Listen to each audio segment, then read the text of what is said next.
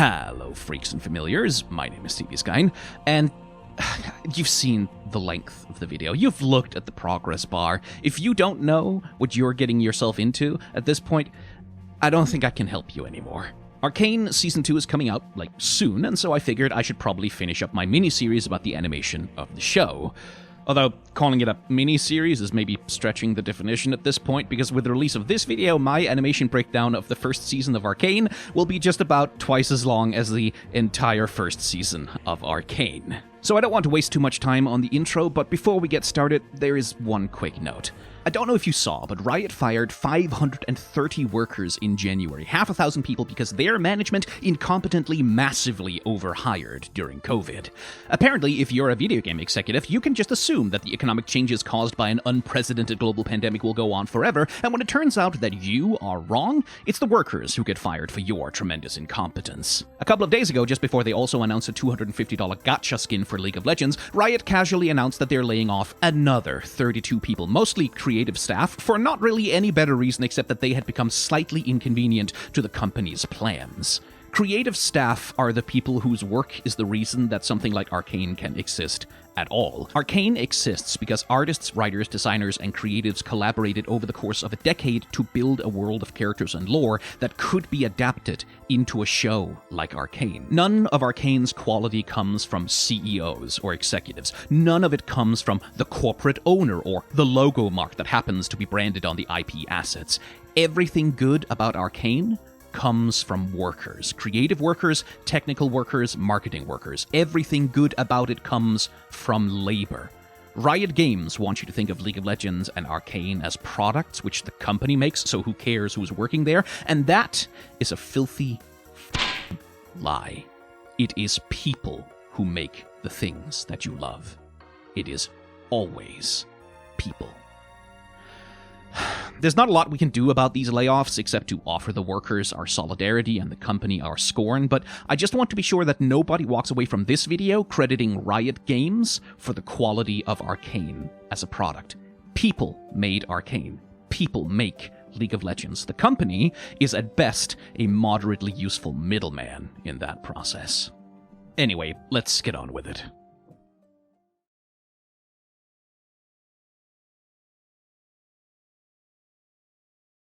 Okay, we have a lot to get through, so we might as well get started, and the place I want to start, I think, is with Viktor. Specifically, Viktor and Singed in this first scene, which is... It's a really cool scene for a number of reasons, but the thing I want to focus on here is the seduction, or rather, the lack of seduction. Because we're all familiar with this kind of trope, right? Like with this kind of story where it's like, yes, like the young, desperate man who's like in a bad situation meets this like ill-intended like devil figure who tempts him with something that'll solve his problems, but it comes with dire consequences. Like, we're all familiar with that kind of seduction, right? Like where evil Singed is going to offer our poor little innocent lamb something that seems like a solution to his problems, but in fact it will only make it much worse because he is evil and he wants to tempt him. Right? That is not what is happening in this scene.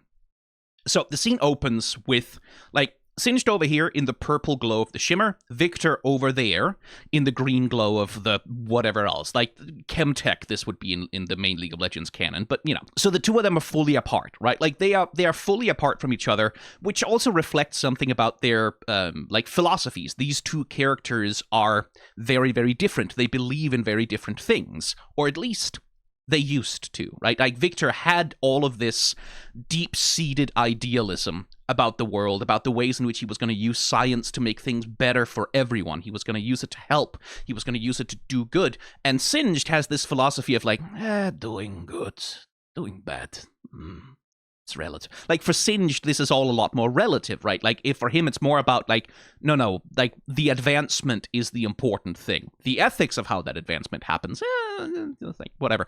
And that's what Viktor is like slowly becoming more akin to as he becomes more and more desperate because of entirely understandable circumstances. The fact that he's dying, the fact that he's seeing things deteriorate around him, and he feels like he just doesn't have enough time to do what he needs to do. Like the fact that the Hex Core keeps fucking resisting him every time he tries to understand it or make progress with it. It seems to like just refuse to want to let go of its secrets, right? So he's in this desperate, vulnerable situation where he would be quite easy to take advantage of, and it's important, I think, that Singed doesn't do that, because he doesn't.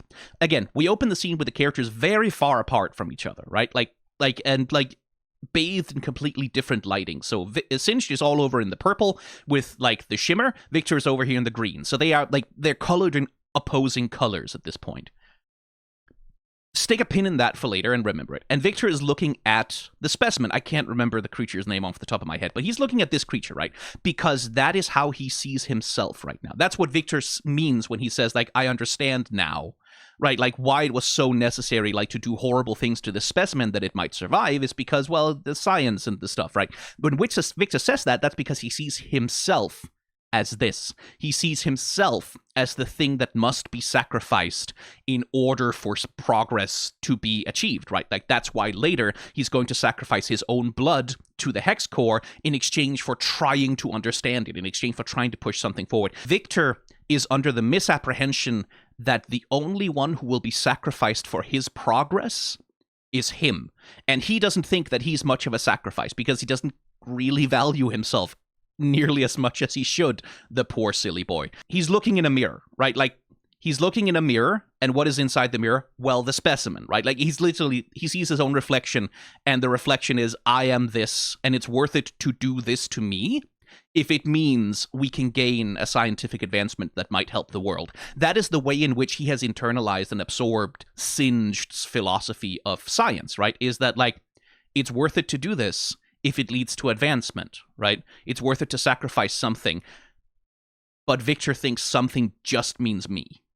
So he's the first one to make a move, right? Like, Viktor sees this and he kind of goes, maybe there's a point. So he's the first one who makes a move towards Singed. Singed is delivering him a warning in this entire scene. Like, in this entire scene, everything Singed says is like, yeah, here's the thing you need. This will do the thing that you want it to do. There's gonna be a price to pay. You can have it, but one thing Singed isn't doing, he's not pushing it on Viktor, right? So we start with this shot here.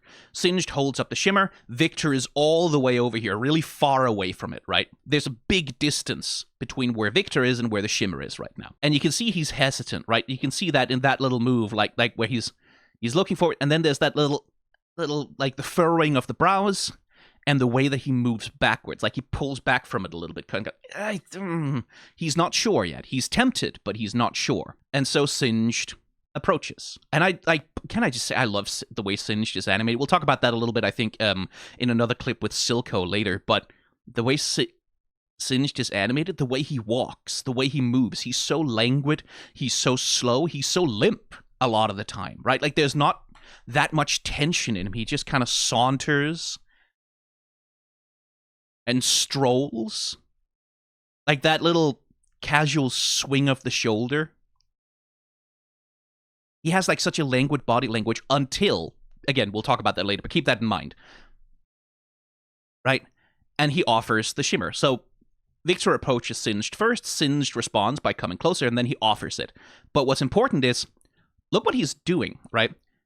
He's not pushing this on Viktor. He's not walking up to Viktor, like, draping an arm around his shoulder and, yeah, don't you want it? Oh, I bet you want it. It'll solve. Like, he's not invading Viktor's personal space at all. There's still a pretty respectful distance between them, and it is Viktor who has to go and bridge the gap in order to take it. Viktor is the one who has to take it. And we start with this shot, right? Shimmer, Viktor, as far apart in the frame as they can possibly be. Singed comes closer. Now we have Shimmer, Viktor a lot closer in the frame, and then we get a third shot, Shimmer, Viktor practically touching one another, right? And this shot distorts the space, right? Like, this shot feels like these two things are so fucking close to each other, like Viktor could reach out and touch that thing with his tongue almost, right?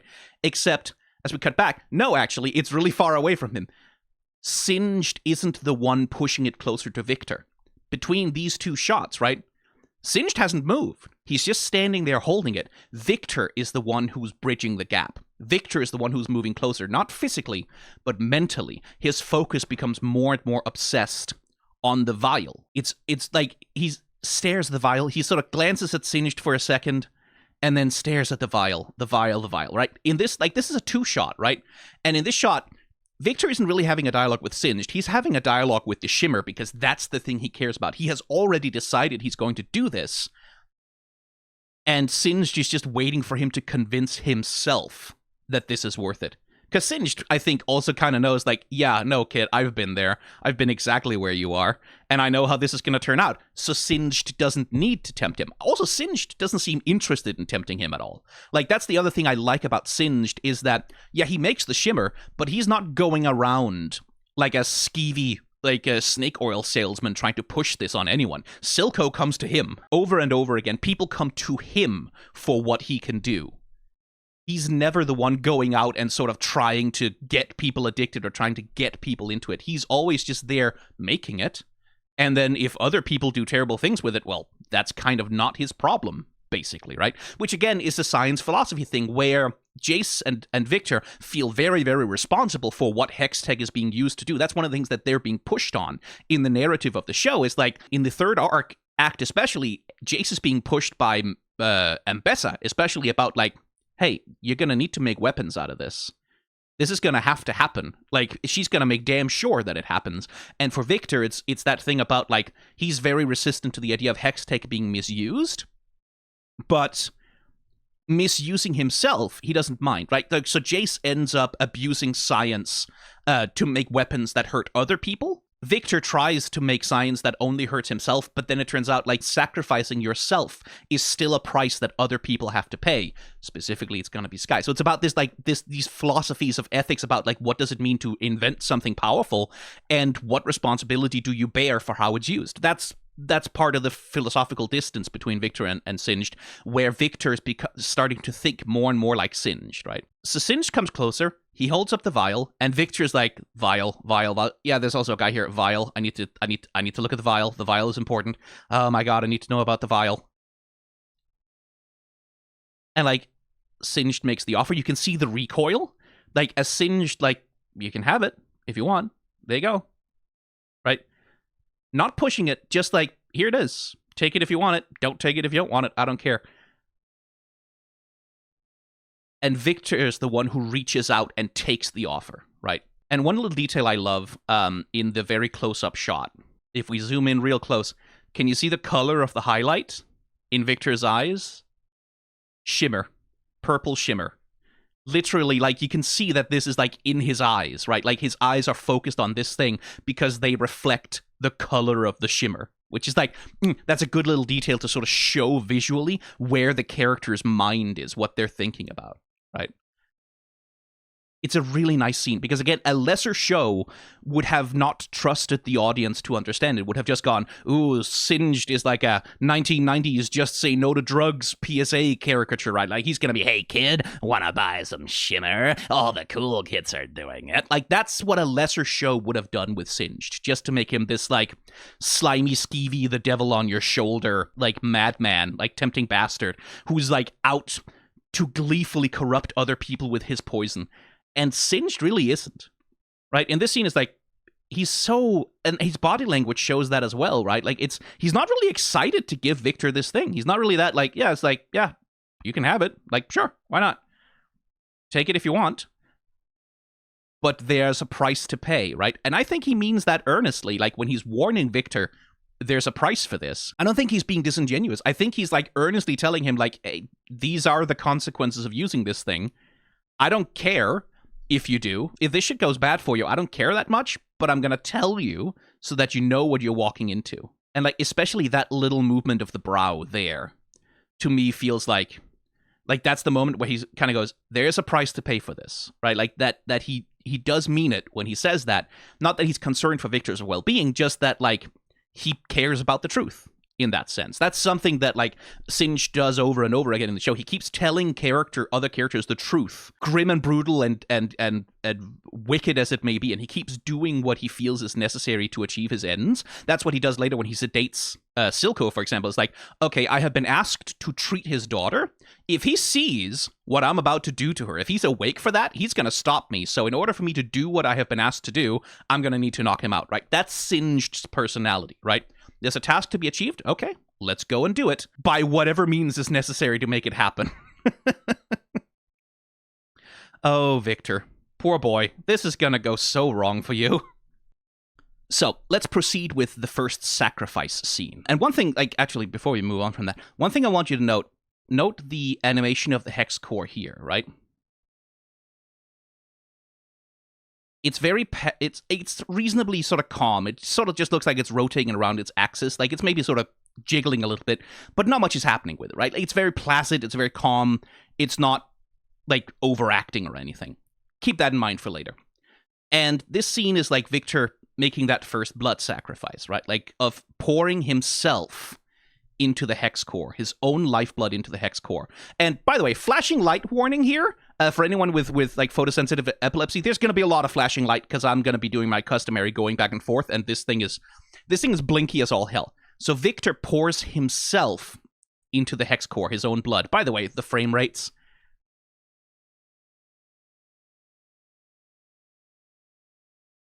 See, the blood is animated on 2s. I talked about that enough. I don't need to talk about it anymore. And as he does, not only does the hex core, right? The hex core's animation changes quality and nature, right? Because as he is pouring his blood into it, it seems to be reaching out to him as well, right? Like these tendrils of blood go that way, that tendril of energy goes the other way.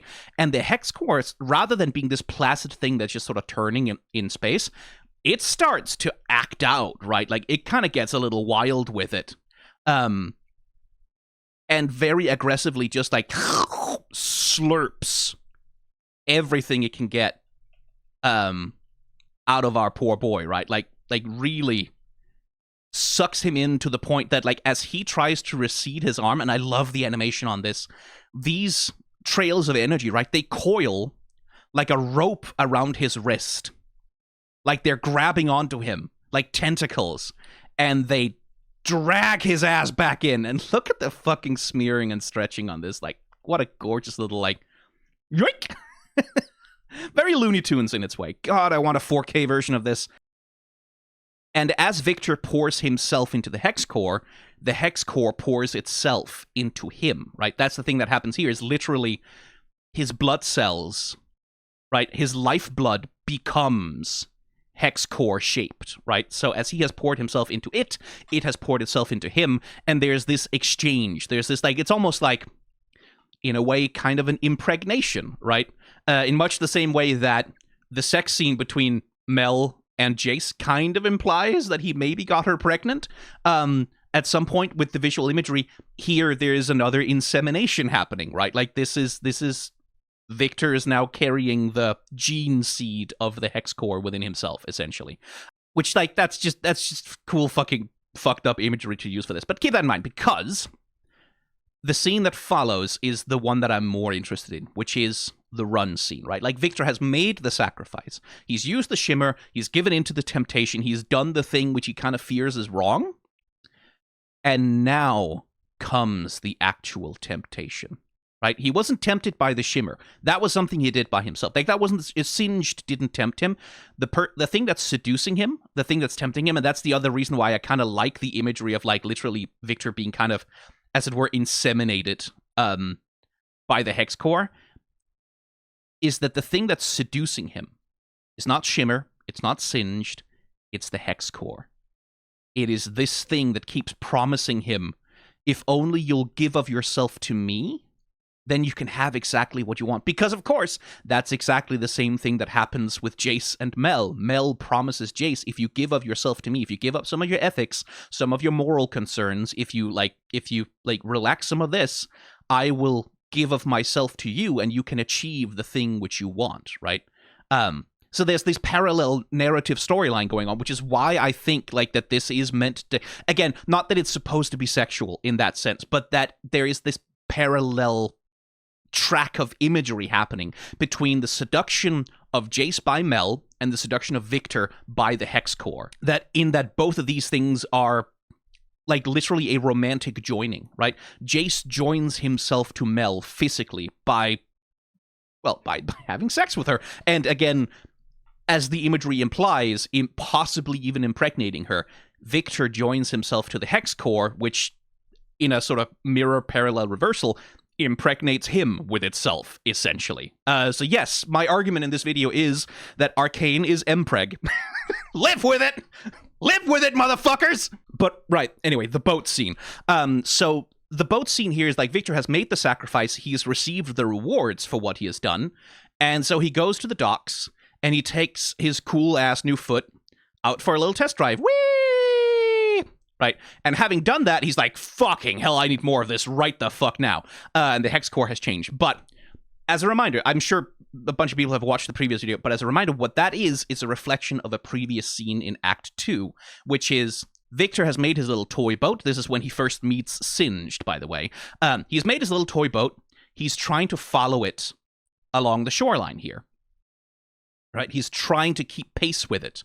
And this is where we get like, oh my god, I don't have time before Season 2 comes out, but I really wish I had time to do a video essay about the animal imagery in the show, because this is Viktor's animal image. This is the moth, right? Jinx has the crow, Ekko has the firelight, Viktor, I think Viktor and Jayce kind of both share this maybe, but like specifically the moth, right? Like, which is this very brief creature that has to find a way to reproduce, like that comes out of its chrysalis, has to find a way to reproduce itself, and then it dies.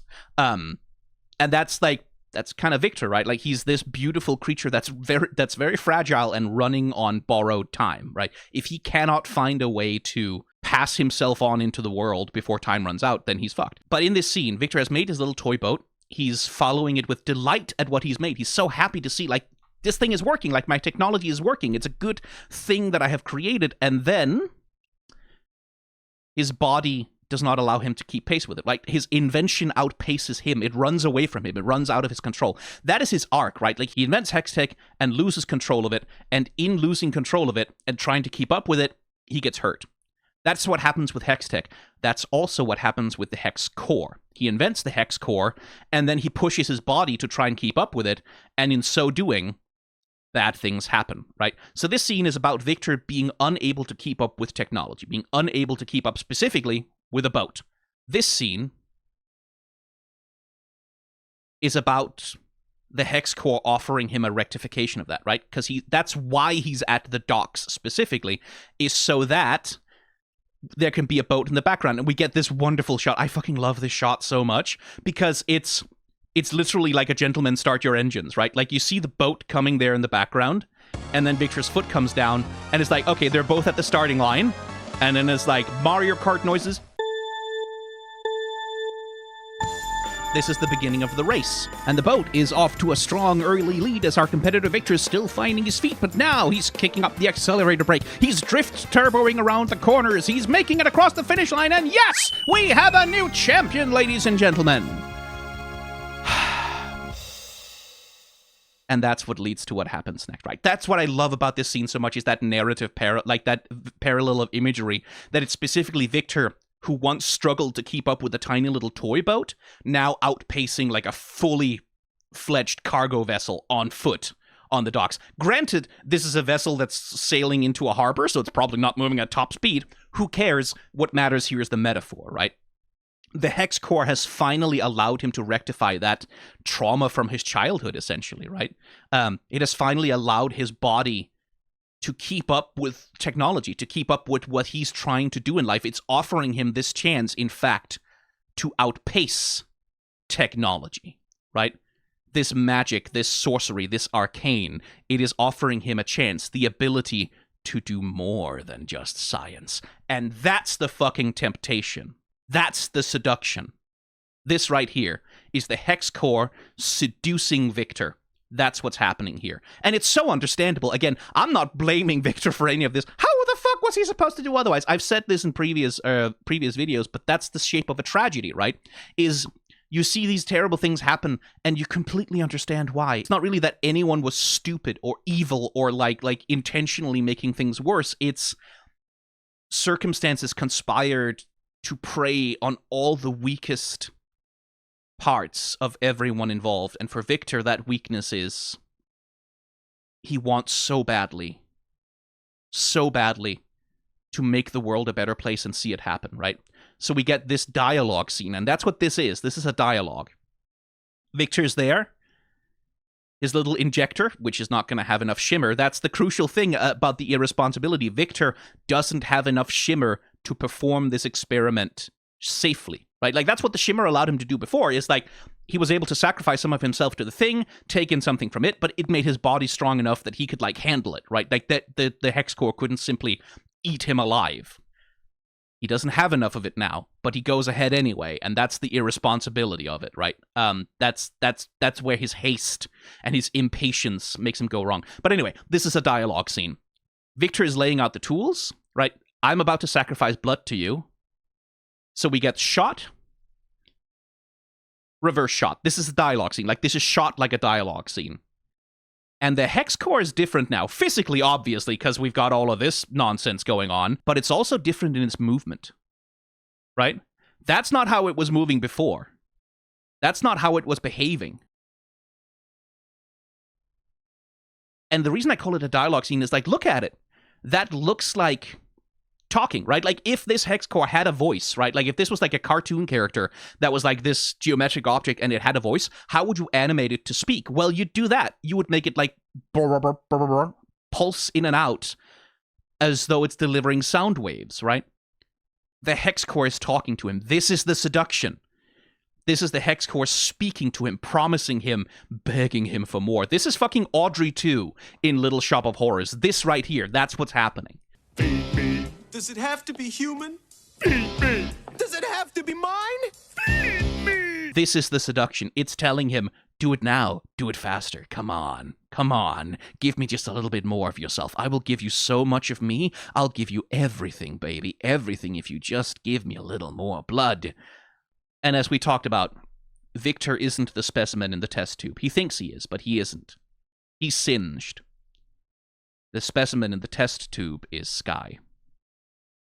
I've already said my piece about Skye. I still think it's one of the sacrifices that Arcane makes, right? Because it is 9 episodes. They are tight as fuck. It is stuffed to the gills with everything, right? Arcane is dense as shit, and it means inevitably that certain things that could have benefited from being built out more are gonna not get built out as much. And that leads to the marginalization of Skye as a character. She really doesn't get to exist in the show.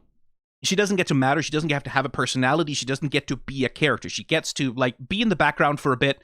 Then she shows up. Then she dies, so Viktor can be sad about her, and then she doesn't matter anymore. Maybe season 2 will sort of dive into more of her character. I hope so. I hope we get some flashbacks where we, like, get to see who Skye actually was as a person, so we get a deeper sense of what has been lost now that Viktor's irresponsible experiments have killed her, right?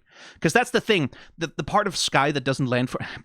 I told myself before I started recording this, we're not going to go on another Skye rant. I did it in my review. It's ages ago. Who cares? But no, this tragedy of Skye dying would land way harder if we came into it with the knowledge of, like, oh my god, Skye, like, if the show had spent some time building her up, like, oh, Skye, she's going to be, like, Viktor's new assistant, she's going to be brilliant, like, she's going to be someone who helps, like, give him meaning and purpose and, like, assist him, and, like, maybe makes him realize that he doesn't have to do everything alone, that he's got people there to help him, not just Jayce, who's, like, sort of drifting away from him. Like, if the show had spent more time actually building up a connection between him and her, building up a narrative role for her to slot into, then when that's taken away, then as viewers, you feel a deeper loss, right? But because Skye is just kind of, she doesn't really exist in the show as a character, she gets to exist for like 30 seconds and then the hex core eats her.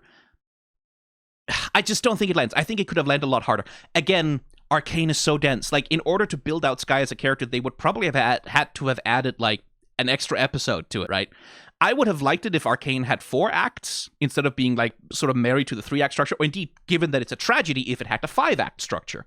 I think there are many parts of Arcane that could have used a little bit more time to breathe in that sense. Skye is one of them. But whatever. It's one of those things, like, again, if I was in the writing room, I don't know that I would have been able to make that work. Like, given everything that needs to be fit in, all of the themes that need to be hit, all of the fucking characters that are already in the fucking show that all need time to breathe, I don't know that I could have found a way to make that work, right? Not within the confinement of the 3-act structure with 3 episodes for each one.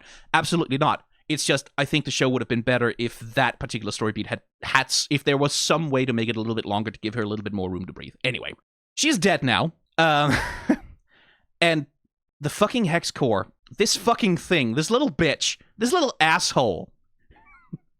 Look what it does. This is after she's been eaten. burp. It fucking burps. That's what that animation is. It's like, oh, that was good. Like, it burps. That's what the animation is. It literally fucking is taunting him even. And you can see here that Viktor realizes that, again, there's that little bit of a dialogue scene between them. Like that thing of, this is where he makes the determination, like, this thing has to go, it has to die. And the Hex Core's animation is also becoming more and more animalistic, right? It's becoming more and more animated, more and more alive, more and more organic. Because again, Viktor is pouring into it of himself. He's an organic being. So as he pours himself into it, it becomes more and more physical, more and more flesh-like, more and more organic, and he becomes more and more of a machine, right? Like, that's the glorious evolution, which is where I assume Season 2 is going to go, is like, yeah, Viktor is going to turn into a bit of a machine man because, well, that's the end point of what he's been doing here. Now he tries to turn on it, right? Like, now he tries to, like, to break the relationship. He tries to reject the influence. And it sees that. Again, that animal intelligence that it's acting with, it sees him do it. And you can kind of see, whoa, right? You can kind of see it goes, no, don't do that. Don't do that. Don't do that. Hey, baby, it's me. Remember all these good things I gave you? Remember how I helped your leg and I made you feel good and we had such good times together? Don't you remember, baby? Don't you love me? Don't you want me? It even retreats from him a little bit because it is scared, right? It kind of goes, hey, put down the chair, babe. Come on, we can still have what we had together. Like, it can be so good. I love you so much, right? And Viktor can't, because too much of it is in him now. And when he gives up, right, when he surrenders, when he drops it and walks away, this little bitch is like, yeah, that's right, bitch. You know who's in control here. It takes the leg away from him again, right? He had just gotten the ability to walk by himself, unaided, no cane, no nothing, no brace. And the Hex Core goes, yeah, bitch, I gave it to you. I can take it away from you as well. Zoosh. It takes away the leg, so he can't walk. And again, dialogue scenes. Think of these as dialogue scenes. If you get a shot where one character falls to the floor, and then we frame a shot of another character like that looking down on them with this kind of Dutch angle thing. What is that? That's condescension. That's control. That's domination. That's power, right? That's the Hex Core saying, yeah, bitch, you know who's in charge of this relationship now. And it's like, oh, that's good, because you get that. Like, if you pay attention to the way it's shot, the way it's animated, you get that storytelling. The Hex Core doesn't have to say a word, but you understand what it means, right? It's sitting there burping, self-satisfied, just kind of going, oh, man, that was a good meal. Thanks, babe. Could you bring me another one? And then when Viktor, like, finally decides to turn on it, again, that's also the thing about the shot composition. Here, Viktor is towering over it, right? Like, this is the one moment he gets where maybe he has the willpower, maybe he has the strength to do something, and the Hex Core is scared of that, right? Again, I want to specify, because there's going to be some people who are going to take me too literally, and it's very annoying. I don't mean to say that the Hex, like, that I am telling you dialogue that the Hex Core is actually saying, or that in the next season, the Hex Core is literally going to be a character who's like an abusive boyfriend kind of thing. I'm not saying that that's what's literally happening.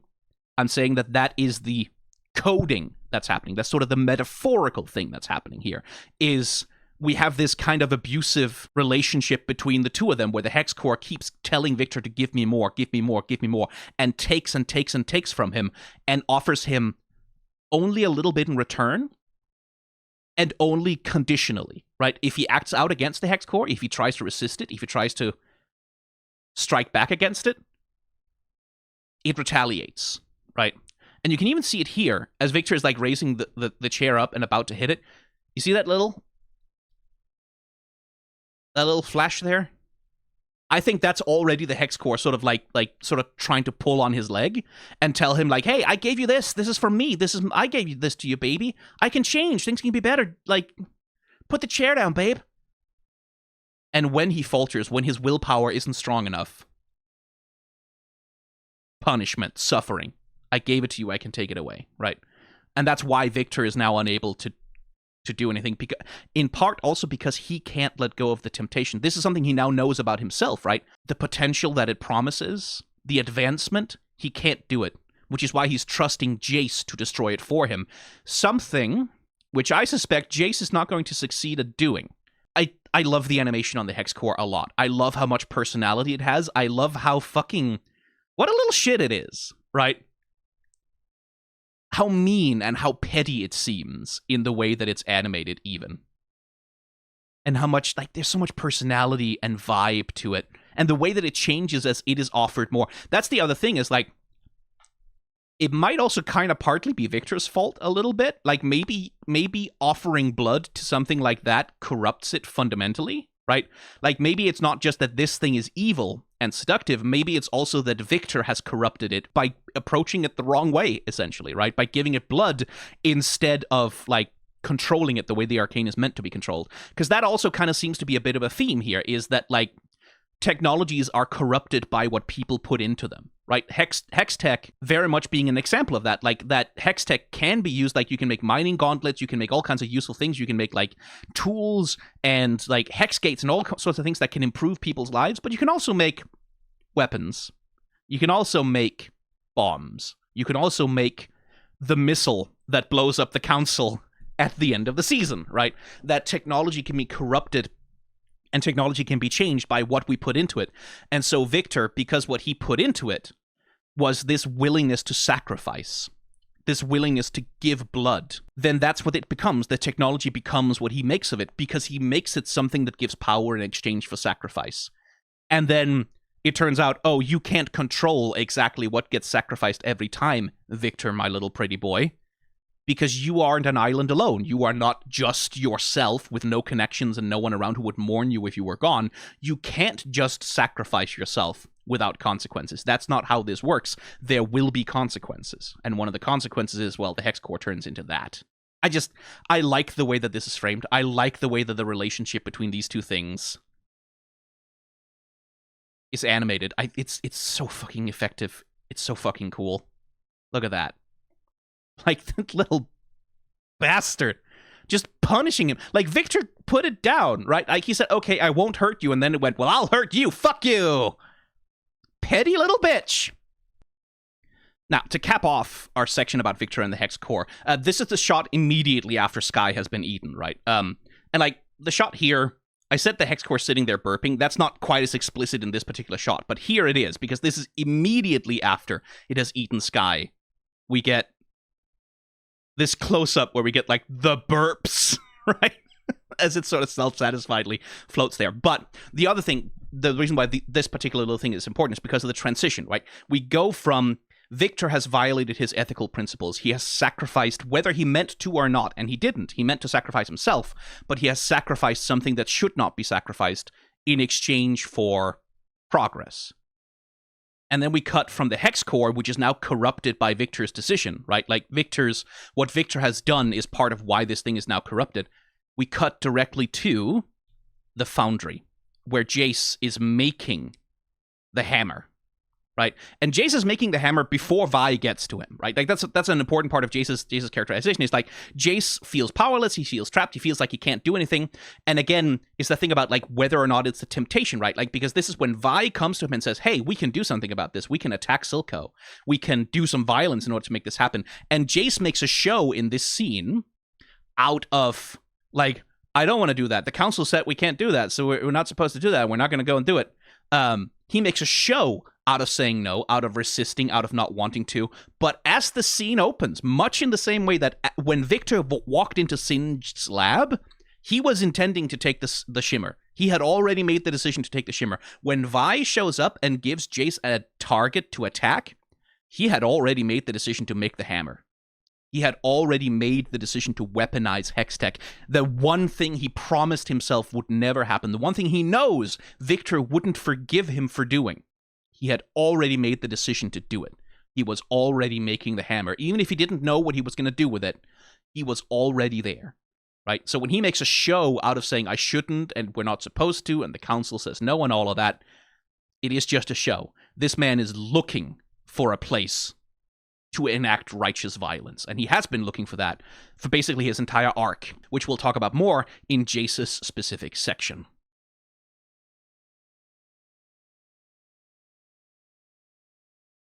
So we're back with this scene with Viktor here, right? Because as Viktor is taking the shimmer from Singed, as Viktor is getting pushed towards his moral breaking point, right? We cut directly to the scene where they want you to be very horny about Jayce, right? The shirtless in the foundry, hammering things, being sweaty, lots of muscles rippling under the skin. Like they know what they're asking people to do there. Which, like, it's partly thirsty, it's partly horny, is what's happening here. Part of the point of this scene is also Jayce is out of his counselor costume now, right? Jayce is out of his formal clothing. He's out of, like, all of the sort of trappings of rank and all of that, and we're sort of seeing what's beneath the skin, or we're seeing what's beneath the surface with him. And what's beneath the surface is someone who works with their body, right? He's a smith. He's a forger. Like, well, not a forger, but he's a smith. He's a maker. He's someone who makes stuff with his hands, right? And he's someone who, like, when he has an emotional problem, he tries to work it out physically, right? He's more of a jock than you think. It is a nerd and jock thing. Jayce is the jock of Viktor and Jayce, right? So it's also about, like, seeing what's under the surface for Jayce here, right? Like, how he tries to sublimate his internal turmoil by turning it into external violence, right? Like, specifically doing violence to, like, things with a hammer. He does violence to things with a hammer to work out his own internal emotional issues. I wonder if that's going to come back. But, like, he does it by forging, he does it by smithing, he does it by making stuff, right? He works out his internal turmoil physically. And one of the, again, I love that that Arcane is not subtle, and I love that. As Jayce is doing all of this, oh, look, this is a pressure vessel, and the pressure's building and building and building and building as Jayce keeps pumping harder and harder, and it's building and building, and it's becoming unsustainable. And then eventually, pop, right? Because, of course, the point of this scene is that Jayce is a pressure vessel, and it's building up, and it's building up, and it's building up, and he's ready to blow, right? We're seeing what's underneath the surface of Jayce now. Jayce, who on the surface is always so charming, always tries to keep his composure, always tries to be so calm about it, underneath the surface there's a furnace, and it's boiling over, and the pressure cannot hold forever, right? Which is where Mel comes in for this particular scene, because Mel is Jayce's release valve in a lot of ways. Like, like, when he's frustrated, he has worked it out with her. Let's put it that way, right? And I mean that as dirty as it sounds. And as they have this dialogue scene, and Mel is the one who sort of calms Jayce down and says, hey, things will be all right. We'll figure things out, doing her whole Lady Macbeth routine here, especially. What she also does is give him his nut back. Interpret that how you will. But she's like, this thing that was blown off by the pressure, she's the one who gives him back the ability to seal the pressure inside him, right? This little nut was, like, holding on to the pressure vessel, making sure that it doesn't blow, like, making sure it doesn't boil over. She gives that back to him, right? Like, that's what this scene is about her using her, partly manipulating him, but also, again, as we talked about with Mel, her big problem is that even though she didn't plan to, and even though she very much didn't want to, she ended up falling in love with Jayce, right? Like, she fell in this thing. That's the sort of Viktor Hexcore parallel. As Viktor gives of himself to the Hexcore, it becomes more of an animal. It becomes more like a living thing, and with a will of its own that it exerts upon him, right? Like, and as the Hexcore gives of itself to Viktor, he will become more and more of a machine, right? As Mel has given more and more of herself to Jayce, Jayce, of course, has become more like her. He has, like, become more of a politician, more of a manipulator. He has lost sight of some of his ideals, but as Jayce has given of himself to her, she has also become more like him. She has absorbed she has absorbed a number of things from Jayce, but primarily, she has absorbed some of his idealism, some of his genuine belief, some of his genuine principles and his hope, right? Which is what's going to allow her, and we'll talk about Mel and Ambessa in a extended detail later, which is what's going to allow Mel to resist Ambessa. So Mel here is definitely manipulating him as she's used to. But in her animation, there is also, like, I do think there's genuine empathy in there. Like, where it's not just about managing this tool that she's using for her ambitions on the council, there is also a genuine desire to help him. Right? So this shot is a little ominous, right? Like, she's literally the devil sitting on his shoulder in this shot. But there is also tenderness there, right? There's also a desire to try and help Jayce get what he wants, because that's how Mel thinks of everything, right? Mel thinks of everything in terms of like mutually beneficial exchange. She wants everything to be a mutually beneficial exchange, right? Mel kind of abhors conflict in a lot of ways. Mel doesn't like conflict, and Mel is willing to go quite far to avoid it. So from her perspective, she is trying to help Jayce here, and she is trying to be like sort of tender with him. There is a genuine empathetic want to be good to him underneath like the seduction, underneath the temptation that she's also very much performing on him with that like almost kiss and then slapping him with like, put a lid on it, pretty boy. And I mean, I'm not going to sit here in front like a lawn chair, like a flip phone, like an origami crane. I would fold, right? I wouldn't, I never, not in a million years would I be able to resist. Not in a million years. I'm not blaming Jayce at all, but it is wonderfully toxic in its way. That reminds me, shit, I forgot to find that shot, didn't I? I think it's in this. Yeah, there it is. So there is a shot, like in sort of a low point moment for the characters where Jayce is like, he's sitting in his childhood home, he's looking at his childhood drawings, he's in his childhood bedroom with all of these crystals and all this magic paraphernalia fanboy shit, right? And he sees his mom, right? His mom, of course, being the thing that gave him the impulse to get obsessed with magic and the arcane, of wanting to use it to help people, right? And giving her a hug. Like, he's reminded of the things that pushed him to become an inventor in the first place, like the things that gave him his values, right? And then we get this, the childhood drawing, like this fantasy superhero version of himself, where he's made the hammer with magic in it, and the hammer with magic is going to let him be a superhero, and he's going to save everyone, and he's going to solve all the problems with his superhero magic hammer, right? This childish fantasy of just simply applying power to the problem and then making the problems go away, like a superhero does. Which, again, brings us back to Jayce was already making the fucking hammer. That's an important part of Jayce's characterization, right? He has these childish ideals in his head, and in many ways, those ideals are beautiful. They're good. They're a wonderful thing. They are part of what changes Mel. What makes Mel able to stand up to Noxus is, in part, Jayce's, like, innocence and his childish ideals and, like, his earnest desire for a better world. Like, informed in part by privilege, in large part by privilege. Vi will call him out for this later, but genuine and pure. He really does want to make the world better for everyone. He wants that truly, right? And that's a wonderful thing because it makes Mel a better person. It's what like makes him ultimately a heroic character. But it also comes with these childish fantasies, these dangerous childish fantasies about how to solve very complicated and difficult problems that are going to come back to haunt our poor pretty boy pretty severely.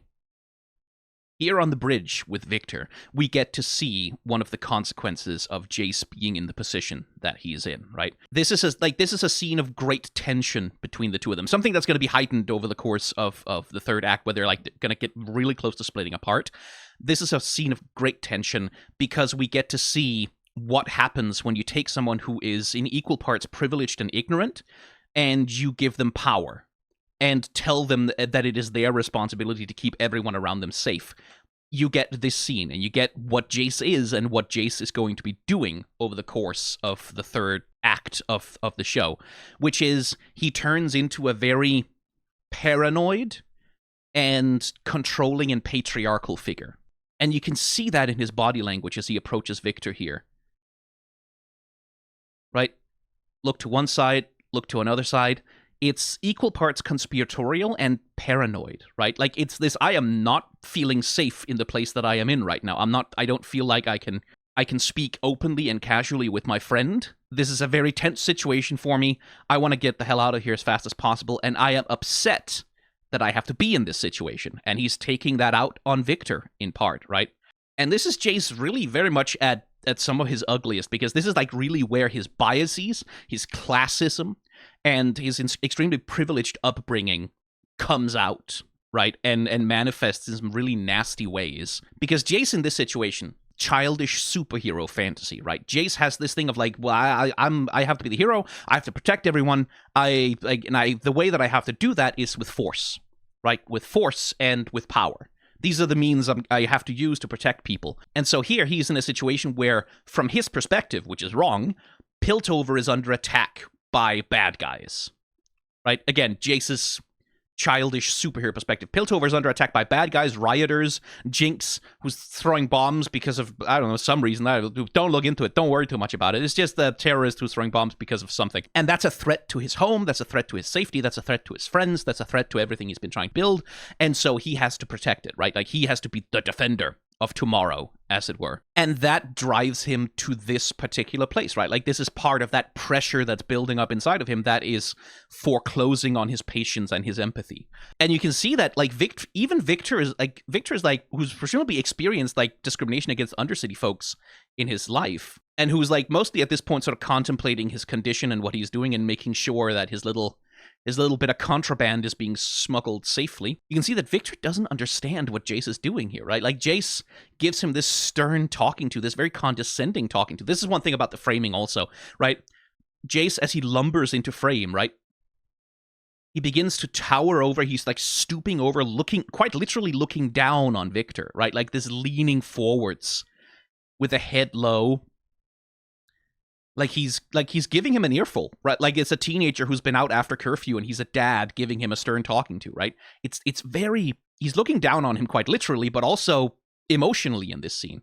And Viktor is like genuinely like, what are you talking about?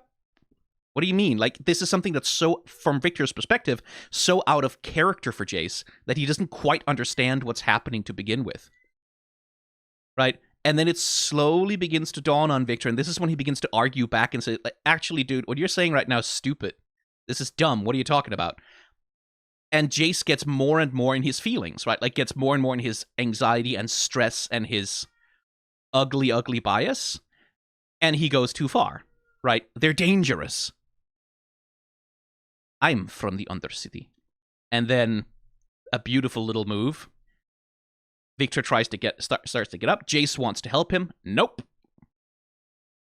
I don't trust you with that intimacy right now. Like, Viktor at this point is demonstrating that he doesn't trust that Jayce actually has his best interests at heart, right? I'm not going to let you help me if this is what your help looks like. Right? And Jayce does, to his credit, take that to heart, right? Like, Viktor gives him that harsh rejection, and Jayce does kind of go, yeah, okay, you're right. Like, he sort of does seem to realize that he is pushed too far, but he has not yet developed empathy. Like, because he has empathy for Viktor. Viktor is his friend. Viktor is someone that he knows, and hurting Viktor, he understands that that's a bad thing. He has not yet developed empathy for the Undercity. That's going to come later, and that, again, is going to be much in the same way that it takes Skye dying before Viktor realizes that the Hex Core has to go, that what he's doing is, on a fundamental level, irresponsible and wrong. Jayce is going to have to do something much, much, much worse before he realizes that what he's doing is wrong. And I do like the way that he's played here. Like, once, like, Viktor sort of forces him to let go of the tension, and you can see the recoil of that on him, right? Like, fuck, shit, he's right, right? You can see him kind of go, yeah, no, I fucked up. And once he sort of lets go of being in that, like, fear and control mode, he looks tired, right? Now he doesn't look angry, now he just looks exhausted because he's in this permanent stress mode where he just perceives threats everywhere and he doesn't understand them and he doesn't know how to do anything about them and he's just building up stress. So, like, he's exhausted, and that feels real to that kind of character. But being apologetic and being stressed and being exhausted is not enough. Viktor's expression demonstrates that pretty clearly. It's like, yeah, no, dude, you need to actually think about what the fuck you just said before Viktor is willing to be your brother again. Next, let's talk about this scene, because it's an important characterization point for Jayce. That's why we're talking about it. No other reason. And it is an important characterization point for Jayce, because Jayce, especially in the third act of the show, is a character who's very driven by fear, right? He's very driven by fear, he's very driven by threat, right? He sees threats everywhere, he feels driven to respond to them, and that's what Ambessa takes advantage of in him. And in fact, like, the manipulation that Ambessa does to Jayce is very similar to the manipulation that Mel does to Jayce. Like, they appeal to different emotions, but it's still very much the same kind of of seduction they attempt on him. And mostly I wanted to bring this up because of this lovely frame here. Because again, like, Arcane is not a subtle show.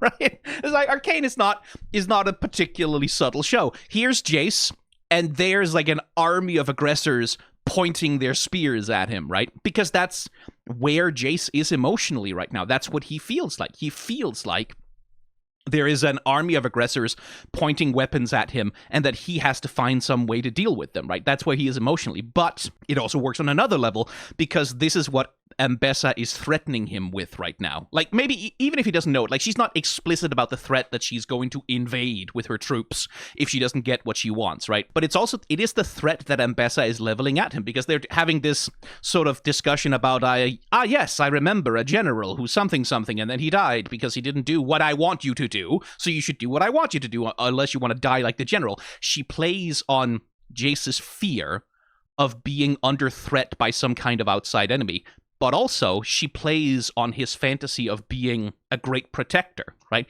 She plays a little bit on his fantasy of being a superhero as a means to manipulate him. So I just really like this particular frame especially, because it encapsulates so much of what the conversation is about and what one of Jayce's major character flaws is, right? That main character syndrome that he kind of has to battle with.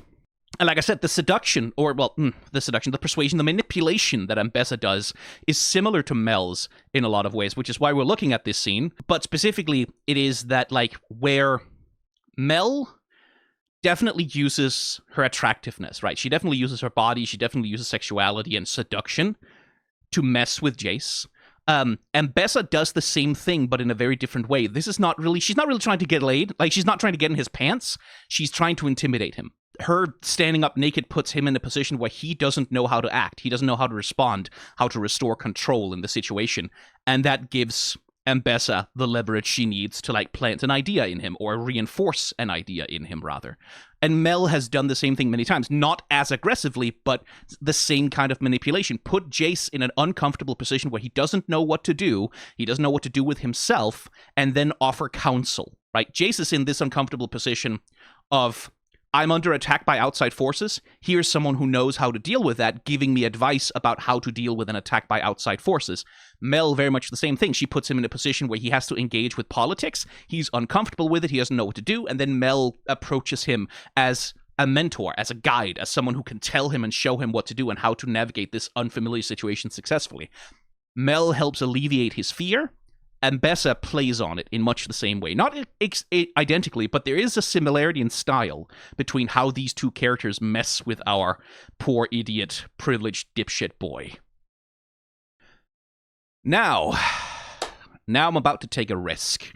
I'm about to take a major risk, because we're going to go through, God help me, the entire fight scene with Jayce and Vi from start to finish. Now, I probably won't blabber on for 10 minutes about every 10 seconds of it like I usually do. I'll try and keep the pace a little bit more brisk, but I do want to go through the whole thing, because I want to go through a whole episode of the whole fucking show is what I want to do. I don't think I can get away with that, but I'm taking a swing and hoping that maybe I can get away with this. Now, if when this video is out, you see a bunch of edits and cuts in the middle of me trying to go through this whole goddamn thing bit by bit, that'll be because there's been copyright claims that I couldn't get around or couldn't resolve, and I've had to do some editing to sort of cut it up into pieces and make it more palatable to the algorithm. Probably that's what's going to happen, because this thing is like, what is it? Yeah, 5 minutes long. That's 5 minutes of unbroken footage that I'm going to be using. So we'll see if I can manage to get away with it. Now, this is the raid on the Shimmer factory, right? This is sort of Jayce's lowest, most desperate moment. Like, this is the moment when he makes the worst mistake he has made in the entire show, and it's probably also the moment when he is the most desperately traumatized by what he ends up doing. And one thing I want to note is that the raid begins with gun pointed at the back of a man's head. That guy's just a worker. Then that guy's dead, probably. Like, I don't... Or at least very severely injured. That guy's badly hurt right now, right? That's basically what happened there. And then... assault on unarmed civilian. guns pointed at unarmed civilians, and a child being brutalized, sort of just basically immediately. And I want to note that because that's how this opens, right? Like that is thing one that happens is that a bunch of workers at a factory, these are not soldiers, these are not armed militants, these are not anything, these are just people trying to earn a paycheck to survive in poverty, are pretty ruthlessly brutalized by the Piltover enforcers. They enter with a level of force, but it's like, we don't really care if people get hurt. Like, if they at least, to their credit this time, don't just immediately try to kill people by shooting them in the back like they do in Act 1. But it's still, like, they open with brutality, and so when this kid breaks away, also turns out to be one of the Kim Baron's sons, right? This kid breaks away and presses the alarm. That's a perfectly rational thing for a person to do in that situation. Like, if a bunch of armed guards with guns came in and started beating up my coworkers and stuff, like, if I had a big red alarm button, I think I'd press it too, pretty much no matter the situation. It's like, oh yeah, but these are the legitimate cops. No, they're not. They are people brutalizing your friends and your coworkers quite nastily. Which, of course, that sets us up for the escalation of violence, right?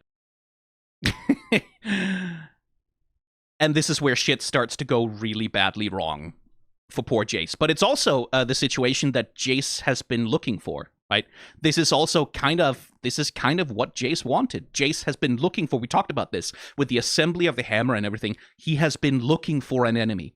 He has been looking for something to fight. He's been looking for a place to apply force and violence to resolve the problem, to make the tension go away, and to make peace return to his world. And here now, with these chemtank monstrosities, he's being given exactly what he's been looking for, right? So we see this transition in Jayce from, like, fear, confusion, and then the determination to commit violence, right? Like the determination to fight, to act out all the pressure that's inside of him. God, these fucking...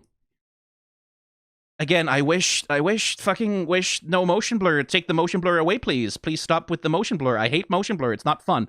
But ooh, and one thing I do like, the way that the chemtank brutes move, right? Like the motion with them, especially this guy here, the way that he sort of like, you can see the way like he moves here and then snap, and then moves and then snap, right? Like that snappy motion they have. That's exactly the same kind of motion that Jinx is going to do when she's like sort of freaking out with her shimmer injections. Exactly the same kind of movement. And I like that that's consistent across characters who are like affected by shimmer, that they have that consistency in like that, those sudden jerks and jolts of the way that they move when they're doing violence. That's like very well observed. Right? Jayce is uncertain here. He's not sure, like he's sort of assessing the situation, but you can see like the anger, right? Like you can see the rage, like the impulse to violence is building up inside of him and waiting for an outlet. And that's something that's going to come back like once Vi has had her fucking amazing entrance, which let's just skip ahead for a second for this one. Again, Coyote Time. We've talked about this on this channel many, many times before, but Coyote Time basically refers to, I've said this a million times, I'll say it again. In Looney Tunes cartoons, when the coyote runs out over the cliff while chasing after the Roadrunner, he stays in the air until he notices that gravity is supposed to affect him, and then he goes, right? And it refers to the tendency in animation to play around with and cheat with gravity in order to make motion and movement more dramatic for the purposes of narrative. So here, Vi, for example, just kind of... she reaches the apex of her jump, and then gravity is just kind of like, it takes its time. Gravity just kind of goes, okay, you need to cock back your gun there. Okay, I'll just wait for you to do that so you can hang there in like a stable position in the shot for a bit before we, like, all of a sudden, gravity kicks in really, really fast, right? It's like, yeah, just stay here at 0% speed and then maximum acceleration. Yum. And, I love these fucking flash frames, man.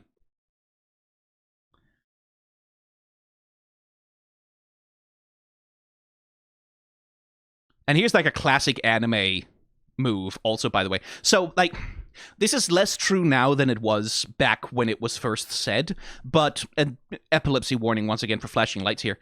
But one of the differences between Disney-style animation and sort of anime-style animation is the approach to movement and motion, right? And I've seen it expressed before as snap and release kind of tension when it comes to certain kinds of like aggressive, especially action movement, right? Where you get this buildup of tension, right? Which is what's happening here. She's holding in the air, she's holding in the air, she's holding in the air, and then snap, right? Like, tension is built up and then snap, release. Tension builds up and then snap, release. A lot of shonen anime fight animation happens this way. Now, obviously, this has filtered, like, there's nothing that's ever exclusive to any one discipline of animation. Basically, the entire discipline of Japanese animation is drawn from a lot of the tradition and the expertise and the knowledge and the principles that were invented by Disney in the 1940s and exported over to Japan. That's what inspired a lot of anime productions and sort of formed the basis and the foundation for what they would do with their work. And then Japanese animators and Japanese productions would take those influences, take those principles, and adapt them to, first of all, their own economic conditions. A lot of the techniques of anime came from just severe budget restrictions. Animators trying to make shots as interesting and dynamic and cool and nice to look at as possible, while having a very, very limited frame count, while having a very, very limited budget, having very, very limited technical means available to make things look cool. And that's where, for example, something like this came from. Impact frames like these, I believe, were innovated in Japanese animation first as a way to add a sense of like tremendous impact for a relatively low amount of animation to anime frames, right? And in a sort of reasonably low budget anime, a shot like this, right, because it's 3D, we get this wonderful slow motion effect, right? Like where everything is moving as though everything's been slowed down. In anime, it would, in a like low budget anime, you'd get maybe a background that's moving. You'd get maybe these effects from like wind and shock waves that sort of blast out across the screen, but the characters themselves would remain static in the air in just this way, sort of holding that suspended moment for a bit. And this, again, is that thing I talked about snappy animation, right? Like building up tension and then letting it snap, right? Build up tension, snap. Build up tension, snap. That's very much a thing I believe comes out of like the Japanese animation tradition, and which has then filtered back. And I love that. Like, the reason I bring all of this up is because I think that's so fucking cool. I think that's I think that rules. I think that's so fucking awesome. I love it. I think it rules when people combine disciplines and like they take all the stuff they think is cool from one discipline and they combine it with like the features and aspects of another, and they make something that's like new and has a distinct quality all its own. I just think that fucking rules. I just think that's awesome. I really like it. Here's another thing about Jayce also. We've talked about this extensively throughout the show. Much of Jayce's arc throughout Arcane is to begin in a position where he can't make any fucking decisions for himself and end up in a position where he makes decisions, he takes control, and he takes agency over himself, right? Okay, I'm just gonna cut in here because I said it kind of poorly when I was recording this live. So, in Act 1, Jayce wants to pursue his Hextech dream, but once he runs into an obstacle that he doesn't feel like he has the permission or the right to overcome, which is specifically that Heimerdinger tells him no and the council tells him no, he kind of goes, I don't know what to do, so I guess I'll kill myself. That's when Viktor comes along and both pushes him and gives him permission to break the rules in order to pursue what he wants, which is like to pursue this dream of Hextech technology. Damn the consequences. In Act 2, Jayce wants access to the resources of the Council. He wants access to what he needs in order to make his Hextech dream real, but he doesn't want to do corruption and stuff about it because that's wrong. He knows that he's not supposed to do that. There's a law, a rule that he's running up against that he doesn't feel like he has the right to breach. That's when Mel comes along and says, you know what, corruption, like, who cares, doesn't really matter. Let's do a bunch of corruption anyway, and then you get what you want. So she pushes him and gives him permission to break the rules in order to try and achieve what he wants. Damn the consequences. And then, finally, here in Act 3, Jayce really wants to do something violent to strike back against the Undercity. He wants to fight this enemy that he feels assaulted by on all sides, but he also knows that he's not really supposed to do that. Like, you're not supposed to just go off on your own and, like, attack some Shimmer facility in the Undercity, because, like, the rules against that sort of thing, which is when Vi comes along and says, rules, schmools, you guys never cared about the rules anyway, why not go and do it? Pushing him and giving him permission to pursue what it is that he wants. Damn the consequences. And this is kind of a little thing that happens here, is like Jayce, when he's being menaced by the chem tank bastards, right, at the start, is like, okay, they're coming, I want to fight. Clearly he wants very badly to fight, but he's not certain, right? He's not sure of what to do. Vi shows up. She kicks it off.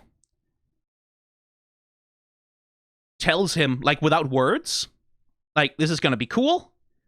Put him up. And that's when Jayce, like, gains the resolve, like, makes the decision to finally fight, right? That's part of his character, is that he's constantly looking to other people.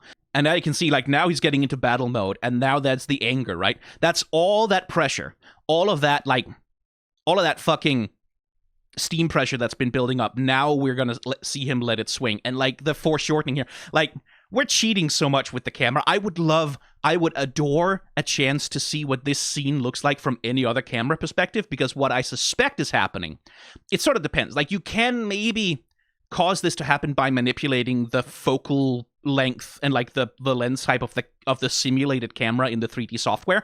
What I would imagine is happening is that the artist is sort of intentionally distorting parts of the character into the camera in order to achieve, like, this extreme sort of depth of field thing where Jayce is leaning, like, deep into the camera, right past it, and we get, like, that light streak from his eye as we square up for the swing here. As you can see the hammer starts to get elastic almost immediately. Right? Like, how much it bends as he's swinging it around. And I do love how he negotiates with the weight of it, right? The thing he does here is, like, he takes a big step forward, starts the swing, gets a whole bunch of momentum on it, and you can see the way that he's, like, leaning out of it and leaning back from it. And man, like, his jacket looks so good when it trails as well. Like, look at that. And then he comes around for the big swing by, like, leaning all of his weight down there and, like, dragging this fucking thing around. And again, we have this tension and release thing, right? Like, we get a swift, like, we build up tension, and then a fast movement. And then it sort of stays over here for a while, right? Like, it just sort of hangs in the air, like he's dragging it through molasses a little bit, until we get to here, where it, like, basically completely stops in midair. And then, wham! Snap, right? Build up tension, snap. And one little thing I like here is, like, the use of different colored lights to really sell the impact, and the way you can see, like, the bones of the poor motherfucker inside the tank. Like, fully some Mortal Kombat shit right here. Just, ooh, nasty stuff. And even further, right, he hits, and then he activates the hammer. So you can see the hammer kind of goes, boosh, and then does the shockwave, and gadoosh. Off we go. Nasty way to go. Once again, coyote time. In reality, of course, the moment you are not supported by something that counteracts downwards gravity, you're going to start to fall. That doesn't apply here, though. Here, he's been hit so hard that he's only flying sideways. God, the way they animated Vi doing her fisticuffs with those fucking gauntlets, man. Like, look at that. Snap punch. Like, she is fighting like it is a fist fight. Very believably. I really, really liked it. Same thing with in her fight with Civica, which we won't go over in full detail, much though I would like to. Just because this thing's probably gonna maybe I'll go over the fight with Civica and I'll put it on 3B Skyen or something. I don't know. But I've had to make some heartbreaking decisions about what clips to include in this video, because this video is gonna be fucking long enough already.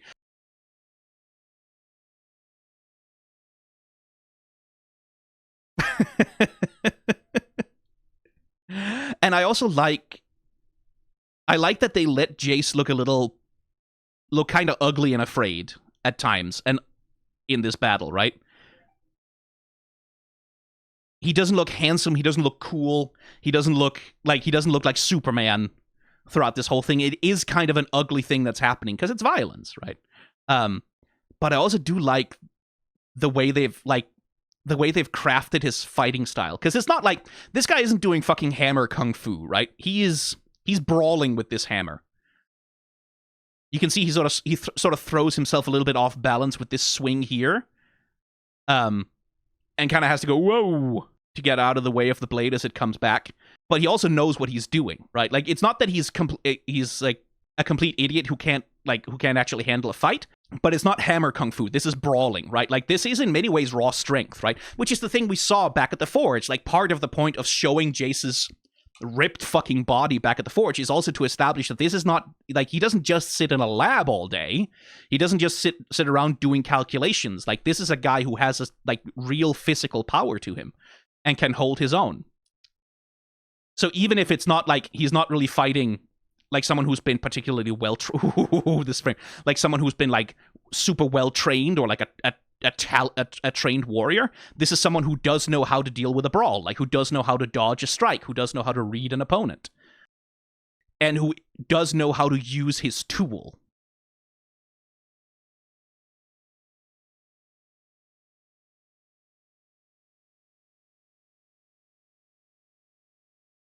And I really like that. Like, I like the consideration that has clearly been made about how Jayce would fight as a character, right? Like, not just, let's just give him Kung Fu hammer powers because it sort of suits the needs of the narrative. Rather, it feels a lot more like Jayce is someone who's just really fucking good at using his tools, right? Also, I fucking love this frame. I love this frame. I love this spin so much. Because again, it's fully on some anime shit, right? Where like she spins rapidly in the air and then just stops her momentum. That is such a fucking fighting game type animation move. And then we get all these lovely doublings. Like this is something that also like the Fortiche animators, I love that they use it so much. Like these doublings and like these multiplications of the objects in question when they're moving really rapidly to like really sell. And that's fully on some cartooning shit, right? Like it's lovely to see that combined with 3D animation in this way. I think it looks so gorgeous. That arc, right? The arc that's described by like the light trail after the blade, and then like these little smear. I'm sorry, I'm gonna run out of cohesive commentary here. I'm just appreciating what I'm seeing. Ah, that's pretty. Look at the way they set, like, look at the way they do the anticipation for the blow, right? She comes in, again, it's a little bit of that build up tension, snap. And we get this thing, like, you can see she turns her upper torso first, right? Everything else about her hair, her head, her body, everything else turns first, and then the gauntleted arm follows, like, kablamo! Like that. And the 2D animators at Fortiche, once again, just the way they've made 2D and 3D animation work together in this show. Like, the way that they're so good and judicious about how their 2D animation can enhance what the 3D is doing. Not just be there as, like, an accent, but be there as, like, an integral part of showing the motion of the 3D movement, right? Like, of really accentuating the spin that this guy's flying with.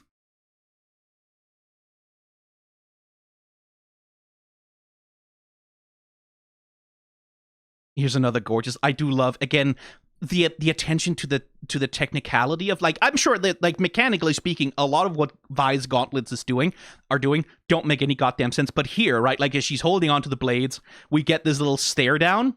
As you can see, like, the pistons in the gauntlet, like, one by one, like, ka-chunk, ka-chunk, ka-chunk, ka-chunk, getting ready to fire. And then crack! Fully some fighting game, right? Like, that's fully a fighting game thing of, like, all she's really doing, she's not really kicking him with her boot there. She's just pushing him. But because we get, like, all this motion blur, because we get, like, these impact frames, like, you really sell the idea that that's, like, not just she's pushing him back, but she's like, Gah! Like, she's really fucking letting him have it, right? Snap.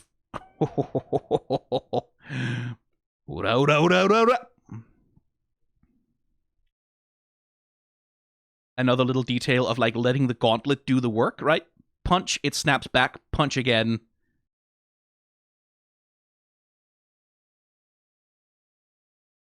And again, build up tension, build up tension, build up tension, build up tension, build up tension. And say goodbye to your ribcage, buddy. Like, they are fully on some Mortal Kombat shit here. It's brutal, man. Right, and again, build up tension, snap, and then we build up tension again, and then snap. And, like, the foreshortening, like, the extreme distortion into camera here. God, it looks so good. So fucking cool.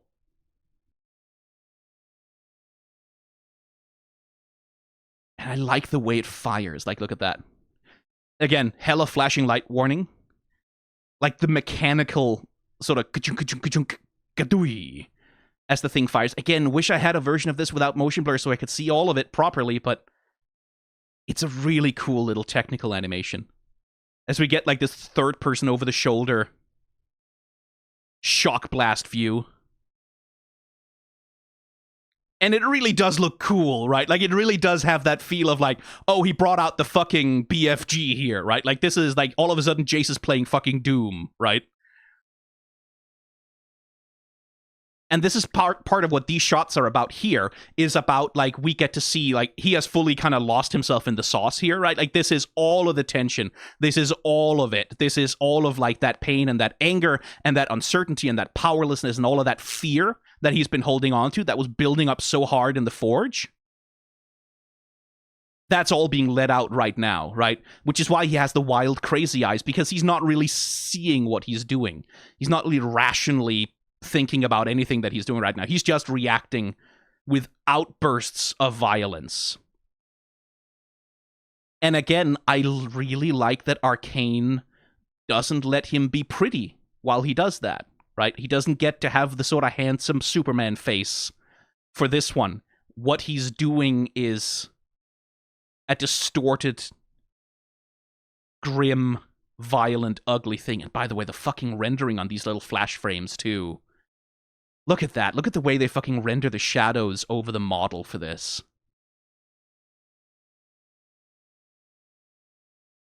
Yeah, this is what it's like to play against a Jayce who's gone like 17-4.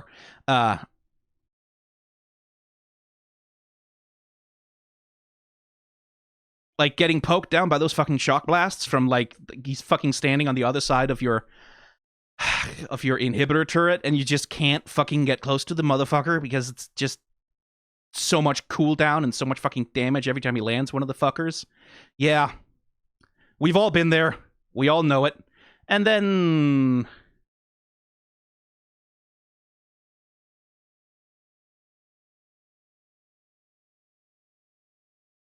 And I like the face journey that he goes on here, right?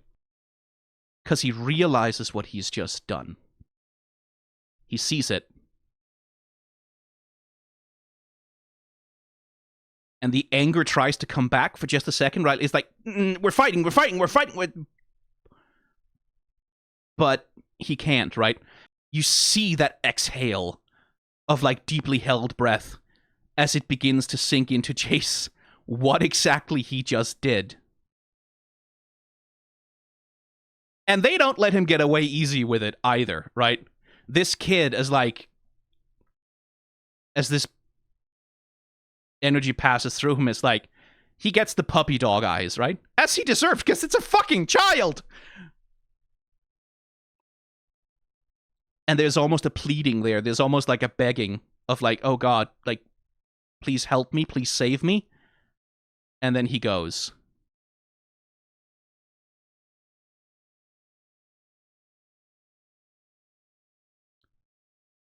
And you see how Jayce's features really soften?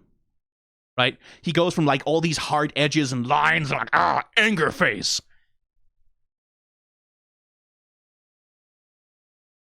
And how it softens. He almost looks a little childlike himself there, especially with, like, they add all of those quavering highlights to his eyes to really give him the wet puppy dog eyes as his humanity returns to him because he realizes what he's just done, right?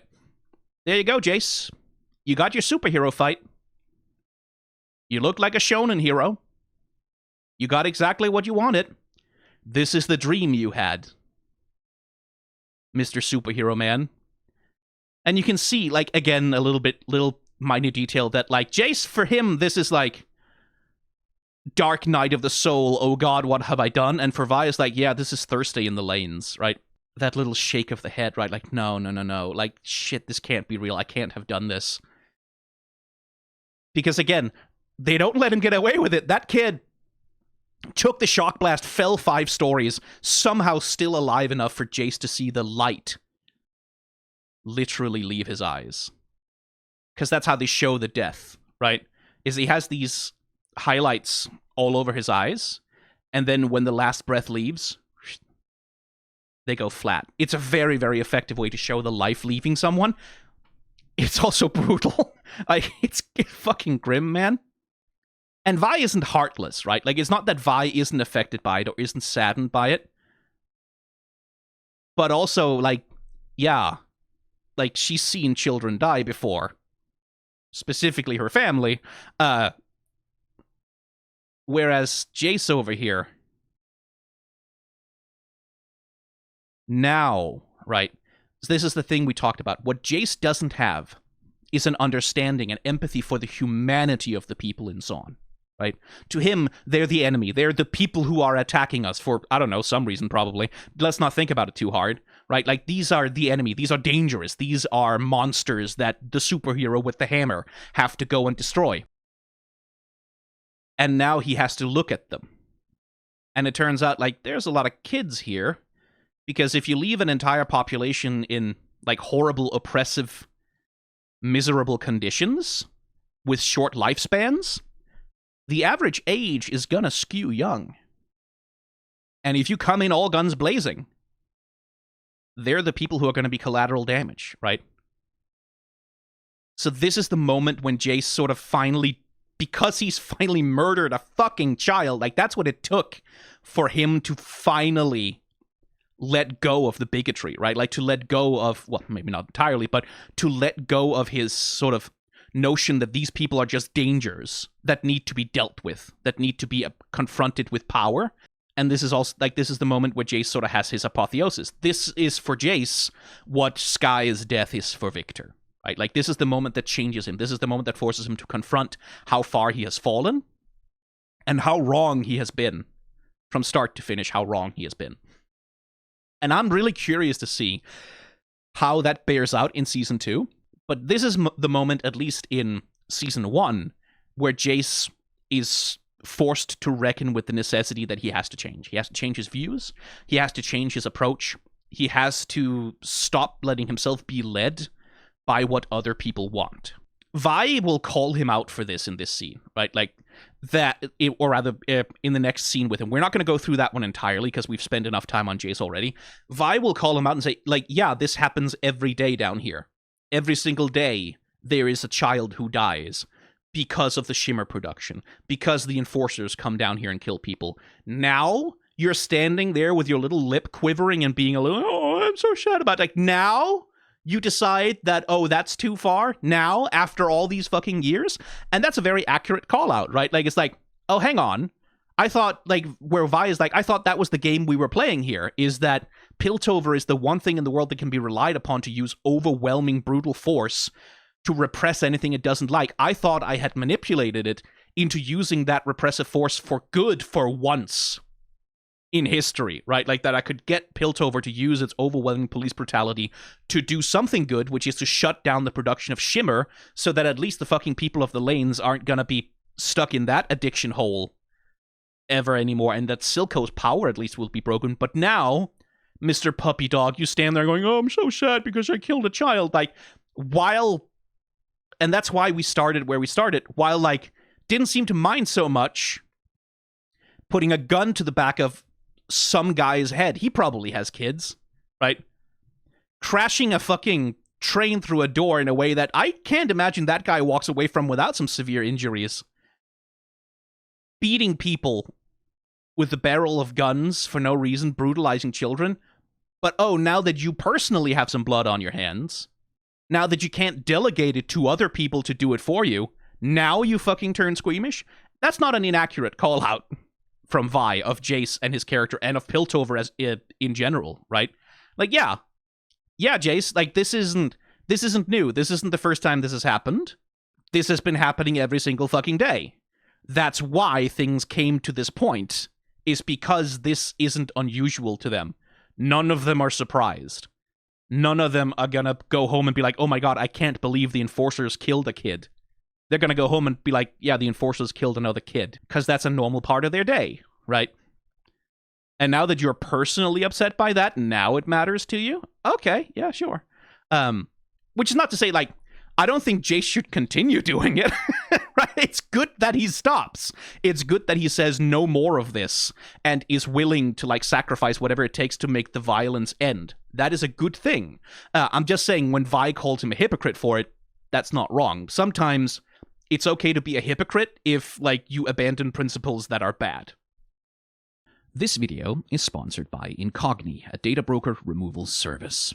It is an unhappy fact that if you use the internet regularly, your data is almost certainly out there somewhere, being packaged and sold by data brokers who don't always care that much what someone might use that data to do. Your name, email, home address, presumed sexual orientation, your phone number, the names of your friends and relatives, your financial information. There is a worldwide trade in this kind of data, which leaves us all vulnerable to stalking, harassment, tracking, doxing, and yes, even to those incredibly annoying scam phone call and phishing attempts that we all have to deal with now. It shouldn't be that way, but as long as it is, the best tool we have to fight back is services like Incogni.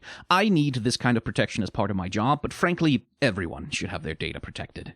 Incogni will do the tedious and constant work of sending data deletion requests and tracking who and what has access to your information for you. You sign up on the website, you grant them permission to delete your data, and then you let it work in the background, routinely sending removal requests and keeping your information, if not safe, because on the modern internet nobody is ever really 100% safe, but at least a lot safer, less targeted by data brokers, less subject to spam, and less vulnerable to malicious actors using your data to target you for phishing, scams, and fraud. You can use my link in the description and my discount code Skyen, S-K-Y-E-N, at checkout to get a 60% discount on an annual subscription and start taking back control of your data today.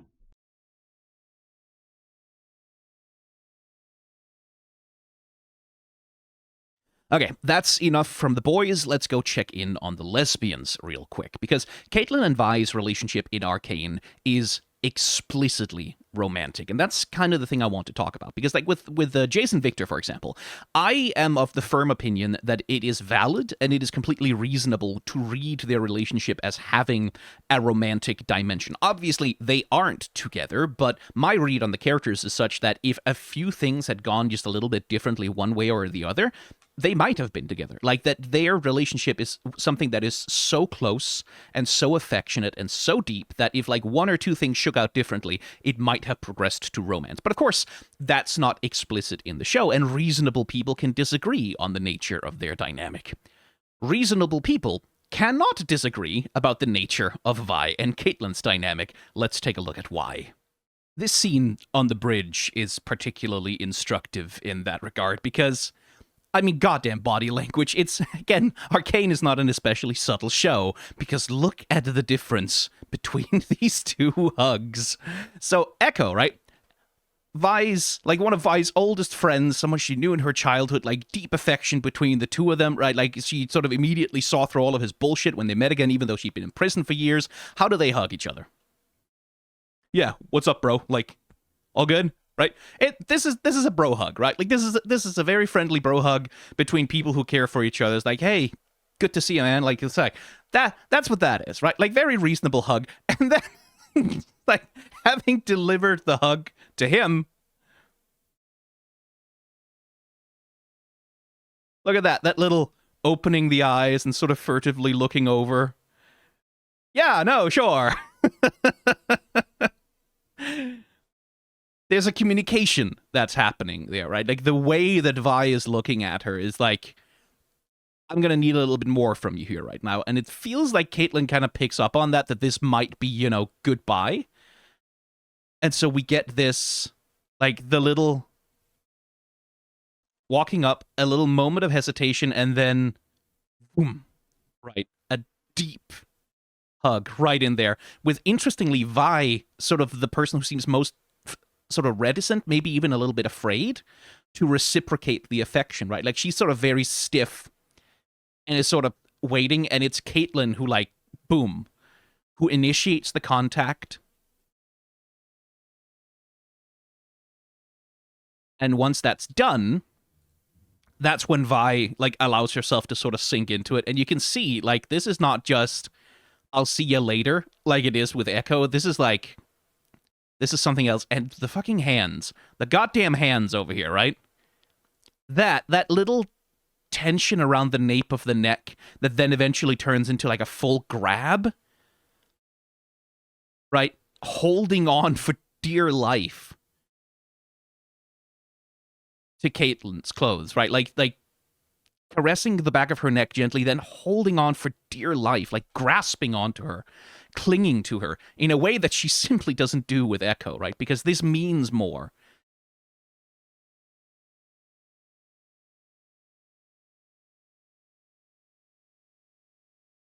And the way they animate the eyes, you can see that Vi is going through emotions here, right? She's going through an emotional process of dealing with, okay, this might be goodbye forever. Because, like, at this point, Vi is sort of preparing herself to go back to Zaun and search for Jinx, or Powder, specifically. And, like, Caitlyn's going to have to go do her thing with the council, and hopefully there'll be peace, but, like, we might not be able to ever see each other again, right? And so there is this sort of sense of wanting to hold on to something, right? And, like, just the barest hint of tears welling up at the lower lid of the eyes here between the two of them. Right? You can see it happening right there. So, like, platonic this ain't, right? Because the end of the hug is also, like, just even more sort of explicit about the emotional context of what's going on between them, right? Like, as they break apart, Vi keeps that hand on Caitlyn's shoulder, and then little finger on her cheek, and then traces down her cheekbone to her chin as she goes. And Caitlyn, with the most, like, puppy dog watching her owner go to work in the morning, sort of like, you're leaving me? Kind of expression on her face, watches Vi go. And it's like, there are lesbians who would physically combust if a hot butch did that to them.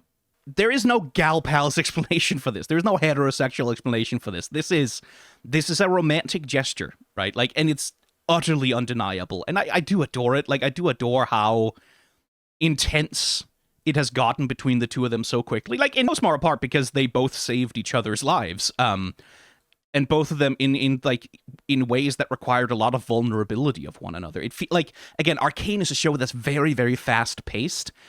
And much like it is with like Jayce and Skye, I do wish, like, again, is that thing of like, I kind of wish it had 4, maybe 5 acts of 3 episodes each, so that there was a little more room to breathe, so that these relationships could be built out more. But for a whirlwind romance, which is what this is played really well, I think. It makes emotional sense that the characters would be this intensely involved with one another at this point. I think that squares with, like, where the characters are, right? Like, that there is this intense attraction between them, but then also these forces that keep conspiring to drive them apart. Specifically, like, it's the barrier of class, first of all, but also this is some... Actually, let's skip ahead for this, because they do break up also in this same episode, after Vi has sort of attempted to persuade the council to do something about Silco, and they've all said, yeah, no, you're from Zaun, we don't give a shit about you. And we get this breakup scene where Vi is yelling at Caitlyn, but just as much yelling at herself for being so stupid as to think that this could possibly work, that there could be a place for her here in Piltover with Caitlyn in any way, or that Caitlyn could ever, like, be a part of Vi's world, that they could ever be together. They are oil and water, as the episode title goes, right? Neither of them are in a space yet where they're ready to commit, because there's so many things that are, like, pulling on them and holding them apart. Like, they can't fully make the commitment to one another yet in the episode, and it's that absence that makes the heart grow fonder, is essentially what I'm looking for here. It's the intensity of the relationship. Part of it makes sense because there is this denial between them as well, right? Like, if they were completely free to pursue a relationship with one another at whatever pace they wanted to, right? Like, if the cities were at peace and they just happened to meet while they were out strolling, it's like, oh, hey, hi, like, you go out for a coffee date, take a chill, it's because they are in such an intense set of circumstances, right? It's because they are in a life and death struggle for the safety of, like, their families and their cities. It's because there's so much other shit going on that makes actually starting the relationship impossible. That's, at least for me, is what makes it land emotionally. That, like, oh, no, yeah, like, of course that would do that to them. Of course that would heighten the intensity of the attraction to this point, that it's like, they've known each other for, like, 2 days, and at this point they are so ready to they are so ready to U-Haul immediately, because it's the intensity of the situation and also the intensity of the barrier between them, the taboo, that makes it escalate so strongly and so quickly. It's like, it's a part of the way their relationship is played that I really like. It's essentially their speedrunning an enemies to lovers kind of situation in a way that I find really compelling. It's also really well handled with the animation. Again, the undeniability of it, right? Like, the film language of this scene in particular is sort of like, you have to be willfully ignorant. Like, you have to be making a decision not to see it in order not to interpret this as fully romantic. Because, like, that. Caitlyn is looking at Vi like that.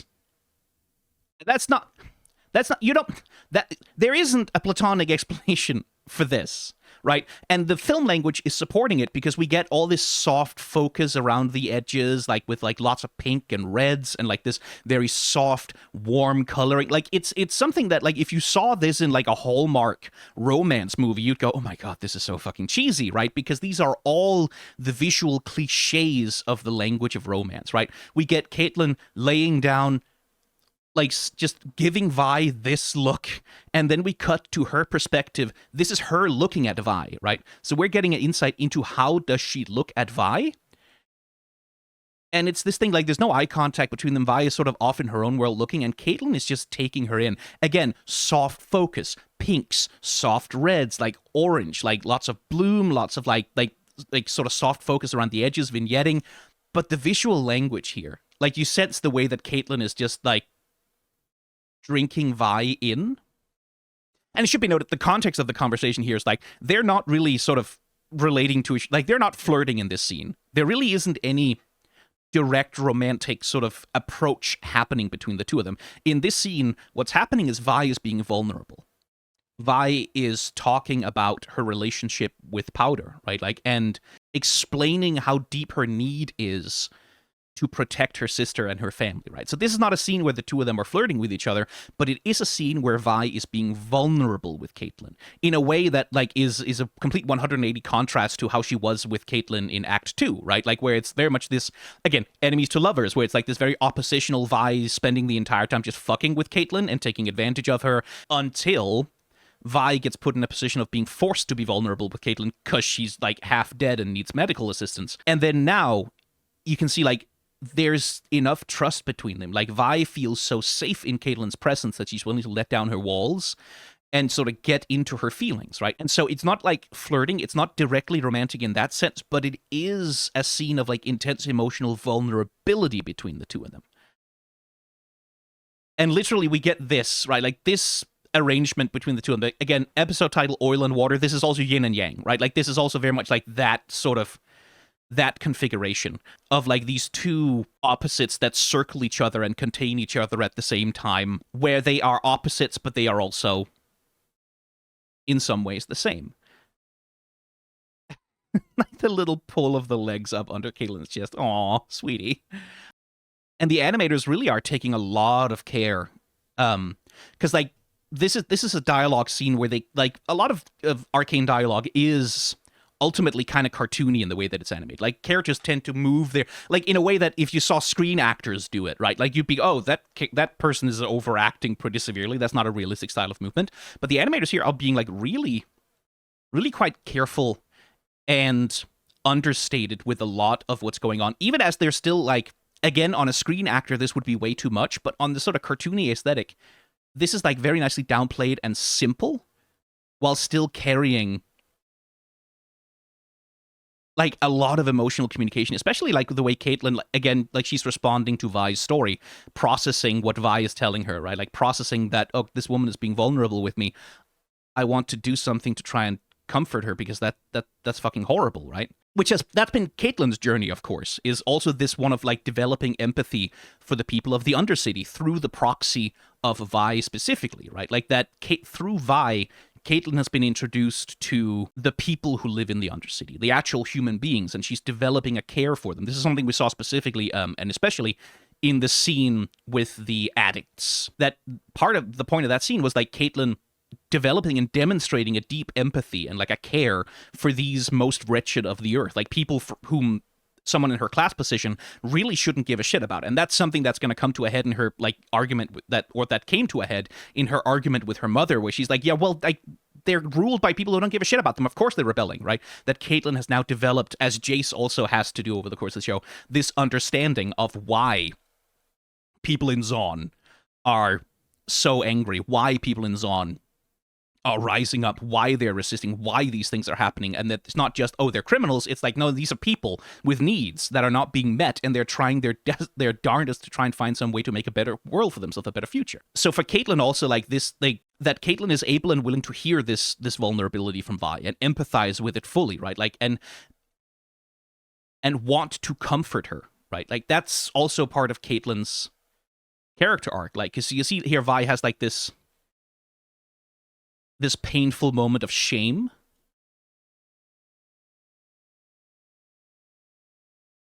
And then reaching out a hand, like sort of replicating, in fact, the gesture, right? Like that Vi, that little thumb down her cheekbones, that was in part sort of a reassuring gesture, right? Like this is like, hey, things are going to be okay, right? Caitlyn kind of replicates that, running a finger down Vi's cheekbone, and then Vi takes that connection and cements it. And then we get this. And then we get like a horribly traumatic match cut because, hi Jinx, how you doing? Not so well. Okay, you're having the most traumatic moment of your life there, sort of. Maybe second most traumatic after the death of Vander, but like it's got to be up there because, oh boy, you're about to go through some shit. This show fucking likes to mess with tone whiplash sometimes, but we get like this shot where Vi is like, we started with this like intense look of desire for connection from Caitlyn, and here Vi is replicating it, like looking deep into her eyes as they share this intimate and vulnerable moment with one another on the bed. And like, are there friendships that get like this intimate and this intense? Yeah, sure. But all of the film language, all of like the acting, all of the movement, all of the ways in which this scene is framed, all of it is telling you, like, without any subtlety whatsoever, that this is, yeah, an intense romantic connection that is only becoming more intense because of the barriers that exist between the two characters, right? And this, like, little hope that maybe, right? Maybe we can overcome the things that are holding us apart, and maybe there's a chance for this, right? Like, maybe there's a chance for us. That's part of what makes it so intense. And so when we get to this scene, which is the breakup, when everything has kind of gone wrong, where Vi has, like, she's come to the Piltover Council, she's not quite demonstrated vulnerability, but she's asked for help, right? Like, she said, hey, listen, like, Silco's down there, he's trying to raise an army, like, there's a civil war that's gonna happen, everything's gonna turn right the fuck to shit if you guys don't do something, and then the council just goes, yeah, we're not gonna do anything. So, like, this is an intense rejection for Vi, right? Like, this is all of her hopes that, like, she could maybe persuade Piltover to use its power for good for once in its fucking existence. All of that has been dashed, right? Like, they didn't listen to her, they didn't care about her, like, they weren't interested, and they weren't, like, it didn't matter to them that Vi's family is being hurt, that Vi's, like, community is being hurt. Doesn't matter. They were concerned with their own interests first and foremost, right? And so Vi has this moment of, like, well, like, I have no place here. And it's that heartbreak of losing hope that then also, like, sends her out into this insecurity spiral where she goes, yeah, I mean, there's no relationship between me and Caitlyn here. That can't be. Because, like, how would that ever work? Like, her city will never respect me. Like, the people in the lanes will never be able to be at peace with her. This can't ever possibly happen. Why was I so stupid as to think that this was even a possibility? And that's something that comes across a lot in her animation as well, is that Caitlyn keeps trying to seek connection with Vi, right? Like, she keeps, like, going after her, reaching out to her, like, moving towards her. Vi is the one who keeps moving away, but Vi also spends a lot of this scene not talking to Caitlyn at all, right? Like, a lot of this scene, Vi is, like, not looking at Caitlyn, not facing Caitlyn, and seemingly, like, especially the way that her face acting is done, talking to herself much more than she's talking to Caitlyn, berating herself for hoping. And this is very much like a scene of like, Vi isn't really yelling at Caitlyn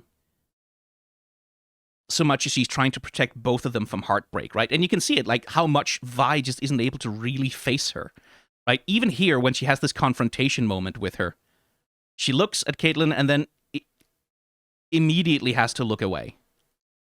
And looks at Caitlyn, and then, like, recoils, looks at Caitlyn, and then has to look away, right? Like, she can't bear to look Caitlyn fully in the eyes with this, because that's connection, and she can't handle that right now.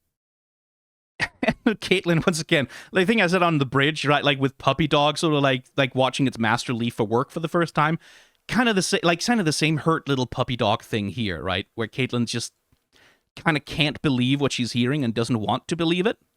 And even here, when Vi sort of delivers like oil and water, it was never going to happen, not looking at Caitlyn, not looking at her in the eye, not facing her, because that connection is too hard for her to face. And the use of rain, again, Arcane, not a subtle show at all. As we open the scene, Vi is just walking through the rain. Doesn't even put her hood up, doesn't even care, right? Like, she's just letting the rain fall on her, right?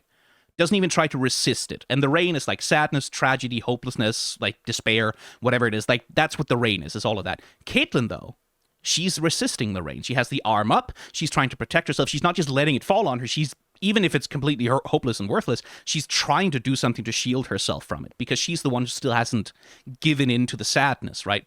Rain on their faces are tears flowing out of their eyes, right? And that's something that even is visually very explicit, as we get some close-ups on them, right? Like, the raindrops flowing down Vi's face sort of do the work of standing in for tears, and it's much the same with Caitlyn, as she also begins to lose hope. Teardrops rolling down her face from the rain, but like symbolically standing in for that specific kind of imagery, right? So this is a scene about like despair and sadness overtaking, and hopelessness overtaking the both of them as their connection frays and falls apart, or rather as Vi forcibly severs their connection because she can't stand believing or hoping for it to happen.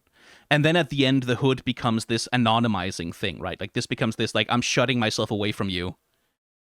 She's shutting the emotions down. She's refusing to engage with it. Again, avoiding connection, refusing to engage with it, and then eventually shutting herself away. Because that's how she's trying to cope with the sadness of what's happening here, right? By sublimating all of that into what she's going to do, which is violence, right? Like, this, Jayce isn't the only one who goes to destroy the Shimmer Factory as an act of, like, desperate attempt to get rid of a bunch of tension inside of her. Vi also kind of only really has that tool in her toolbox, is that when she's like really fucked up and uncertain and doesn't know what the fuck to do with herself, she kind of defaults to violence a lot of the time.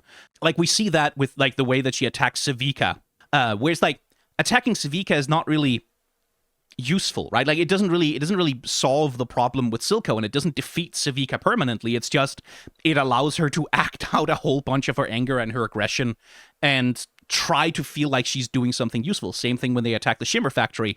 Vi is trying her best against total hopelessness to affect some kind of change by the application of force, right?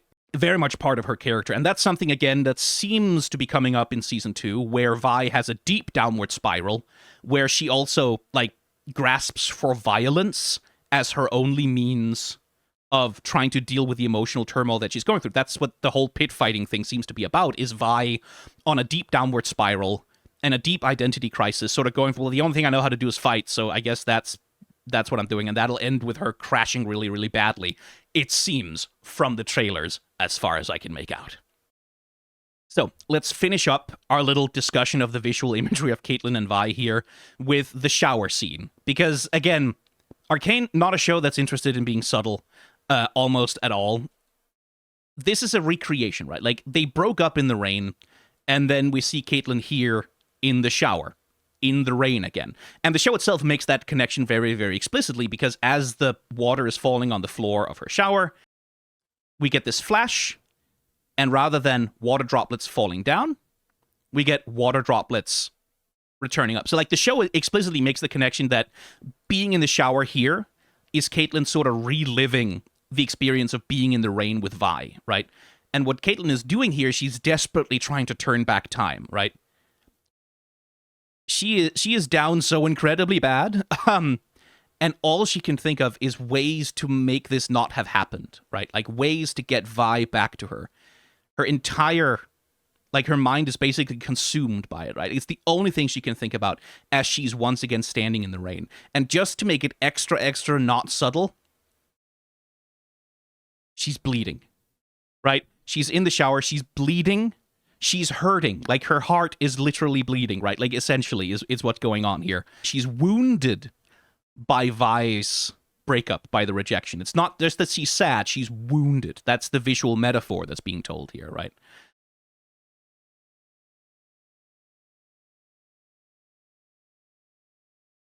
And there's a gesture she makes here that I want to focus in on. Take a look at her lips. As she's like, this is the last sort of recall she gets where she sees Vi's face.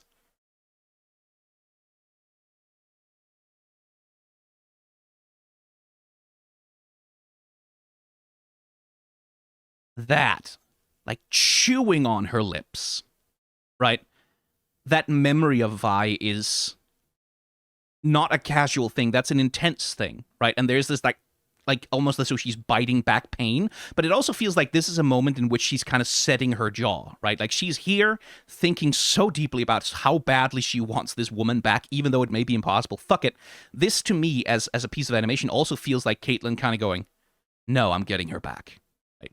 This feels also a lot like Caitlyn making a decision in this moment. It's like, no, I'm going to make this, like, I'm going to find a way to make this not have happened. I'm going to find a way to restore that connection because I can't let this be over, right? It feels like determination, right? Like, it doesn't feel like just sorrow and sadness and despair. It feels like, motherfucker, I'm not going to let it end like this, right? It feels defiant in its way as well. And there's, again, like, the fucking face acting on Caitlyn in this whole scene. But yeah, like, it's romantic. Fellas, it's they are in lesbians very intensely and very deeply, and that sort of leads us on to, I guess, a final discussion, because I've seen this sort of turned over a little bit with Arcane, the discussion about whether or not the show is queer baiting, and it's not a discussion that comes from nowhere, because in Arcane we have an on-screen explicit sex scene between Jayce and Mel, right? Like, the straights can kiss and they can fuck and they can make out and they can be like wildly horny for each other on screen, and that's fine. But the only non-straight relationship that's explored, that's all sort of like halting connections and holding hands and touching each other on the cheek and like having deep sort of thoughts about each other and being sad in the rain, but it never progresses to the point where it becomes physical, right?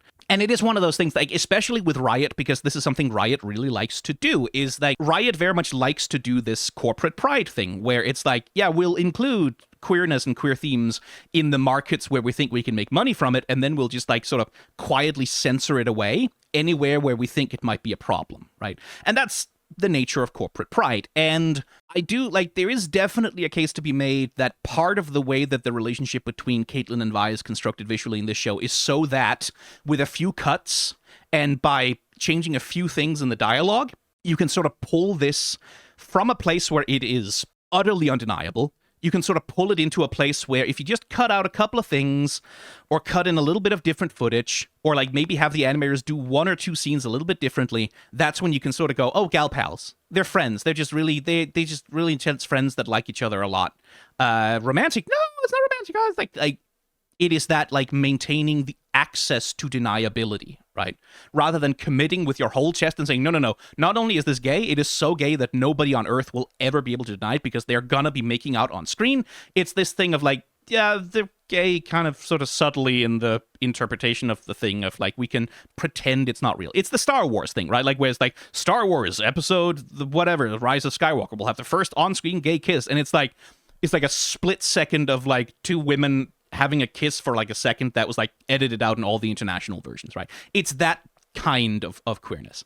And so like, yeah, I can definitely understand where a criticism of queer baiting comes from, right? Like, it doesn't come from nowhere. And with Riot especially, and with corporate pride, especially with rainbow pride, right?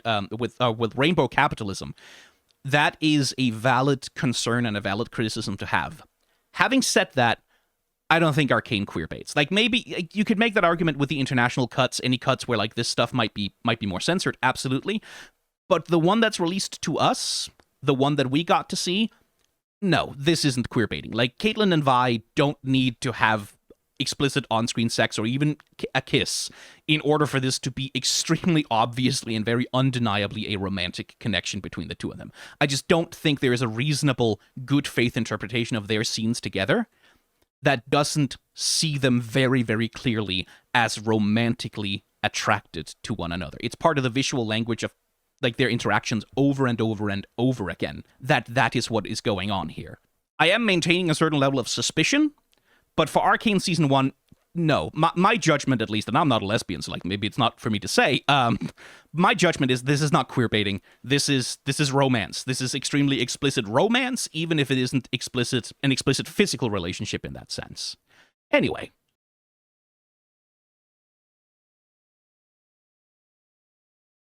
So, Mel and Ambessa. I think it's fair to say that Mel is probably a character who gets the most of her screen time, or at least the most impactful of her screen time, happens in the third act, because that's the first time we ever really get an inner psychological insight into who she is and why she is the way that she is. And specifically, we get insight into her relationship with her mother. And we begin, of course, like in Mel's dream, which is sort of the first we see of this, where we're looking back at, it seems to be the invasion of Ionia, going by the architecture and things like that, where Mel would have been present for that, dragged there by Ambessa in order to teach her a harsh and difficult lesson. And one thing I want to pay attention to with these two characters is the color symbology of how they are put together, because Mel is identified throughout the show with white and with gold, and Ambessa, appropriately for someone who comes from Noxus, is identified with black and with red. And like, well, white and yellow, I should say, not necessarily just gold. And that's something that like is made astonishingly clear in like the first encounter we see between them, when we get to see a little bit of a hint of Mel's childhood. With her here, like wearing a bit of blue as well, but like with the gold, with the white in the sunlight. And then Ambessa, her mother, with whom she has a fairly dark relationship, represented like this: red and shadow, right? Like red and darkness. That is Ambessa in Mel's mind. And one part of the dream sequence that's also important is like Ambessa's face is hidden the whole time. And that's like, hiding the face is like a classic way to make a character menacing and scary and kind of like, oh. But one thing to notice is that Ambessa's face is hidden very unnaturally, right? Like, this is a scene in which that's the natural lighting of a character who's present in that scene, right? So Ambessa looking like this, it's like, it is unsettling. It's weird, right? Like, it's out of place. It's a little bit uncanny, and I really quite like that. It tells you a lot about the feeling that Mel has towards her mother. Like, I can't see her face, and the face is like, that's the source of love. That's the source of, like, empathy. Like, that. A lot of expression, a lot of importance, like the eyes, the window to the soul, all of these like tropes and cliches, that applies here, right? Because what we're being denied is access to Ambessa's face, her empathy, her expressiveness, right? Like, and all we get instead is this dark figure of a warrior, this imposing, towering, commanding figure that doesn't offer any emotional connection. And this is how Mel sees her. This is how Mel feels in relation to her mother. Small, and being looked down upon and dictated to. And she feels very much like her mother is something that she has to navigate around. It's not really, her mother is not really someone she can trust. Her mother is not really someone she can talk to. She's someone who has to be pleased. She's someone who has to be satisfied. And that's sort of what happens here, is like, Ambessa says, like, what would you do in this situation? And then Mel is like, okay, I need to give an answer, right? That will satisfy my mother. So she does this whole walkthrough, like looking around, assessing the situation, talking about like how she would set things up and what she would plan and what we would do, right? And what Mel proposes is the thing that she's going to keep proposing throughout the entire series, which is mutual benefit, right? Like, well, I mean, we have invaded, we have conquered, we must show them that we can be merciful. We shall install a puppet leader who's like sympathetic to us, and we'll treat them gently, and we'll show them that being a part of Noxus is good, and then there won't need to be any more of that happening. Then that doesn't have to happen anymore, because we're going to find a way that there's a mutually beneficial relationship that's good for everyone, and no one has to be brutally murdered over it. And you can see the way that she's like, she comes up with this plan, right? Like, she delivers this rhetoric and explains this idea that she has for like how we could avoid further conflict and how we could stem further bloodshed by applying the concept of mutual benefit. And then there's the looking at her mother, right? And it's like, this is like someone looking at their examiner during an exam, right? During an oral exam, it's like you're looking for clues. Like, am I doing this right? Am I getting through? Is this working? Please, for the love of God, is like, am I saying the right things, right? So it's very, very clear to me from the animation in this scene that Mel here is trying to manage her mother, right? Like trying to please her, trying to meet her expectations, but also trying very hard not to be forced into the kind of brutality that she knows her mother wants to force upon her, right? And that expression right there is like, it's not fear, but it's definitely sort of like anxiously awaiting the response, which, I mean, we know how this scene is going to play out. It ain't going to end so well for Mel, or for this poor woman either, for that matter. And you can see it in Mel's face. Like, Mel sees, like, she sees this woman who she knows is about to get killed. And there's that sense of pleading, right? Like, couldn't we work out something else? Couldn't we do something else? Isn't there some other way? And you can see the quavering, the shaking in her eyes. That's going to come up later, because despite the lack of connection that Mel feels to Ambessa, right? Like, despite the lack of love and attention and the lack of feeling seen by her mother, this still does affect Ambessa. Like, that's sort of a major part of the conflict that they have. Again, you want to show someone's dead, take the light out of their eyes.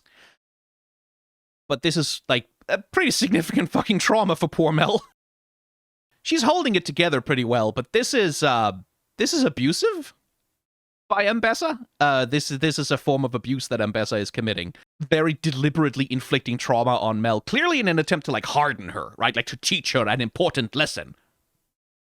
But that's trauma, and it's abusive, and it sticks with her, and I do love this match cut.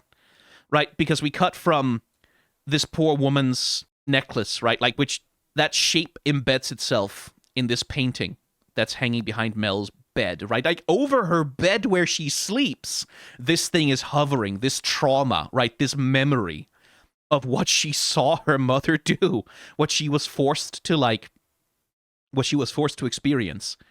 Very, very, like, oh yeah, this trauma is haunting Mel really badly. Like, this has embedded itself deep in her psyche.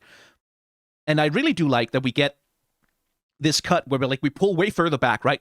And we get to see that, oh, it's not that she's painted a painting with this thing as, like, the central feature. It's not that she's painted a painting of that memory. It's that she has painted a painting of something, and the shape of that, right? Like, the memory, the psychological trauma from that has embedded itself so deep in her creativity that she's just kind of embedded the shape of it into a painting that isn't really about that. There isn't a decapitated figure really lying here. Like, clearly this painting has some blood imagery in it and some dark shit going on. But it's not that, like, she's haunted by this vision sort of, like, intentionally placing it in her artwork. It's that the shape of that has just, like, arranged itself in her imagination so strongly that she replicates it over and over again without really understanding why. Like, that's the implication, at least for me, from this painting, and I really like that. The paintings are a really interesting look into Mel's psyche as the show goes on. That's also, like, Mel defacing and painting over one of the paintings that shows, like, Noxus. That's sort of like one of the big symbols of, like, the moment when she breaks with her mother. But let's talk more about that color symbols, right? Here, Mel is greeting her mother for the first time after, like, God knows how many years they've been apart. And look what she's wearing. Black, and her assistant is wearing black and red, right? Like, so Mel here is sort of dressing up a little bit in the colors of Noxus. And in lore, in universe, right, this is presumably a politeness ritual, right? Like, this is like, oh, we have guests from Noxus, we shall wear some of their national colors, and they were like, that's diplomacy, we shall show kindness, like, towards them. That's the formal thing to do. Emotionally, it's also like the moment Ambessa shows up again, like, this color enters back into Mel's life, right? Like, she begins to dress herself not in her own colors, but in the colors of her mother a little bit. And that's something that she's going to reject again as she sort of asserts herself. And by the way, character design, like, this is so fucking Spot the Yu-Gi-Oh! Protagonist. Like, it's so fucking funny. Like, all of these, like, faceless, identical Noxian soldier, and then Captain McLarge Man. Just fucking standing there. Like, which one? Like, the stand user could be any one of them.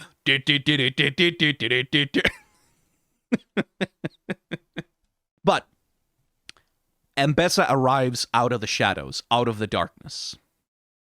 That is how she arrives in Piltover, right?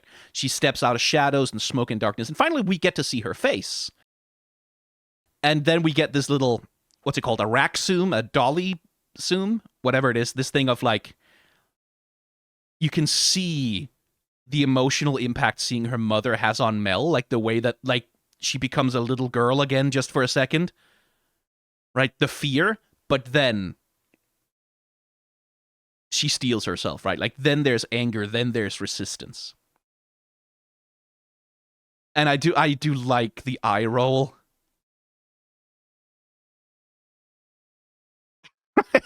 It's so like, what are you doing here? Like, why are you here now? And Ambessa, of course, is still denying Mel vulnerability, right? Like, in the same, like, we saw that in the dream, that, like, Mel looks for some kind of vulnerability, some kind of honesty, some kind of truth from her mother in her face, and she gets nothing, because Ambessa is just as good as Mel is. That's the other thing. They are more alike than Mel probably wants to admit. Like I said earlier with Jayce, the way that Ambessa manipulates Jayce, not that dissimilar from the way that Mel does it. Like, we know where Mel got it from. And then, look what's coming in. Piltover, which has for the most part been so sunny all throughout the show, right? So much blue sky, so much golden light, so much sunlight all over. Look what's rolling in with the Noxians as they arrive. Look how the shadows are getting long and stark here. Ambessa not only brings the colors of Noxus with her, she also brings storm clouds rolling in over the sea towards Piltover, right? The coming clouds, like the coming omen of war. That's what I was looking for, right? Like that there's a storm on the horizon, quite literally, is what's being said here. And I do like that Mel is so, like, Ambessa comes in for, like, the side hug, and Mel is just leaning away so hard, right? Like, it's this thing of, like, I know you want something. I know you're here for something. You wouldn't call me if you gave a shit. So what the fuck are you doing here? It's like... Again, eye roll. Looking away, like, not giving Ambessa the attention that she's looking for. It's like the just the character interplay is wonderful here. And notice how they're not really looking at each other until Ambessa, and this again, the manipulation thing, Ambessa knows something devastating that's going to put Mel off balance so she can be more easily manipulated. Her brother is dead. So Ambessa drops that one. Which is like, you could have sent a letter, I feel. Like, you didn't need to use that as leverage in a conversation with her. But at the same time, look at the character animation, right? This is a manipulation by Ambessa. I think it's kind of a mean thing she does. But there is a softness to her expression here. Right? Which isn't just, I am... like, powerful and strong and manipulating.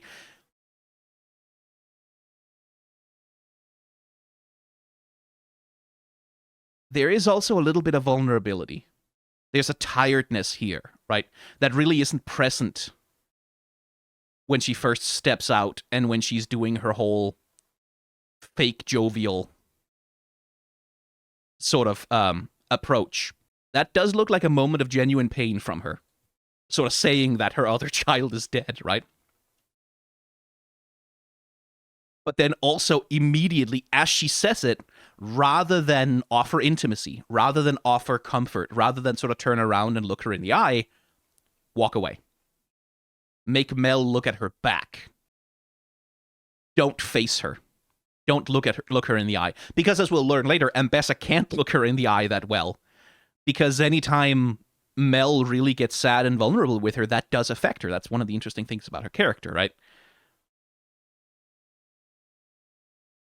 So there's a lot of not looking her in the eye. A lot of not looking her in the face. Like, we can look each other in the eyes when we're having conflict, but when there's vulnerability, when there's supposed to be love, look away from each other. right? We can face each other in anger, but not in vulnerability. And again, bright blue skies over Piltover, storm clouds blowing in from Noxus along with the ship here. And I do like the birds as well, that there are so many seagulls and that they're flying around so wildly, because like that gives this that sense of like, yeah, like maybe the wind isn't like whipping around down here, but the winds are picking up, right? A change is coming as these two women just continue to refuse to face one another with vulnerability, which is very justified by Mel, by the way. Like, Ambessa's has not really given her any reason to trust her emotionally ever again, because Ambessa has been kind of an abusive mother to her, as we saw. From the precision of Ambessa really desperately wants Mel to be strong in a way that Ambessa understands as strong, but, like, whatever the reason, you hurt your child, that's still abuse, right? So, next we come to the confrontation between Mel and Ambessa, where finally, like, they have to face each other properly. Finally, after so goddamn long. And we open with Ambessa still doing her persona, right? Still, like, playing pretend that she's casual, she's unbothered, she's tough, she's in control, she's a hedonist, she's enjoying herself. And it's Mel who initiates the confrontation with violence, right? Now, it's not literal blood on the ground, obviously, but it's blood-coded, right? Like, Mel is the one who strikes the first blow and forces, like no, you're not going to run away. You're not going to say, ooh, I'm sampling the local cuisine. You're not going to give me some bullshit. You're not going to hit me with some kind of devastating fact and then leave. This time, we're having a fight now, right? Like, this time, we're having it out. And there is, I don't know if I'm reading too much into it. Maybe I am. But there is, like, Ambessa still performs, like, the casual, unbothered, like, I don't care, right? Like, yeah, whatever. I guess my daughter wants to have a tantrum, go away.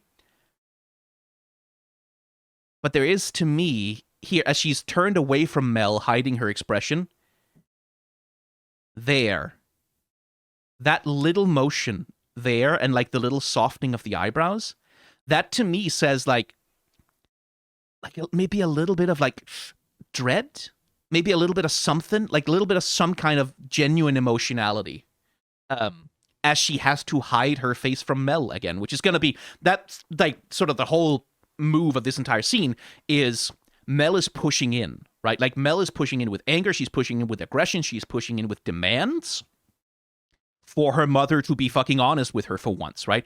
Specifically because she's really pissed that her mother tried to manipulate Jayce, right? In many of the same ways that Mel was manipulating him, but, you know, and Ambessa just will not, right? Like, Ambessa can't face her. She's trying to hold on to, like, this strength, right? So she's sort of taking, like, the frustration she's feeling right now, and she's displacing it into the lobster that she's holding. But she can't face her. She can't look her daughter in the eye, basically almost at all. And Mel at this point is, like, done taking it from her.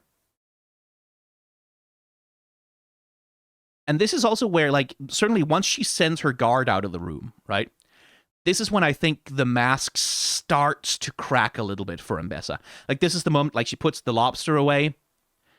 And that's when a little bit of uncertainty and discomfort starts entering her body language, right? Like, especially the way she's fidgeting with the handkerchief or whatever it is, trying to sort of wipe off her fingers.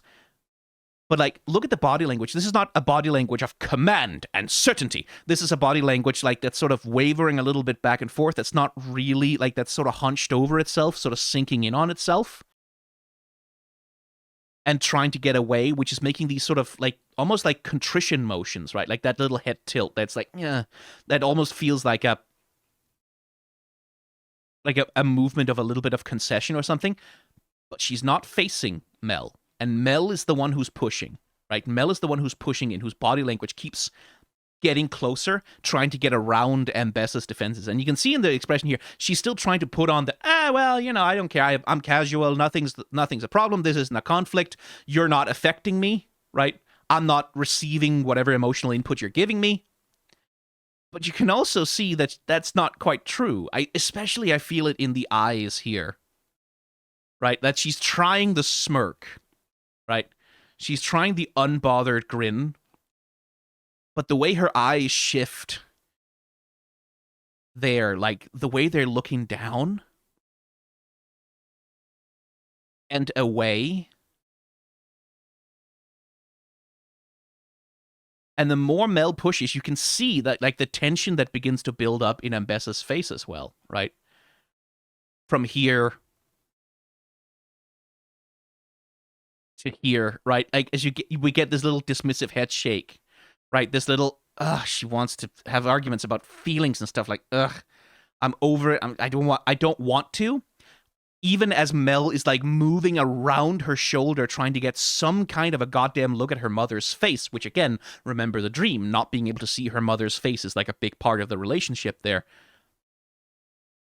Look away, right? Look away, don't face it. Can't face it. Right? And then Ambessa tries, right? She tries to push back.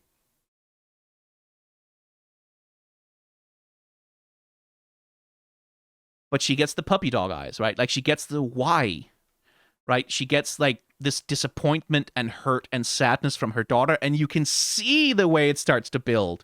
I'm sitting here pointing at my screen with my finger, like, you can see that. Look at Ambessa's face as Mel's reproachment and sadness comes out, right? Look how she's struggling, right?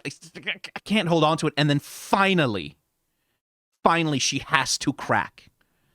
Because Mel's emotional assault is too much, right? Because Mel touches on something that's painful for them both, which is Mel's exile, that Mel was sent away, which is, like, the most painful moment of her life, obviously, because her parent, like, literally discarded her, but which it turns out was also painful for Ambessa, right? Like, she also perceived that as something that was difficult to do and hard to take, right? That's the thing she says. You weakened me every time you looked at me, right?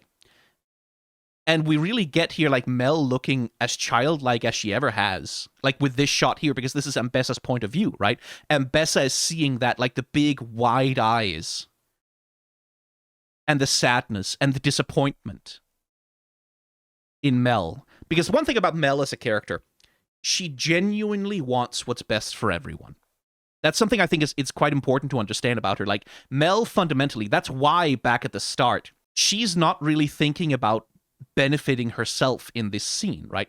What she's thinking about is, like, okay, how can I give an answer to my mother? How can I convince her not to do any more brutality and killing? How can I convince her to, like, lighten the fuck up on this? How can I convince her to, like, make the bloodshed end and introduce peace, right? Because Mel doesn't want anyone to die. She doesn't want anyone to get hurt. She wants to find some way to avoid as much pain and bloodshed as possible. And the fact that she has those ideals somewhere deep in her heart is what gives her a connection with Jayce, and it's what allows her to eventually be one of the forces that pushes for the Piltover Council to actually vote to liberate Zaun. But in this scene, Ambessa is teaching Mel a lesson, which is brutal and cruel and kind of abusive, but not altogether untrue, which is you can't have a mutually beneficial relationship with a conquered people. If you're stepping your boot on someone's neck and you turn to them and say, if you stop resisting me, I won't step as hard, that is not a mutually beneficial exchange. The reality of conquest is that conquest can only be maintained with overwhelming violence. And that's the reality of Piltover and Zaun. That's what the enforcers are. We see it in the very first scene of the show. The oppression of Zaun is maintained with gruesome, brutal, and lethal violence. And Mel, for all that she keeps trying to look for these mutually beneficial ways out of confronting the reality of the brutality of what she's doing, Mel is complicit in that. For all that she has been trying to be different from her mother, to spite her mother, to get away from Noxian tactics, she still ended up a conqueror. And part of her hypocrisy, part of the hypocrisy of Piltover, and especially the Council in general, is their refusal to face the reality of the consequences of their actions. All of that corruption, all of that dealing under the table, all of that erosion of the rule of law, all of that self-dealing that Mel was enabling on the Council, that puts blood on the ground in Zaun every single day. And Mel doesn't want to face that, understandably so, But the lesson that Ambessa was trying to teach her here is that no, you can't talk your way around this. You can't dress this up with rhetoric and sell it as something other than what it is. Conquest means blood on the ground and blood on your hands, and you have to face up to that, and you have to accept it. To Ambessa, of course, these are all good things, right? Like, we're Noxians, we're demonstrating our strength, we're conquering stuff, hooray! These are good moral values in the culture that we're from. In reality, these are terrible things, but the lesson she's teaching isn't untrue. Mel has blood on her hands, whether she likes to face it or not, and by the end of the first season, Mel finally takes that lesson to heart, specifically by rejecting her mother's influence. This happens in the council scene at the very end. When Mel votes to give Zaun its freedom, to finally take the boot off the neck entirely, that's when she also takes off the ring of the House Medarda. That's when she finally rejects her family's heritage. This combined with the scene of the defacing of the painting that we'll see later. Mel eventually learns her mother's lesson, and in learning it, finally also learns how to reject her mother's toxic values. But returning to the point of the actual scene is like this, like that hurt and the disappointment and like seeing her mother as a monster, being seen by your child as a monster. Ambessa can't take it, right? Because that represents a threat to her self-conception. It represents a threat to how she presents herself, to who she is. To keep Mel around, to keep Mel close, would be to risk being changed by her, would be to risk being influenced by her. And Ambessa can't handle that. One of the big themes of Arcane is that you can't sever the bonds of family. Like, you can try. You can try so hard, but there are bonds of love, there are bonds of family that are just like, that just don't go away. You can't sever it. That's where so much of the fucking trauma and tragedy comes from. Silco, once he adopts Jinx as his daughter, can't give her up for Zaun. Like, the one thing he has dreamed about his entire fucking life, the most important thing in the world to him, can't give her up. He cannot let go of her, right? Like, he will rather die than give up his daughter. Because these bonds, even when you really badly need them to, they don't break. And that's the thing with Mel and Ambessa, right? Like, Mel has tried so hard her entire career to get the fuck away from Ambessa, to get away from Ambessa's ideals, Ambessa's behavior, right? Like, she doesn't want to be this fucking conquering villain. She wants the best for everyone, but she still ends up a dictator, right? Like, she still ends up a ruler of an oppressed people who is being brutalized in her name as a counselor. Even though she tried to break the bond, right? Even though she tried to break the connection, even though she tried to reject her mother's influence, her mother's philosophy, she still ended up in the position of oppressor and conqueror. And she did it, as we talked about, by employing a lot of manipulation and a lot of like pressure tactics that clearly she kind of picked up from her, right? You can't break the bond, right? Like, this is your mom. You came from her.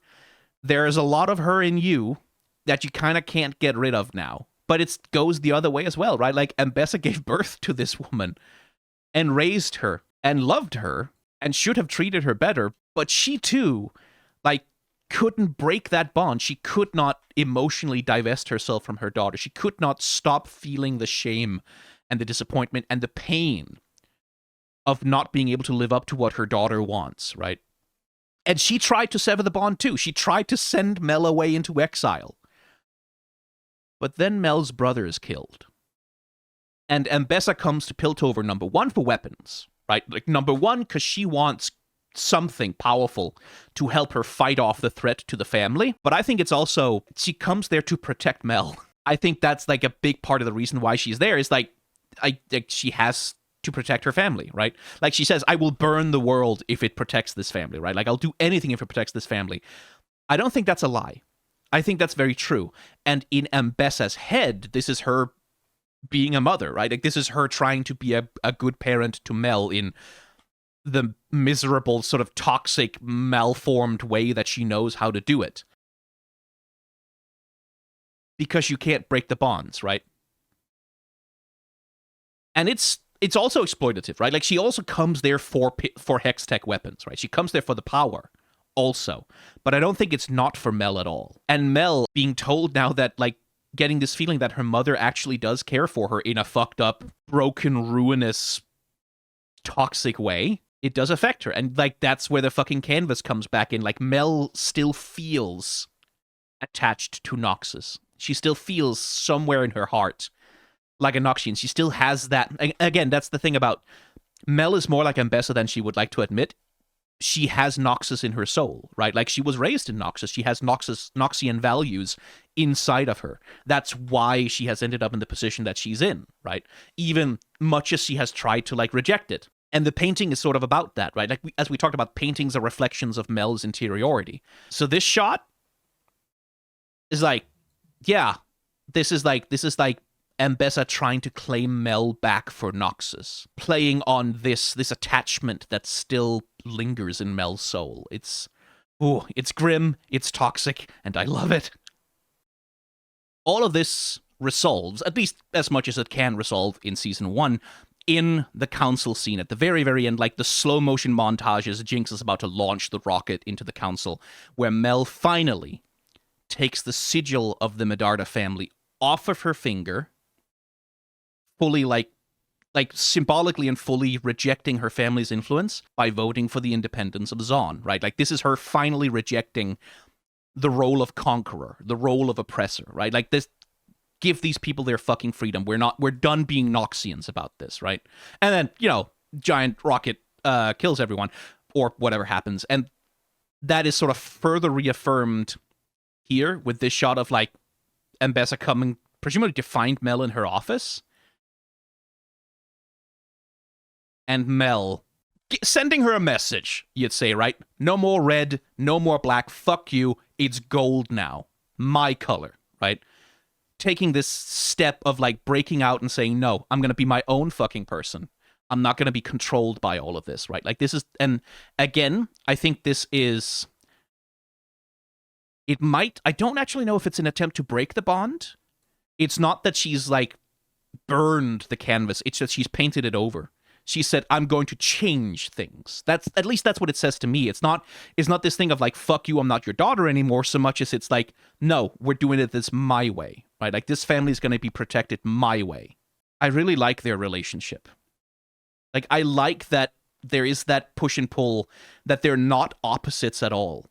That Mel and Ambessa are very similar in a lot of ways, and neither of them like it very much. Right? Because, like, Ambessa demonstrates that she has more heart to her than she wants to have. Like, that Ambessa is also in this scene here, she's, like, trying to teach Mel a lesson. She's also very much playing a character. I am a Noxian general, I am a commander, this is what we do, this is what we must do, right? Just as much as she's playing a character when she walks out for the first time and is playing, like, this gregarious, sort of self-satisfied, powerful, confident, in-control general in front of Mel, this in-control matriarch, when the reality is things are kind of slipping away under her fingers, right? Her family's under attack, one of her children is dead, someone powerful is coming for them, and she clearly knows that she doesn't have the means to fight back, right? There's a desperation there that's driving her, which is not that dissimilar to the one that's driving Jayce. Again, none of this is to justify it, just that I like that there's that complexity, that Ambessa isn't just a monster, right? There's a heart beating underneath all of that darkness and blood for all the good that it'll end up doing. I'm really curious about Ambessa's arc. Like, they're making her a full-on fucking champion, right? So what's her arc gonna be in Season 2? Like, what, like, she's clearly at some point is gonna fucking go to war and invade Piltover. Does she have to die before it's all over? I'm really curious. I'm curious about who the fuck even gets to survive Arcane. Logically, there's a lot of reasons why Ambessa might have to die before the season is over, but then also she's a champion, so, like, no way in hell, right? Anyway, let's move on.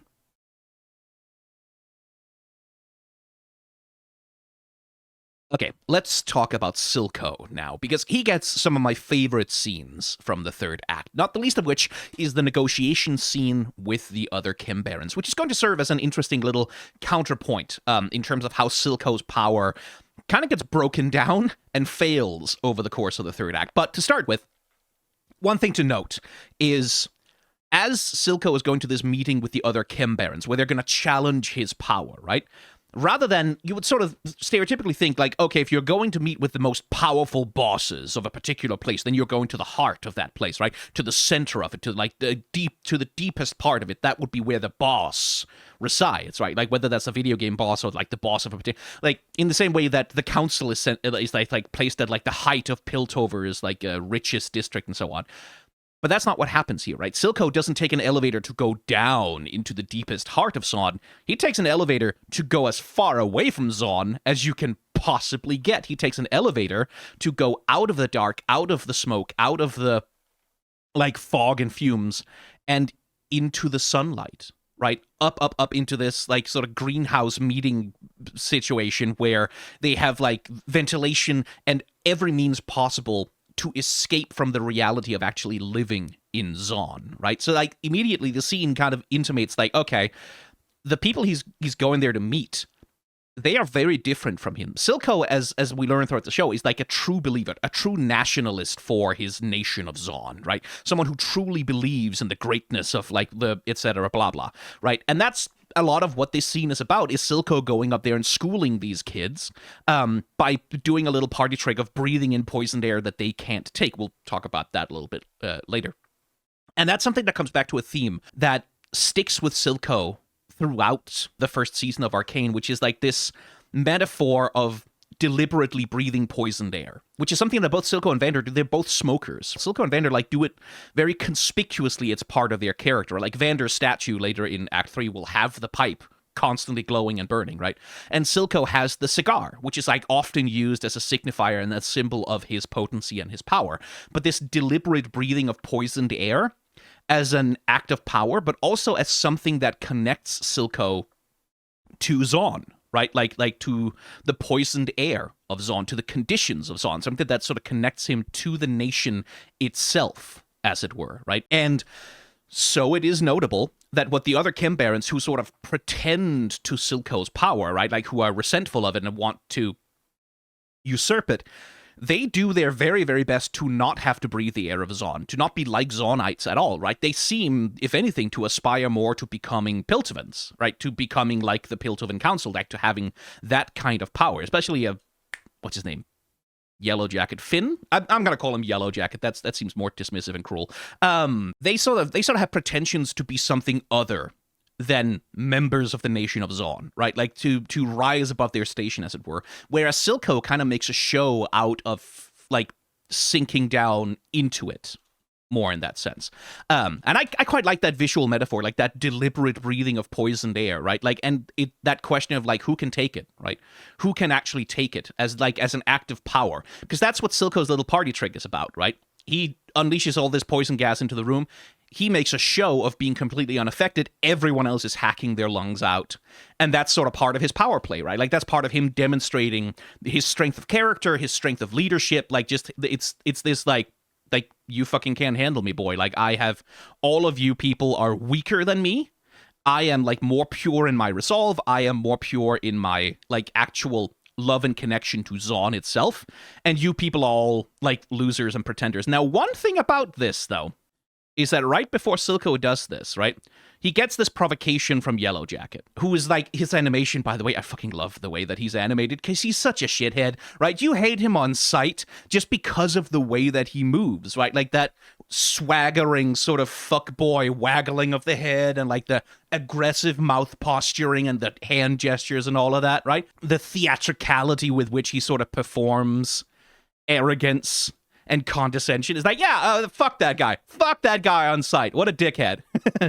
And as he delivers his challenge to Silco, right? Silco plays it cool the whole scene. That's sort of part of his power play here, right? We get right before he's about to do his thing, right? Like he knows he's about to school this kid. We get that little, like, he just barely manages to not put a full smirk on his face, but you can see him going like, yeah, I'm gonna kick his ass, right? And that little narrowing of the eyes as he sort of makes the decision, like, to, yeah, okay, cool. Like, this is how it's going to go. As Civica is, like, already doing the plan, right? Like, this has already started. And the thing Silco does here, right? Note this. He takes a deep breath and he holds it.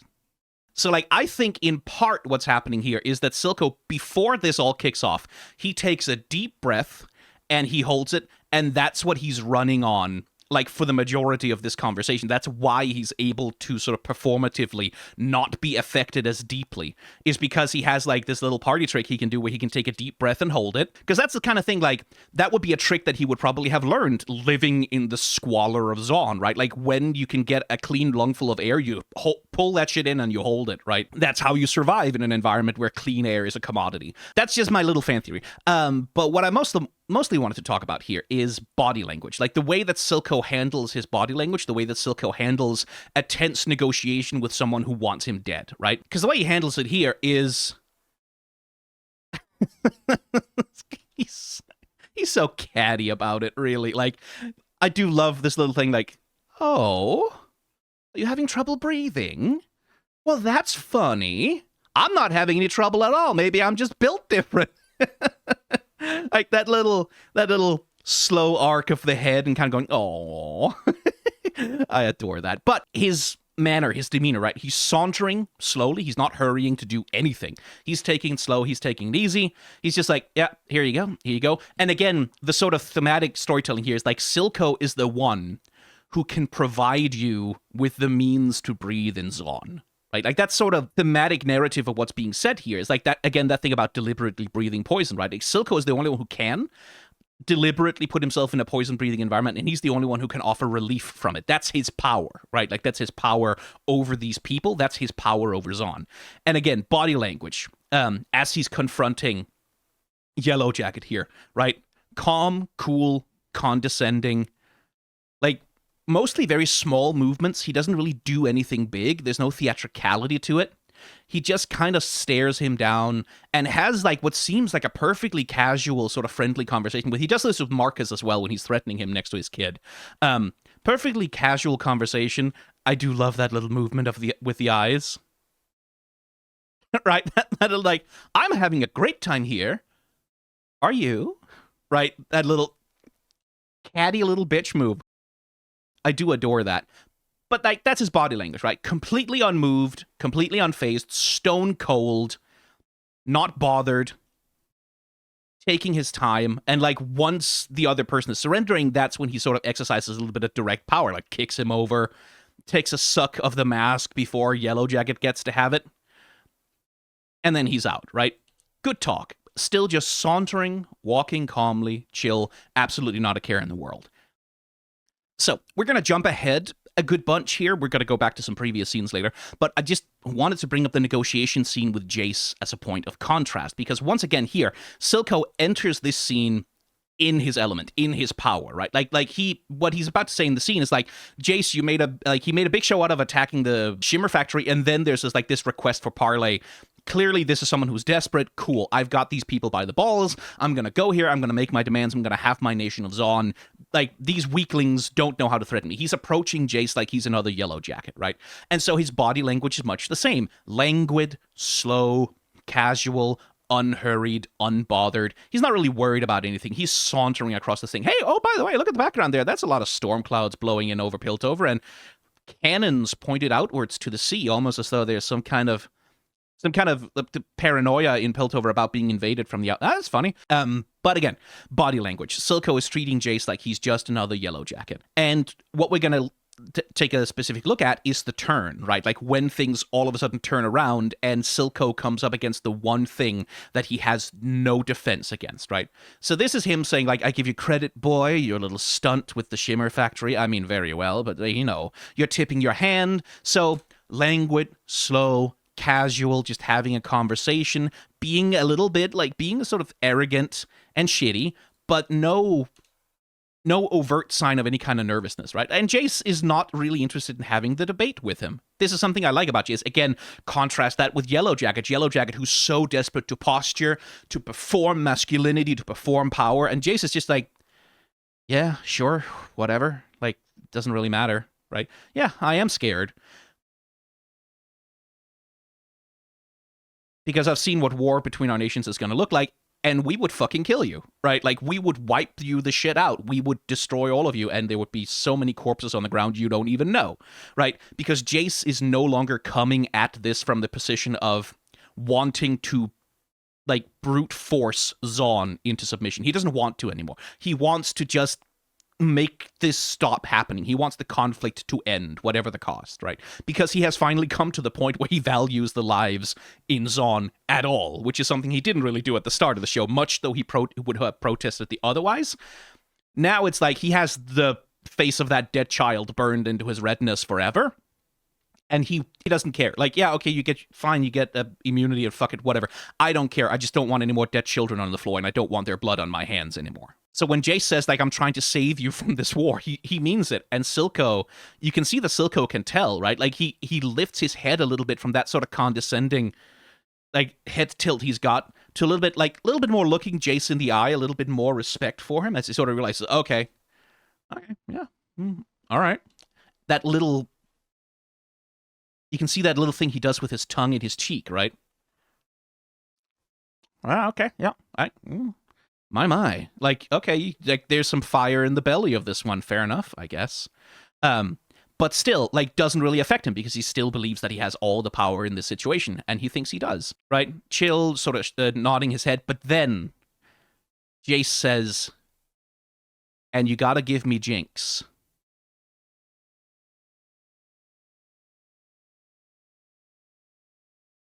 And like, oh, that's a different face, right? That's a different affect. That's a different posture he all of a sudden adopts there. Like here you can see there's almost a little smirk on his face. The eye is very relaxed. The brow is very relaxed. Like, I'm getting everything I want. He's not even haggling. And then you got to give me Jinx. And it's like, whoop. You can see his heart sink into his stomach, right? Eyebrows down, and the thing, once again, we talked about extensively that Fortiche loves to do when they want to do emotion, more highlight, right? Reveal more highlight in the eyes, and you get this sense of like, oh, something just happened, right? And as Silco sort of like, gotta give him Jinx, shit, gotta think of something. So we get that little flicker, which is something that Silco doesn't usually do. His eyes don't usually flicker. That's the kind of thing you do when you're like caught off guard and you're trying to gather your thoughts. It doesn't really happen with Yellow Jacket in the conversation. Like, there's not that nervous flicker of him trying to think of something.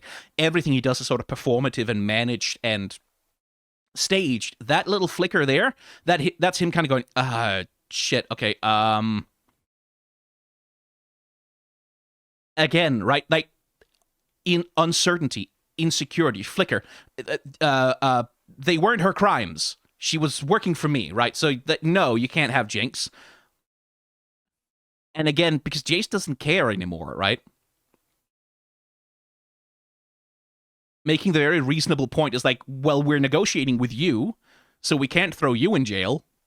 I'd like to, but no, like, it's like, either you give us Jinx or this deal doesn't happen, because someone has to take the fall for all of this shit. And since it can't be you, it has to be your second in command.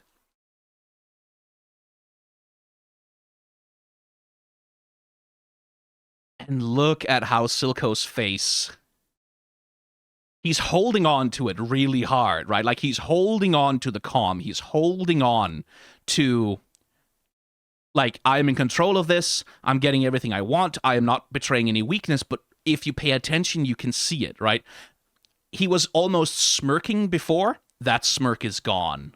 That look right there, that to me is like a look that says, that's like, almost a little desperate, right? This is not a relaxed eye with a little sort of half over, like, the iris of the eye. This is like...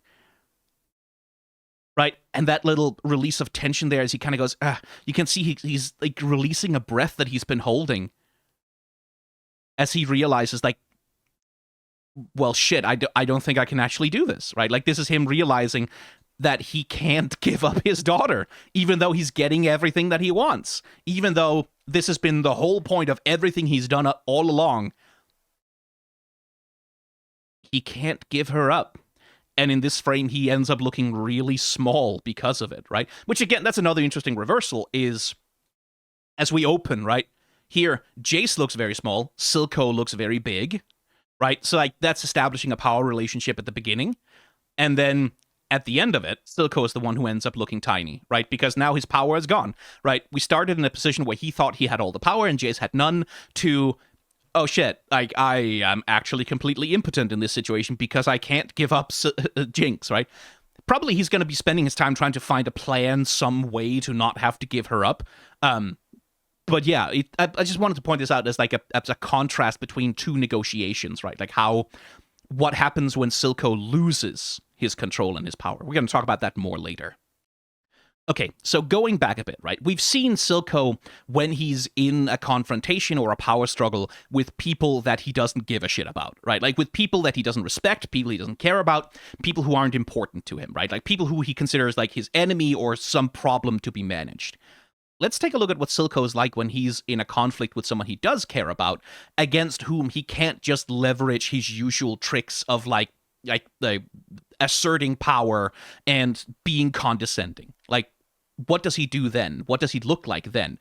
And we're doing it with like the show does it with this mirror of the scene we got in Act 2, where same exact thing. We're in the office. Silco needs to apply his like eye medicine thing with the shimmer into his face. We saw him do this in Act 1 in the lab with Singed, where he had no trouble doing it. He just like, boop, there we go. Like he just clicked that shit into his eye, no problem whatsoever. Confidently, easily. Like, it hurt him, but he was able to do it reasonably easily.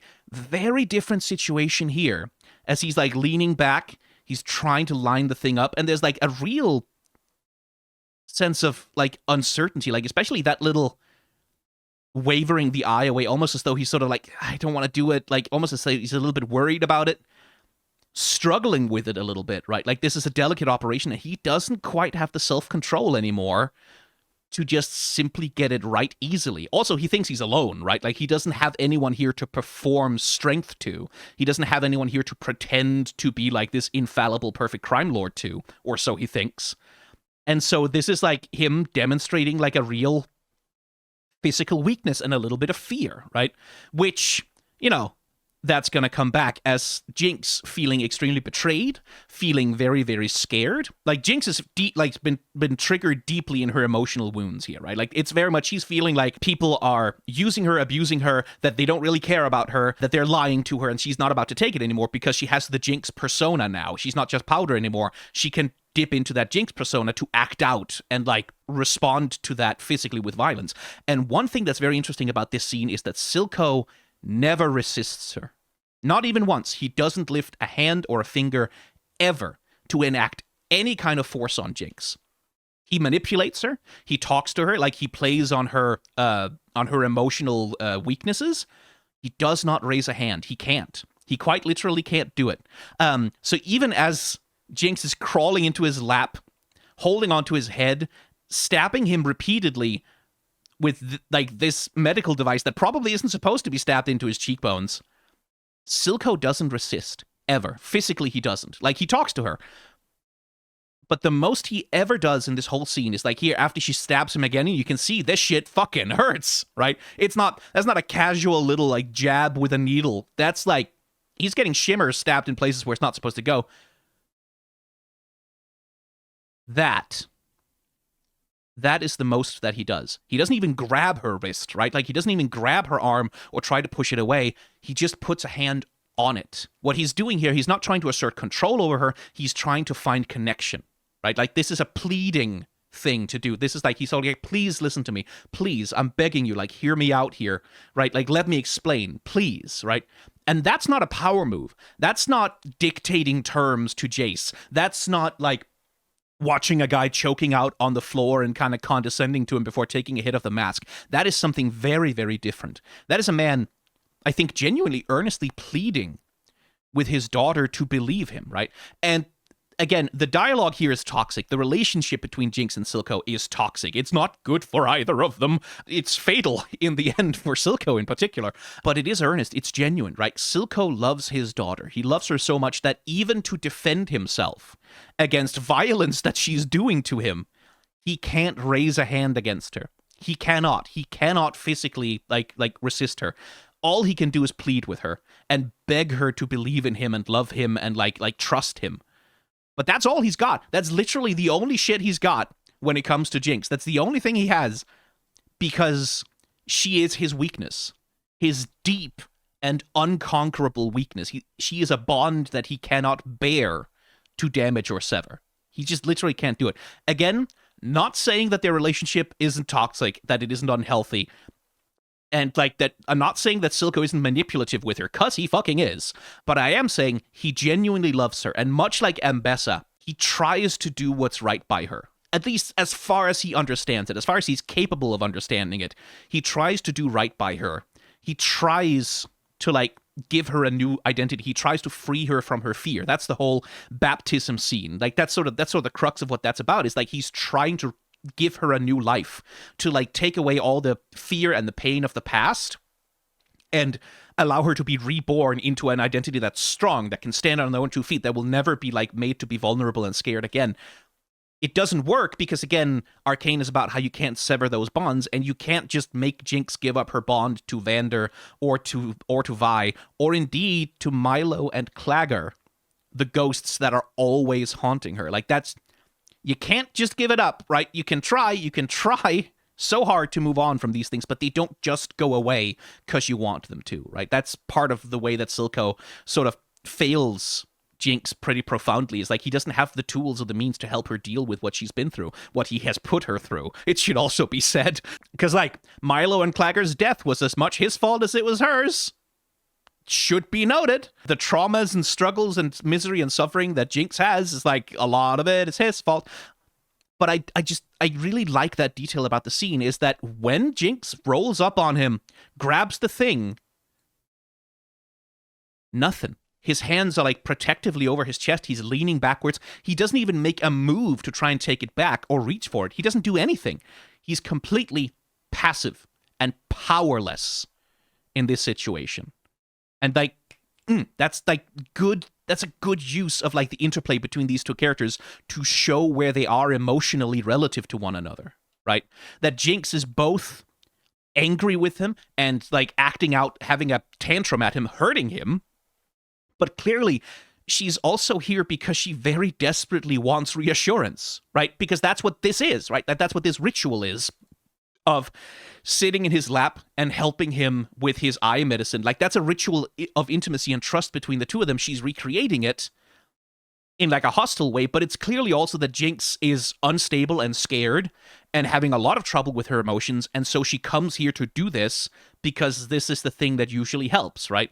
And Silco does manage like to like put her not exactly on an emotionally even keel, but at least to redirect her anger away from him, right? And kind of puts a little bit of a guilt trip train on her. Also, it is manipulative, like I said. But she does get what she was looking for here. And at the end of it, we get that reconfirmation of the intimacy and trust between them, which is that, first of all, again, even though she has stabbed him with this thing violently twice, even though she's rearing back with it, he doesn't resist. He sits there, motionless, and lets her do it. And Jinx does it correctly, so we get this reaffirmation of their intimacy and trust between them, which is like, oh, as a use of character animation, character interaction, it's gorgeous. Another little thing, he's got little tchotchkes from Jinx on his desk. He also has a ashtray. I think maybe we'll see it later. I can't remember if I included that scene, but he also has an ashtray from her that he uses for his cigars. But it's so fucking proud dad coded that he just has her little things on his desk, like pictures or like family pictures or something. It's like, oh, that's sweet. That's an adorable fucked up father-daughter relationship they've got going on there. That's nice. So another scene of Silco in a position of weakness, right? Like, we had the first scene with the Chem Barons where he was easily able to sort of like kick their asses, in large part because he had the support of Sevika, right? Like, he was easily able to dispatch them, like deal with the threat that they presented to his power.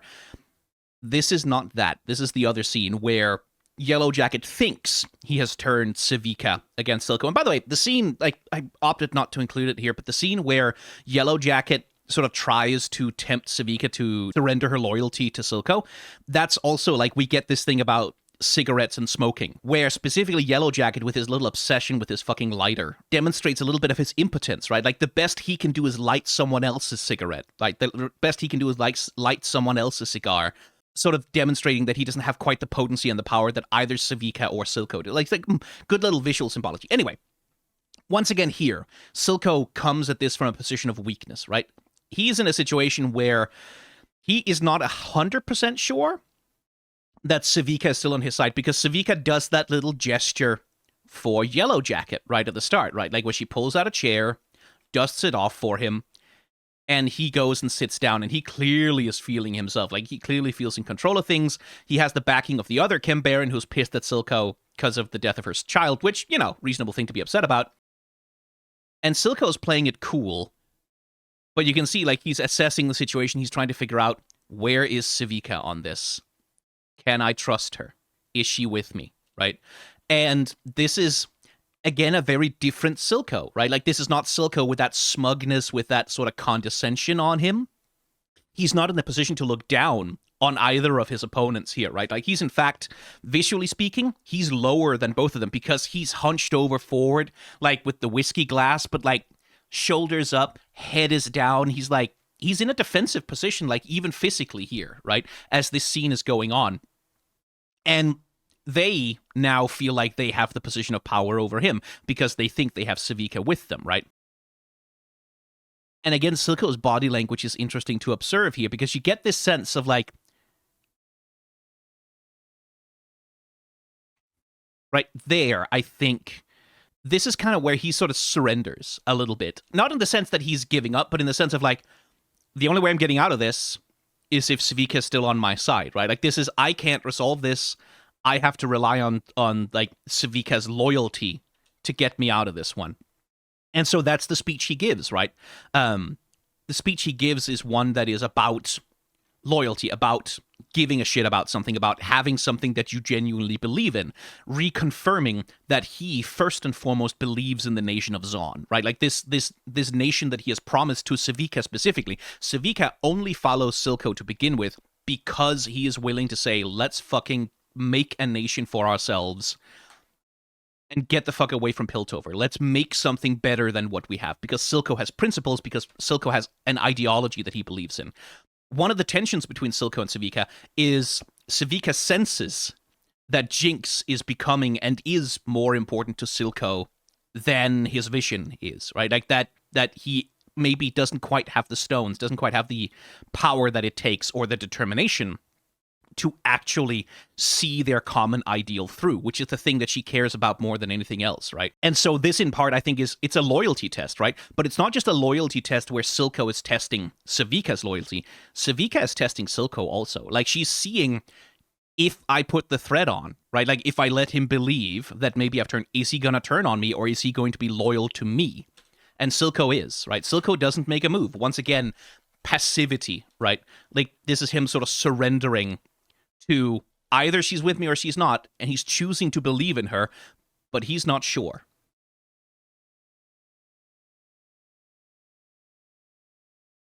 Which you can see after the blow lands, right? It's like, he chooses to trust Sevika, but he's not confident. Like, he wasn't sitting there going like, oh yeah, she's absolutely gonna slice his head off. He's like, oh, okay, cool, I'm alive, good, right? He was ready to die in this moment.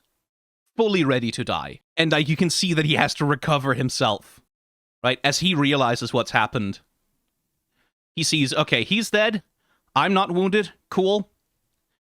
Then we get, like, the little reaction shot of Sevika, sort of reconfirming. And then, having realized, oh, I'm back in control, zoop, mask goes back on. We get that little moment of vulnerability where he kind of goes, oh, I almost died there. If I had played that wrong, I would be dead on the floor right now. And then, poop, was there anything else? Right? Back to control, back to being in charge of the situation. And, like, all of a sudden realizing, hey, I can turn my anger on her now, right? Like, going from, I'm in control, to, what if I took revenge on you right now? And then we get to the cigar. And also the ashtray. With the little, aw, his daughter, right? The ashtray, the cigar, right? This is a reconfirmation of Silco's power. That Silco has, like, potency and control over what's happening here.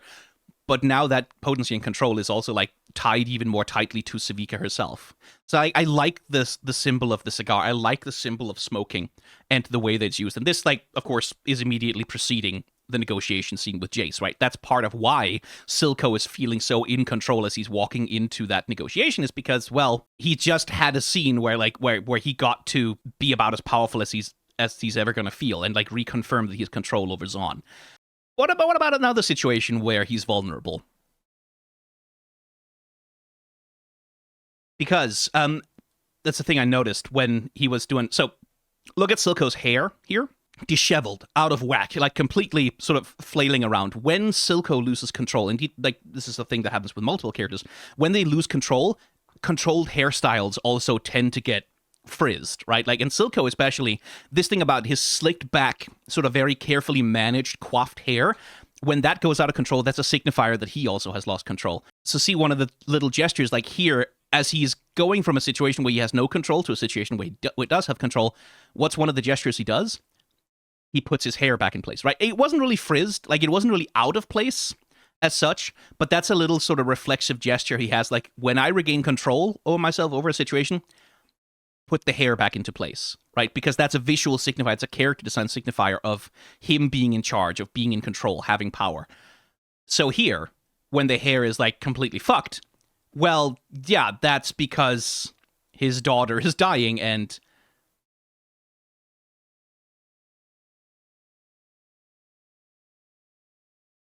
he is completely out of control here, right? He's vulnerable. He has lost his composure. As Singed asks the question, are you prepared to lose her? Right? And you can see that that's a question that Silco doesn't have an answer to, right? Are you prepared to lose her? And this happens way earlier than the negotiation with Jayce, but again, it's foreshadowing this thing of like, are you prepared to lose her? And the answer to that question is clearly, no, the fuck he is not, right? He's not prepared to lose her. He can't. That's not a future that he can envision. That's not something he can tolerate. And you can see that the question of that scares the shit out of him, right? Like that, it terrifies him, the idea that Jinx might not survive this. And before he sort of has time to sit with that and process it and realize quite what it means, she makes a noise. And Silco really looks, in this animation, as goofy as he ever has. Right? All of the composure is lost. All of like the crime boss menace is lost. He doesn't look scary. He doesn't look particularly evil. He doesn't look powerful. He looks a little bit silly, but also freaked out and vulnerable. He looks very human in this moment. He doesn't look, postured, controlled. And you can see him struggling with it, right? Like him trying to regain it. Where he dips back into his ideology, right? Like where Jinx to him is like something that he believes in every bit as strongly as he believes in the nation of Zaun.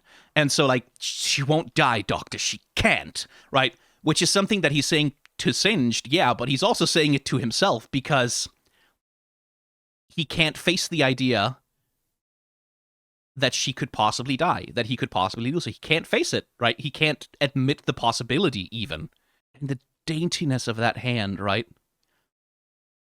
Wanting to touch her, but also kind of being scared to. This is some of the most like gentle and physically intimate behavior we get from Silco towards anyone, right? Silco is not someone who's habitually gentle with anyone. And now, Singed, right? So, as we talked about, Singed, 99.9% of the time, dude's chill, right? Like, he doesn't pick up a chair and move it. He drags it across the floor because he can't be bothered. He sets it down. But when something needs to be done, all of a sudden, right? Not languid, zip, quick and lethal. And I really like the expression on his face here. Right? That's not chill, sort of like half-lit, it's sort of slightly sleepy-seeming Singed, who's like in most of the rest of the show, where he's just like calm and casual. He doesn't care about anything. He's like, oh, whatever. That's like a Singed is like, this is necessary. This needs to get done, so I'm going to do it. Like, brutally and efficiently. Right? Because what Silco has asked is, save my daughter's life. What Singed knows is, yeah, she's going to be tortured now. This is going to be hell for her, and she's going to come out changed and horribly traumatized. So, you can't be awake for that, because if you're awake, you're going to stop me, right? So since he can't be awake for this, this is what needs to happen, right? It can't be sending Silco away because he knows Silco isn't going to leave. It can't be like, listen, you need to brace yourself for this. It's like, yeah, no, you need to be unconscious for this, otherwise you're gonna get in the way, and I have a job to do here, right? And that's the interesting thing about like Singed, like the little bits of peculiar empathy that he shows, right? I too once had a daughter. Is like that thing of like, yeah, no, I this is necessary because if I was in your position and I was about to see what's about to happen to Jinx happen to my child, I would get violent. So onto the chair you go, buddy boy. But I just really like that little bit of change, right? Like the moment Singe is like, some violence needs to happen here. No more languidness, no more sort of slow or casualness. Now he's like precise. He's literally fucking hitmanning Silco, right? Now he's precise. Now he's lethal. And brutal, right? Out of necessity, he believes this brutality is necessary to achieve the job he's been given. I just like that. I like that Singed is 99% of the time just so fucking slow and casual and unbothered, and then whoosh, lethal and precise. It's a good little bit of characterization for him, and he was right to do it. Like we see that in the scene where Silco wakes up and kind of sees what's happened. Right, that's a lot of blood. He seems to be wiping down something, and as Singed rather correctly predicted, yeah, no, Silco is going to get violent about that. And here's another bit of characterization. I know this is the Silco section, but we're talking about Singed a lot. Here's another bit of characterization I like for Singed is he's actually a little bit scared here, right? Like he has a sort of drugged up man who's like only just woken up from like sleeping, who's like afraid that his daughter might be dead at Singed's hands. So look at what his eyes do with the scalpel, right? Looks at the scalpel, looks at Silco, looks at the scalpel, like looks at Silco, looks at the scalpel, looks at Silco, right? You get a real sense of like, Singed isn't 100% sure he walks away from this alive, right? Like, this is a moment where Singed, like, I think the only real time in the show we see Singed sort of being scared and Singed being uncertain. And all of a sudden, he's not so sure. I like that. I like those little shifts. Like, what's a character like when they're powerful? What's a character like when they're scared? What's a character like when they're vulnerable? This is pretty much the only vulnerability we really get to see from Singed at any point, which is like, no, yeah, like, if he ever gets surprised, if he ever sort of gets overwhelmed, if he doesn't have a plan going in, clearly a lot of his confidence kind of gets lost. Which I like. Like, it humanizes him. It's sort of what prevents him from just being a cartoon villain, right? Like, that we get to see, and this book, true for both Silco and Singed, we get to see those little moments of humanity and vulnerability from them, where they're not sure, where they don't know what they're doing, like where they are not entirely confident that they're going to walk away from this alive, right? Like where they're looking for some kind of quick response that can save their asses, but they're not just permanently in control like a fucking Dungeons and Dragons BBEG, right? Like they're not like the supervillain from the anime who's like, oh, this was only my first form, right? Like they're not like Frieza. These are ultimately people. They are human beings underneath it all. And I like that vulnerability in them. Hi, sorry to interrupt again. It's a really long video, so I figured I could get away with putting more than one little mid-roll in here. Don't worry, this is not an ad, or, well, it is an ad, kind of, but it's not a sponsor bit. I just have a trailer for something I want to show you, and I'd really like you to check it out. Superhumans! Once pure fiction, they became reality the day a god perished in our skies, bringing power to a lucky few and terror to the rest. Those masses are now looking for hope, and I want to provide it. My name is Network, here to prove that you do have protectors during these unprecedented times. What better way to do so than with live footage? Our camera drones capture all the action so you can see our new superheroes fighting the good fight in real time. Thank you so much for tuning in, and welcome to Power Play. Thrusters engaged.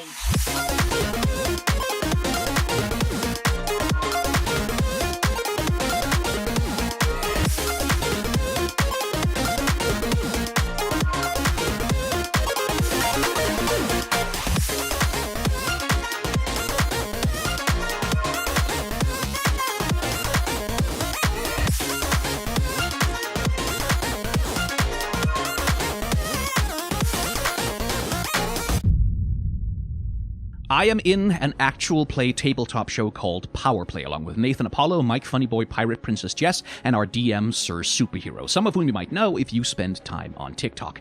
We play a group of fresh, inexperienced young superhumans in a world where superpowers have only just become real, and we agree to participate in a TV show about our exploits so we can show the world that superheroes can be a force for good. And also we make a bunch of money. Of course, this being a superhero show, it isn't going to be quite that simple, and for my character, Tom, there might actually be a bit of a price to pay for gaining the powers that I now have. Power Play is run in the Masks TTRPG system, which is based on roleplay and collaborative storytelling, so the pace is fast, the focus is on the characters, and almost no time is spent waiting for turn orders or complicated dice rolls. As I record this, 4 episodes are available on the D & Dorks YouTube channel, link in the description, and new episodes are coming out every week. The campaign is going to be 10 episodes long. Our DM has put a ton of work into the production values, and it's some of the best roleplay I have ever been involved with. Please go watch it. I had so much fun playing Tom in this campaign. Anyway, hey, if you sat through this ad for me, thank you. I really appreciate it. And if you put a moon emoji in your comment under the video, I will read it and I will leave a little heart on it. Back to the animation.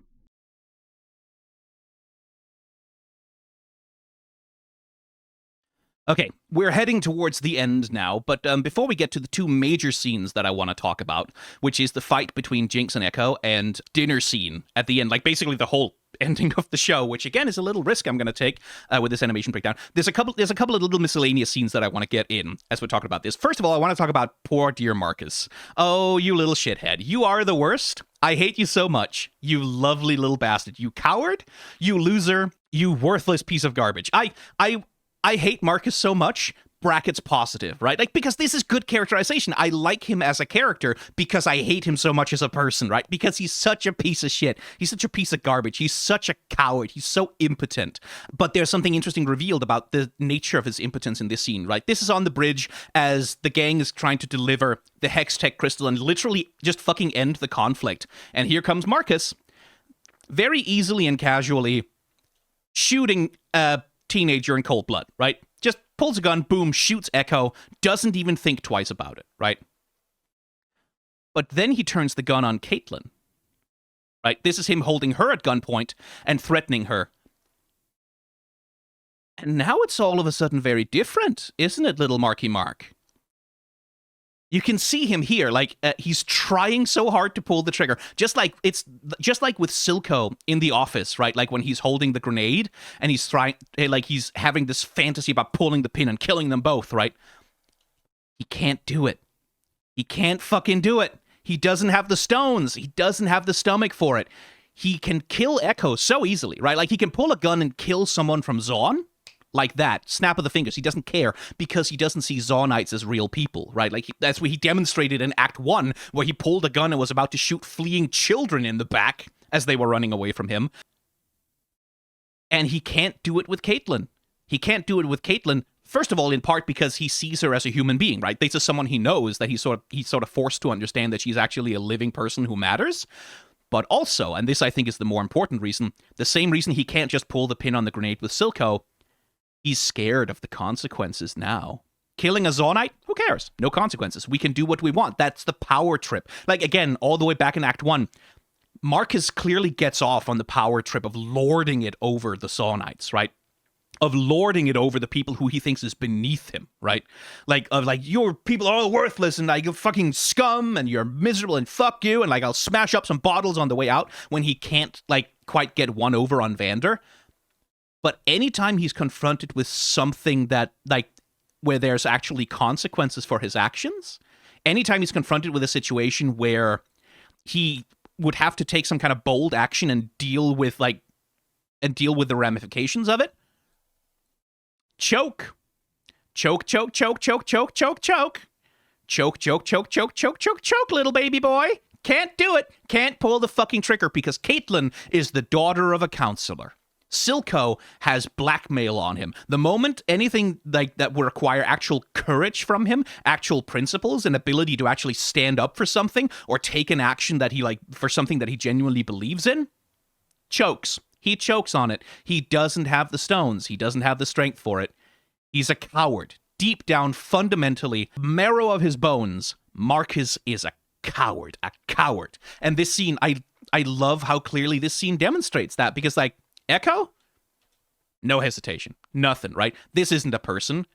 Like, there will be no consequences for me doing this. No one cares. That's not real. Oh, that's a person, actually. I'm scared now. I can't do it. Like, little piss baby pisses his pants. Oh, you suck so bad, Marcus. Again, brackets, positive. These are good. This is good characterization of him. I really like it. Because it's just so nice to have someone in the show who's the worst, right? He's just the worst. Like, no one in the show is worse than him. He's the worst one. He's the one who sucks by far the most. And yes, he has a daughter. Of course, it's terrifying that Silco threatens her.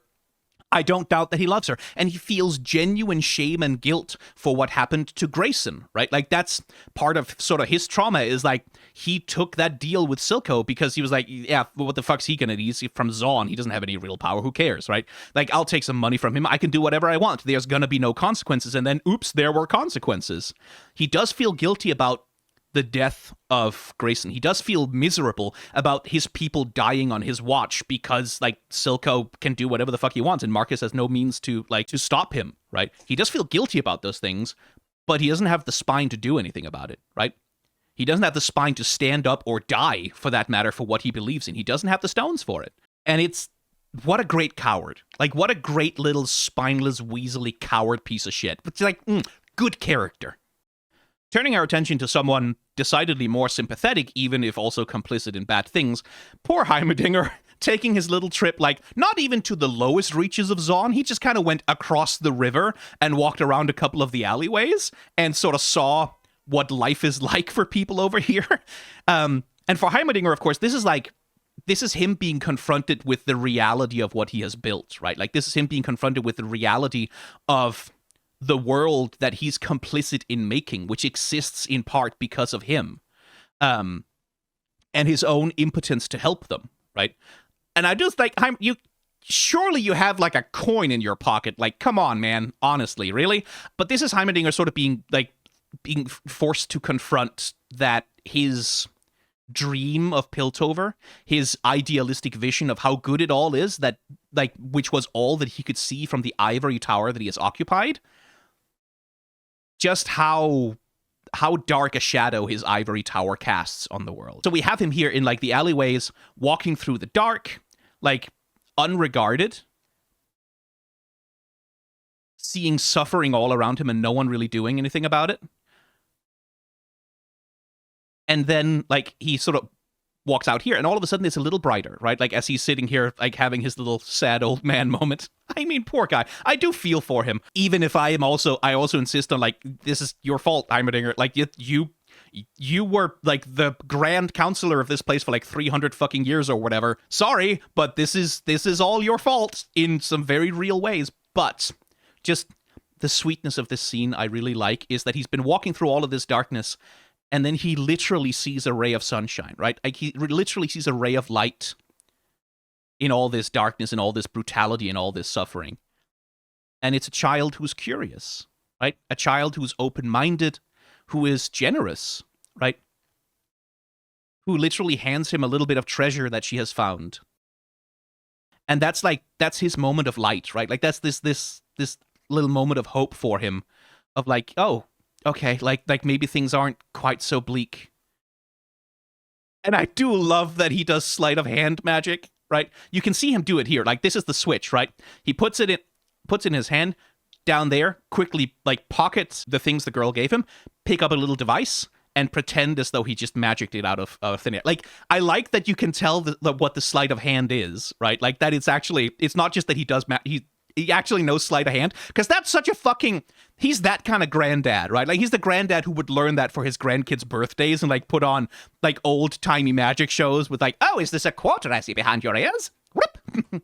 Well, my boy, I am afraid I haven't brought you any presents, but, oh, what is this you have behind your head? My goodness, it's a brand new spanner.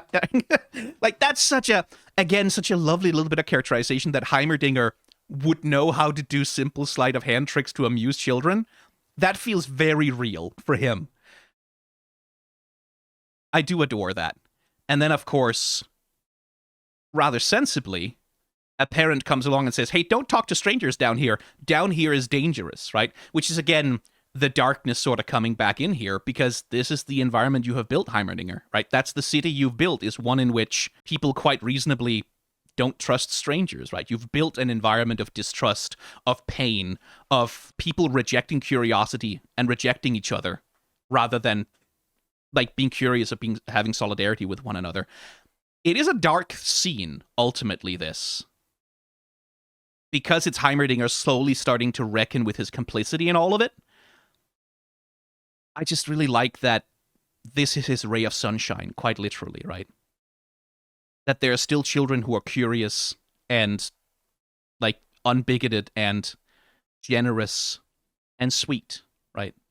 That it isn't all hopeless. He gets that little moment of, like, okay, it's not that it's all gone to shit in hell. Like, there's something here that's worth fighting for, right? Like, there's something here that's worth rectifying things for. Because that's another thing about Heimerdinger. Like, one of his problems is he's stuck in his immortality, right? Like, that he lives for hundreds and hundreds and hundreds of years.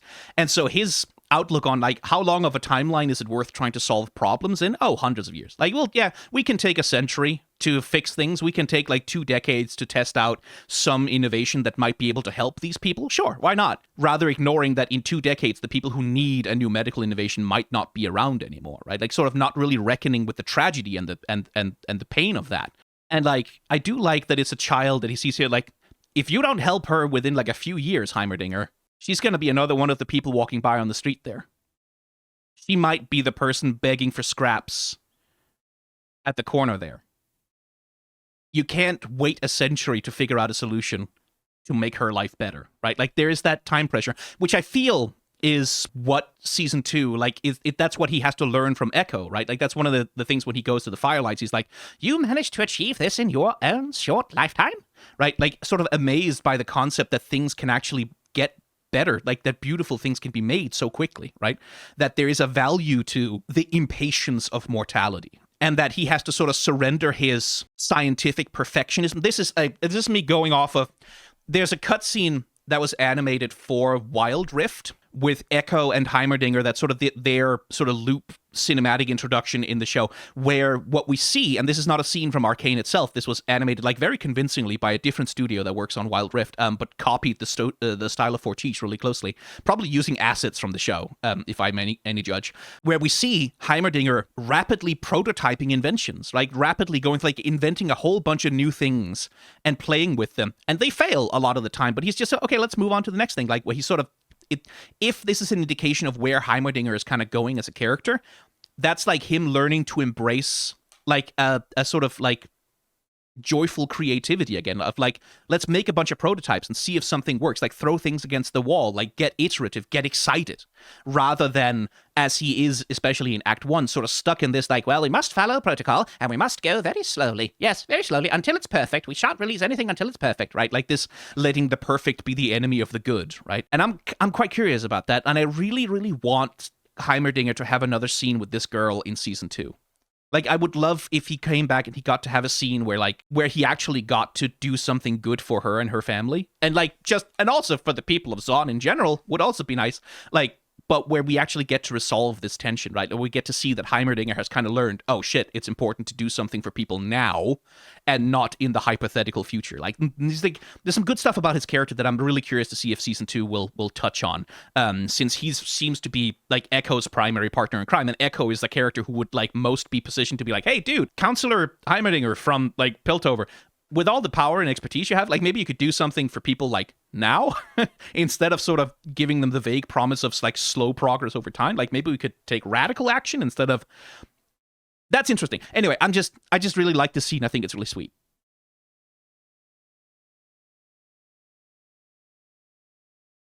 Okay, let's take another risk here. Let's do the whole fucking scene. The whole goddamn fight.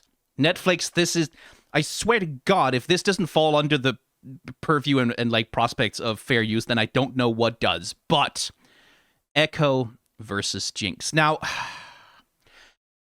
this is one of those fights that I have mixed feelings about because, number one, it's so fucking good. It's so fucking cool. It's so fucking stylish. Massive photosensitivity warnings for this one, by the way. Like, the way that I'm gonna flash back and forth between all of this nonsense.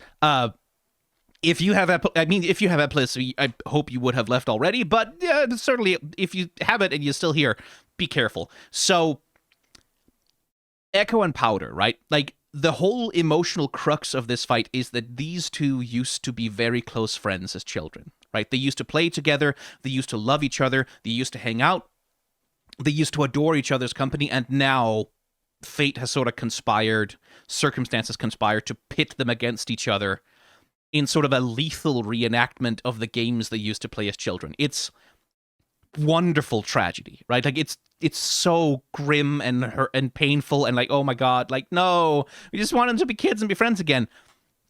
The one problem is that they're nowhere in the show are they ever shown to be friends. That's really the thing. Like, Ekko, check Act 1 again. Ekko doesn't have any scenes with Powder. He doesn't have any real interaction with her. There's no moment where they sort of have a scene together or they sort of confirm like, oh yeah, like this is our dynamic, or we get any sense of that whatsoever.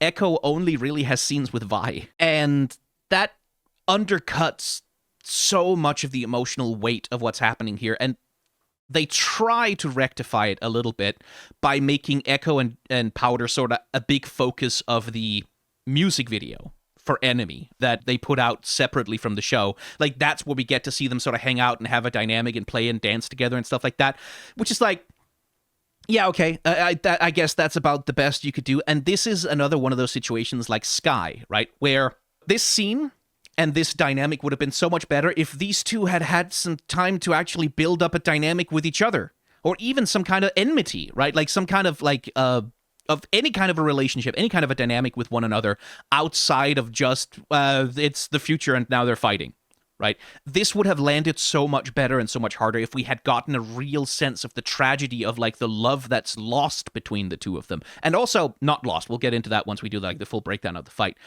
And it's one of those things like, again, Arcane is already so fucking dense. There's already so fucking much. There isn't room in the show as it is to put in scenes where like Ekko and Powder get to hang out and have a dynamic or build up some kind of like relationship that can then be tragically destroyed in like the later acts. There isn't room for it. I don't know where you would put that.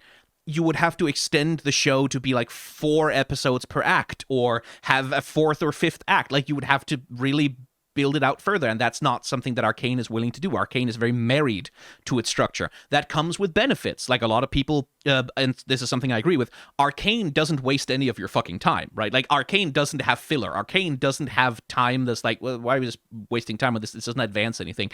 It is incredibly tight. It is incredibly tightly paced, and like, that's part of why it's so fucking good.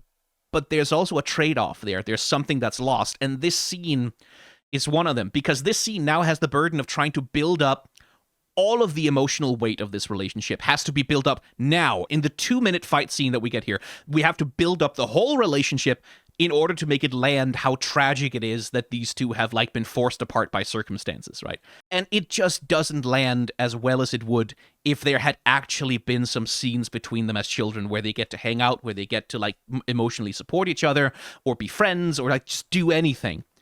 Because they don't get that, like, that's the biggest flaw, that's the biggest weakness in this whole scene. Everything else, though, banger as fucking hell. Let's talk about it. So, the fight. It's split into a couple of different sections. The first section is the intro, right? Which is the stare down, the standoff, as these two characters who have this past, this history with one another, put on their war faces, essentially, put on their personas for violence, and get ready to enact it on one another. The second section of the fight, then, is the major chunk of it, which is the flashback, right? And then the final phase of it is, in reality, when Ekko actually executes the move he was planning, and, well, finds that he can't quite escape being confronted with the humanity of the person that he's dealing with. So, taking it from the top, right? Ekko, at this point, has seen Jinx kill his friends, right? Like, she works for Silco. Silco is a monster who is destroying his community. Powder has been helping him. She's been killing his friends outright. And so this opening scene here, for me, is very much about Ekko sort of processing through his anger with her and coming to a place where he can, like, put away their relationship, put away the connection that he has with her, and just simply go and enact the violence that is necessary in order for him to achieve what he needs to do, right? Like, that's his emotional process here, as he's like, you can see as like Jinx taunts him, there's this welling up of anger, and then he kind of goes, no, let it go. As he slips into, I am the leader of the Firelights. This is planning mode, and I'm about to read you like a person reads their wristwatch, right? That's basically what he's doing. And Jinx, seeing that she can't get to him that way, right? Like, she can't poke through his defenses that way,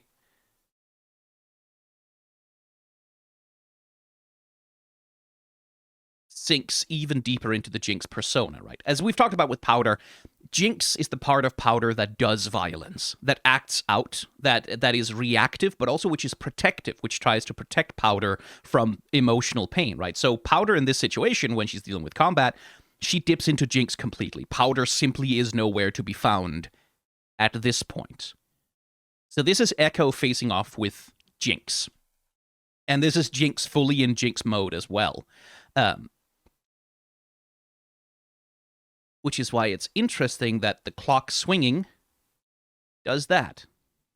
As we saw in the Ekko music video, right? Like, Powder and Ekko are supposed to have history. They're supposed to have this long relationship of being one another's, like, best friend of the same age when they were kids, right? That's what's supposed to inform the tragedy of the fight. We've already talked about how that maybe doesn't quite land in the context of Arcane, but this does get back to that central theme of Arcane that I've been harping on about, which is that you can't break the bonds, right? Like, that the bonds are there. Like, these memories, these parts of you that are attached to other people, they don't just go away because you want them to. You cannot divest yourself of them through sheer willpower alone. And that's partly what's happening here, because what Ekko's trying to do is he's trying to manipulate that connection to his own ends, right? Like, what he's doing is he's going into his mind palace, he's doing his memory thing, clicking his clock, transporting his mind back in time, remembering the play fights they had as children, remembering everything he knows about Powder and Jinx,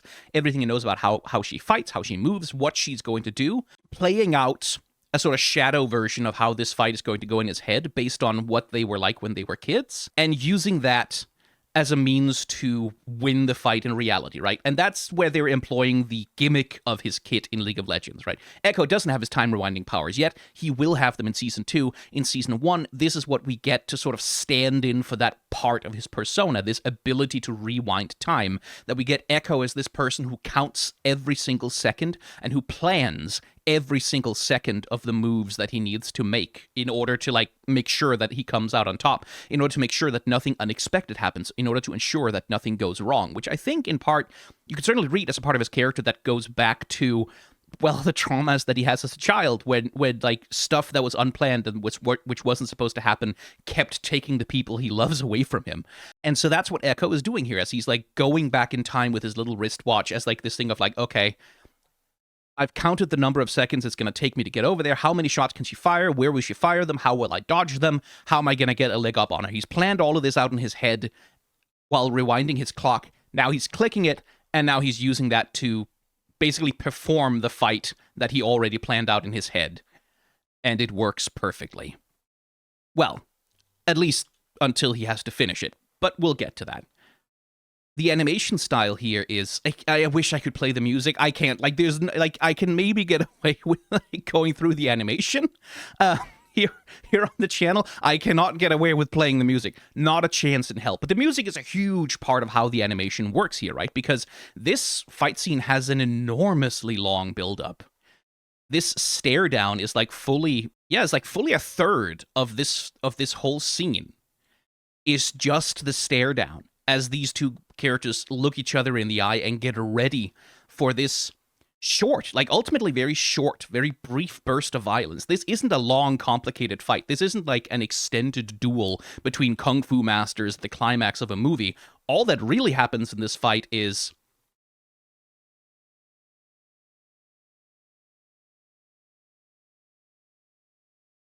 that, right?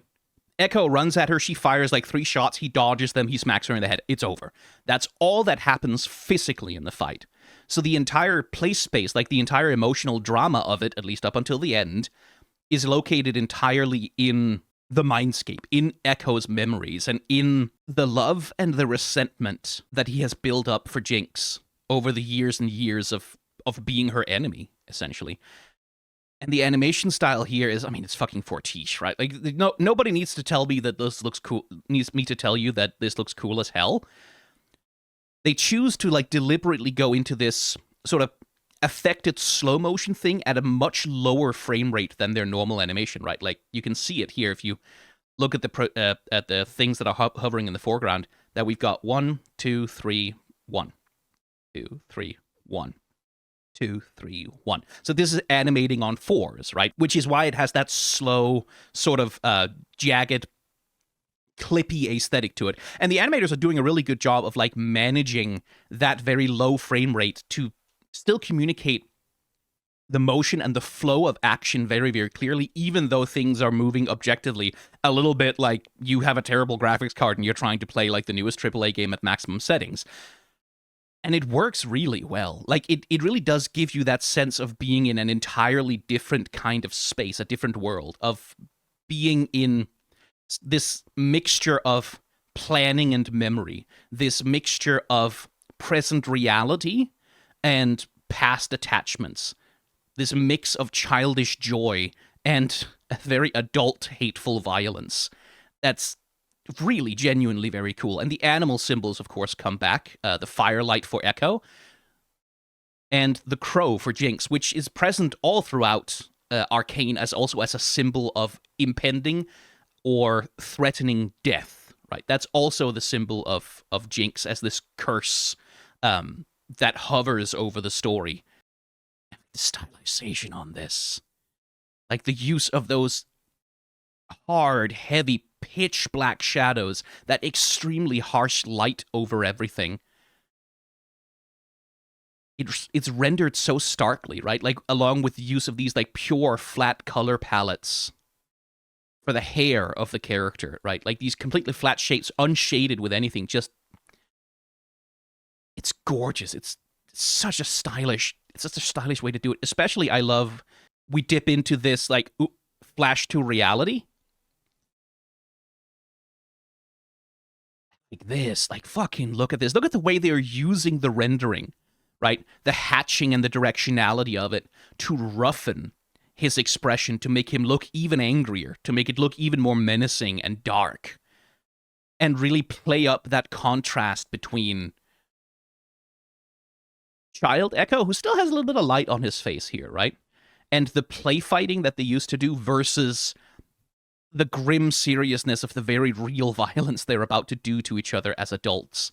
That flashing back and forth between this, like, much darker, more roughly rendered Stark thing, and then this more childish, innocent version of both characters melding and merging in and out of each other. It's really fucking pretty. And then run it all back. Ekko has his plan, and he's about to execute it. Right? He has counted this out to the second.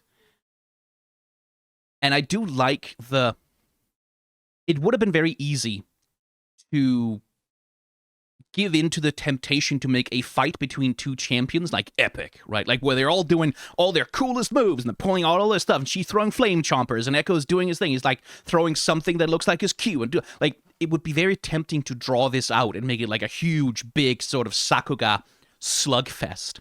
They don't do that. They place all of the drama in the mindscape, and as soon as we get back to reality, it really is just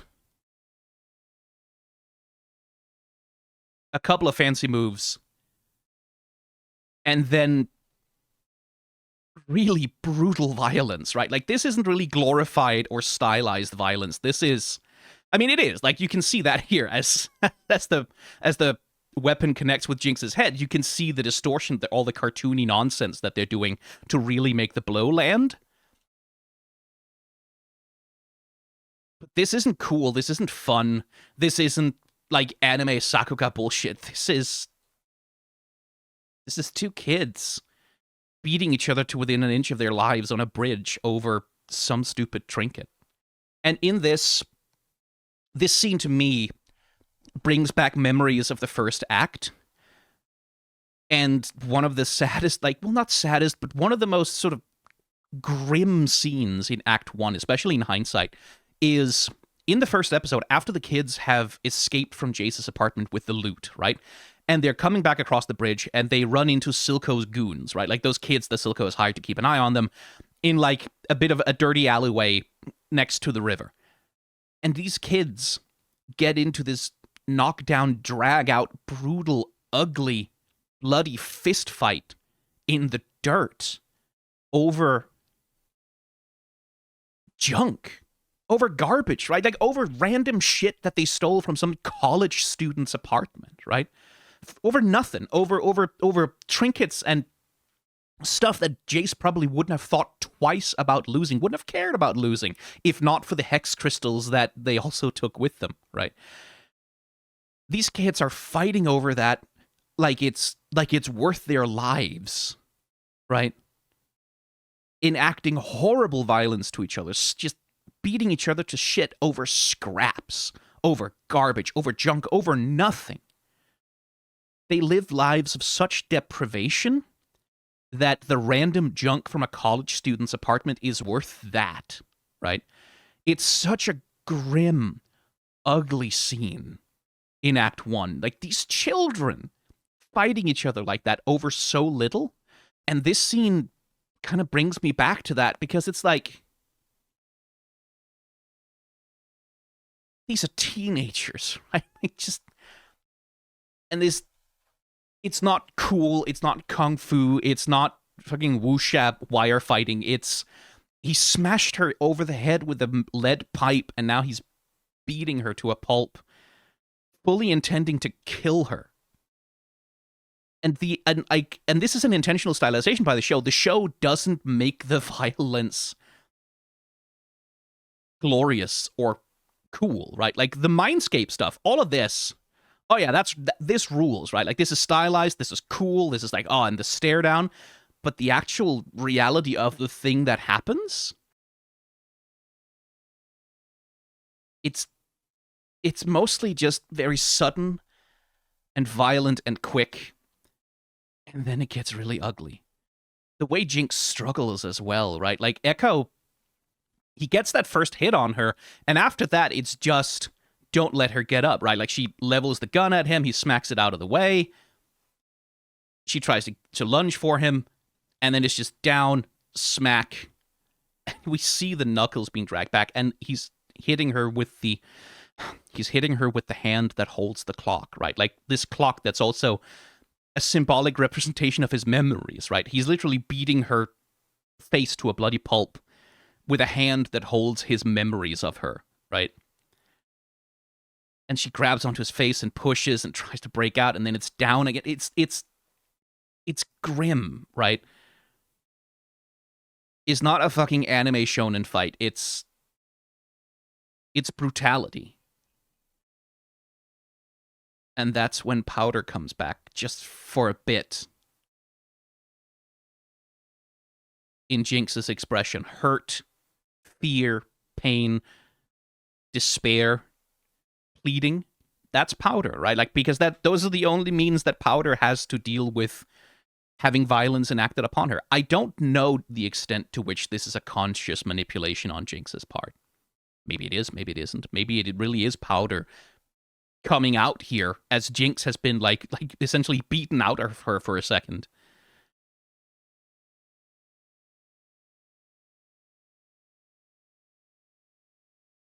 And that's the theme of Arcane, is you can't break the bonds. He has seen her kill his friends. He has seen her do everything she could possibly do to deserve this.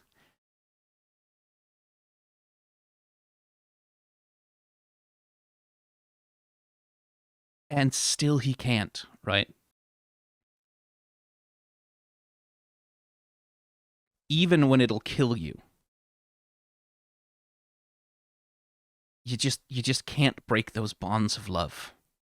It's an amazing fight scene. Like, the best fights in fiction, the best fights in cinema are not about the physical capabilities of the characters. It's not about power scaling. It's not about who's stronger, or it's not about who, like, even wins. It's not really even about who wins. It's about what is the relationship between these characters that they are expressing through the conflict that they have with one another.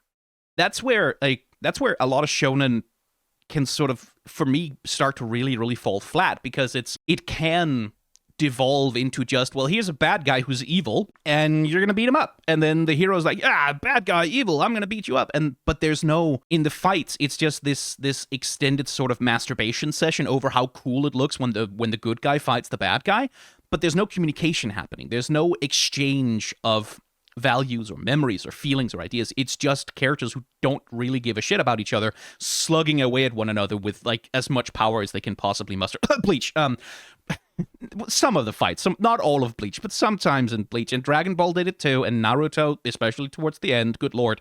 That's what made early Naruto so good, is like the emotional stakes when characters were fighting were like, anyway, that's what makes this an amazing fucking fight scene. It's not really that what happens is like this cool ass amazing Sakuga, like with like characters doing all kinds of cool, fantastic feats of power and strength. What makes this a really, really good fight scene is this is about their relationship. This is about the bond that they have to one another, which just simply cannot be broken, no matter how much Ekko might want to do it, and how ugly the violence is, how meaningless it really is.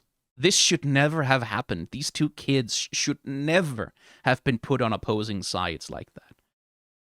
But it's also neither of their fault, right? Like, what was Powder supposed to do in Silco's case? Like, not be raised by him somehow? No, like that.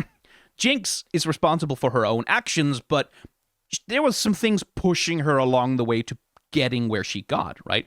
And Ekko is like, yeah, like, it's not like Jinx was not going to attack, so what the fuck is Ekko supposed to do? Circumstances have put him in a position where this is what has to happen. And it's not his fault, and he doesn't want it, but that's where we are, right? And that's tragedy. That's very good tragedy. People who should never have been enemies forced to brutalize each other horribly. Again, the biggest weakness of this fight scene is that Ekko and Powder don't really get to have a relationship in the context of the show, right? Like, they don't get to build up a relationship that can be paid off with this meaningfully. And that's sort of like, on the one hand, I want them to develop more of a relationship in Season 2. I want them to have moments of not necessarily reconciliation, but at least moments of closure with each other, right? Where they get to bring their relationship to a closure rather than leaving it on like this mutual attempted murder. On the other hand, there isn't any groundwork that's been laid for that, right? Like Season 1 didn't do it. It didn't lay the groundwork for their relationship to be explored more deeply. The music video isn't enough. So is there room in Season 2, which is presumably going to be even more dense than Season 1 somehow, because it's got more shit to cover? Is there even room for that there, for them to have a relationship there? Or is this all we're ever going to get from them? Is this all it's going to amount to?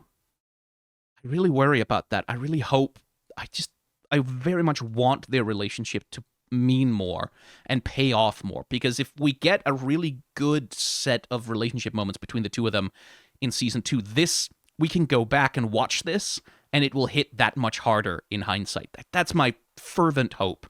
I don't have high hopes for it, but I have fervent hopes for it. Like, I choose to believe that it is possible, even as I'm not sure how it would be possible. God, what a gorgeous fight scene.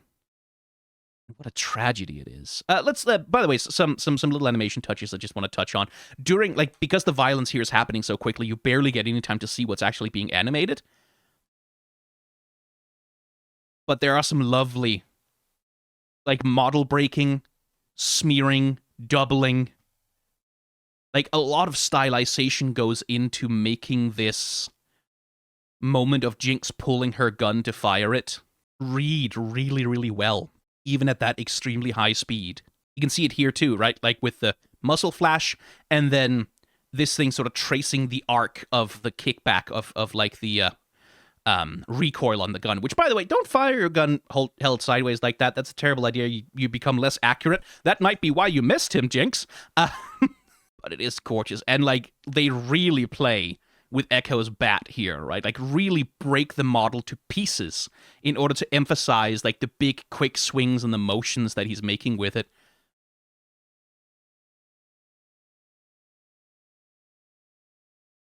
Like, it's a gorgeous air flip.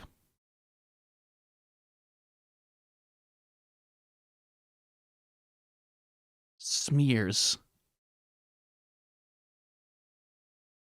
And that makes sense, right? Because, like, this thing, it's going to be on the outside of the arc of his rotation, right? Like, so that's the thing that's going to be moving the fastest of everything on Ekko, but you can also see him using it, right? That he swings it up over first, follows with his body, and as he comes down, he uses the momentum of the swing from this thing, right?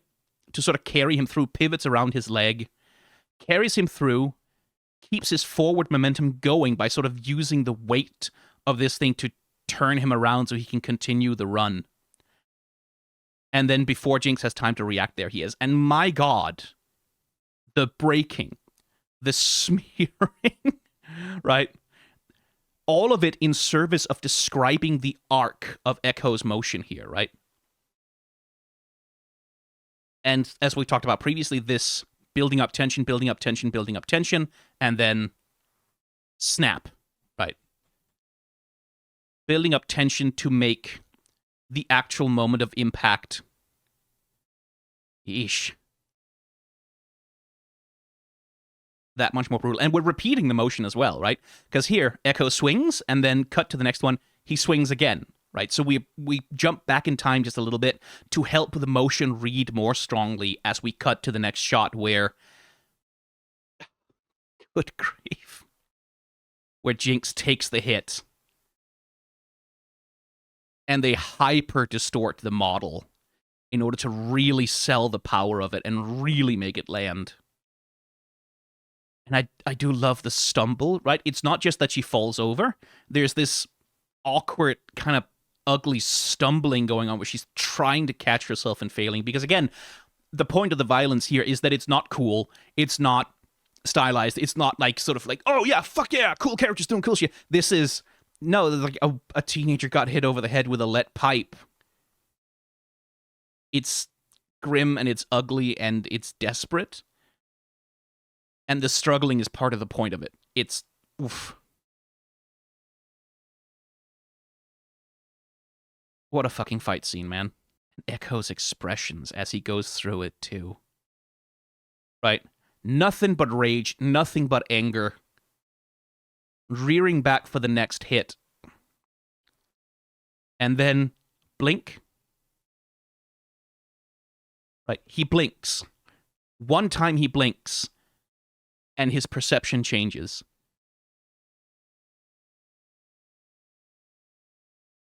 And now he's being forced to see the person that he doesn't want to see. He's forced to see Powder, right?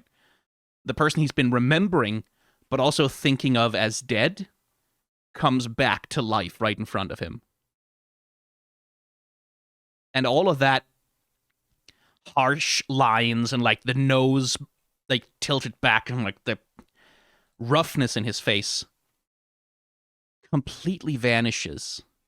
As even like, and Jinx's face softens here too as well, right? Like as we head into this, like where the light comes in and we head into this mind space, her face softens as well. A lot of the lines go away. She almost seems to de-age a little bit. Like you can see the way the lines here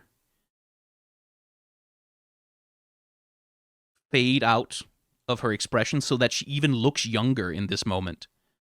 And the same thing with Ekko, right? Like he literally looks younger. He literally looks more like the child version of himself here as he softens and can't bring himself to do it. What a fucking fight scene.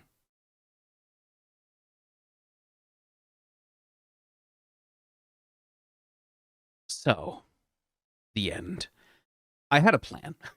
I had a plan for what I wanted to do. I wanted to do most of the video as my usual, just talking over the animation, doing my thing, commentary as we go, kind of animation breakdown. But then once we get to the end scene, the pivotal, like the dinner scene between the characters, that's when I was gonna like pull a rug and pivot and go, I fooled you. It is actually now a structured, fully scripted video essay with fancy editing and the whole thing. That was gonna be my, that was the plan. That's what I wanted to do. But the more I worked on it, the more I wrote, the more I tried to tighten it, and like turn it into essentially a video essay ending. The more I was looking for like, oh, here's the central thesis and these are the arguments I'll use to build my...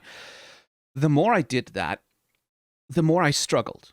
Because the more it felt like I was getting away from what I really wanted to actually express about Arcane. It felt like I was grasping for all these clever literary points and attempts to like tie a cohesive whole around this show instead of getting at what is the core of my appreciation, which is just that I really fucking love this show, man. That I really, really, really like it. I think it's really good. And what I want to do with these videos is share how much I like it and try to express why. And so, very much in the 11th hour, although, God, this video's taken so long. I don't know if it's 11th or the 432nd hour, but eventually I came to a point where I could not make this script work for the life of me. I just decided to say, fuck it. Like, I guess we're not doing that. Maybe someday, another day, I'll return to the idea of a structured, scripted video essay kind of thing. Something more compact. But not today. Because it wasn't right. It didn't work. Because what I want to get at is that this show is so fucking good. And I love it so much. And everything it does with its animation, everything it does with its cinematography, the direction, the sheer amount of effort, and the passion that is on display from the writers, from the artists, from the animators, from the background people. Like, fucking everyone brought their goddamn A-game to Arcane. And it's like, it would have been so easy on so many levels to say, as League of Legends characters, who gives a shit, right? Oh, it's a tie-in show for Netflix for League of Legends, the MOBA video game with the world's most toxic community and overpriced cosmetics. Yeah, who gives a shit? Just shit out something middle of the road that'll sell some cosmetics and call it a day. That would have been so easy, right? Like, that's what we expect from shit like this. Reasonably so, because that's what it usually is. But Christian Linke and Alex Yee and the folks at Fortiche and the writers that they brought in, they put everything into this shit. Everything. They really, like, they pushed the boat out and then they, like, doggy paddled to catch it. And I have so much respect for that. It's that eternal problem of art in the age of capitalism, is that this is owned by Riot Games, which is going to claim credit and get all of the money and all of the accolades and all the recognition for putting this show together, but it was made by people. As I said in the intro, it was made by people. It was made by people who showed up to play and gave everything. Everything they had, all of their talent, all their craft, all their interest, all their attention. This fucking thing, to put this together, to make these characters come to life in a way that is more complex and more meaningful than any of the source material that they were drawn from. And I adore it for that reason. And so the end here, it's going to be unstructured ramble. Like, I have a few ideas, I have some thoughts in mind. I have some things I want to cover, but mostly I just want to watch the scene and talk about how I feel about it and everything that happens in it. That's the only honest way to do this video. It's like, I flew too close to the sun, and it turns out, no, I don't want to be structured. I don't want to limit myself. I don't want to be focused. I just want to ramble on about a thing which I adore. So, tempting the copyright gods one last time, let's go through the entire ending of Arcane Season 1. The dinner scene, where everything comes to a head. So, the ending scene is actually a scene that we've kind of already seen before. Arcane as a show is, like, obsessed with parallels and cycles and, like, mirrorings and repetitions and, like, things that sort of like cycles and events that repeat themselves but sort of change very slightly or have different meanings as they repeat themselves. And so we've already seen this with Jinx, right? Like with Silco specifically, we talked about this earlier, when she comes to Silco, sits in his lap, and stabs him with the medical needle, right? Which is a reenactment of the scene they had in Act 2, where it was like a scene of intimacy and trust between them, and then becomes like this power play between the two of them, where it's like Jinx is at once trying to punish Silco for being dishonest with her, but also seeking comfort from him. And that's basically kind of what's happening again. I don't know that this scene is meant to be explicitly sort of a reenactment of that scene, but Jinx is kind of doing the same thing here. Powder Jinx are like, she is in such a state of disarray right now. She's just been through a horribly traumatic medical procedure, right? Like, she's just been through like a real unhappy, not very nice time at the hands of Singed, which was very much Silco's decision to do that, which has like deeply traumatized her and fractured and destabilized her psyche even further than it already is, right? Like, not in any new ways, but it's just made everything that's already stressing her out and hurting her, and all of her trauma and all her triggers have just become even more worse and more acute, right? And one of the things that she's been stuck in, again, this is the theme of the show, everybody wants to be my enemy. That's the theme song, and it's about Powder. It's about Jinx. Like the way that she feels in the world is that everyone and everything wants to be her enemy, right? And this is something that Silco has very much nurtured in her, right? Like, that's very much his rhetoric all the time, is like, everyone else betrays us, right? Everyone else betrays us. We can only trust each other. It's only you and me. Vander betrays us. Like, the Topsiders betray us. Like, Piltover betrays us. Your sister will betray you. Everyone will betray you. It's just you and me. Silco has nurtured that part of Jinx very strongly, because, again, he believes, honestly, that it will make her stronger, because that's what he perceives that it did for him, is that it made him stronger, like, to realize, like it's just me, and, like, we'll show them all. He has nurtured vengefulness. He has nurtured paranoia.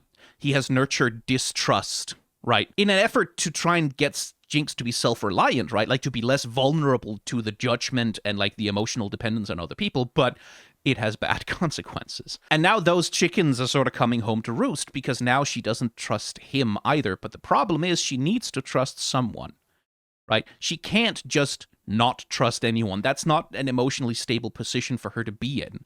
And so this scene, at least such as I read it, much like the scene with Silco with the needle, where she's stabbing him, it is at once her setting up this little playful scene, taking control, and, like, enacting a certain level of abuse on everyone involved, right? Like, she's being very cruel to Vi. She's not being very nice to Silco. She's not being very nice to Caitlyn. But at the same time, it's her acting out, right? Like, inflicting cruelty on them.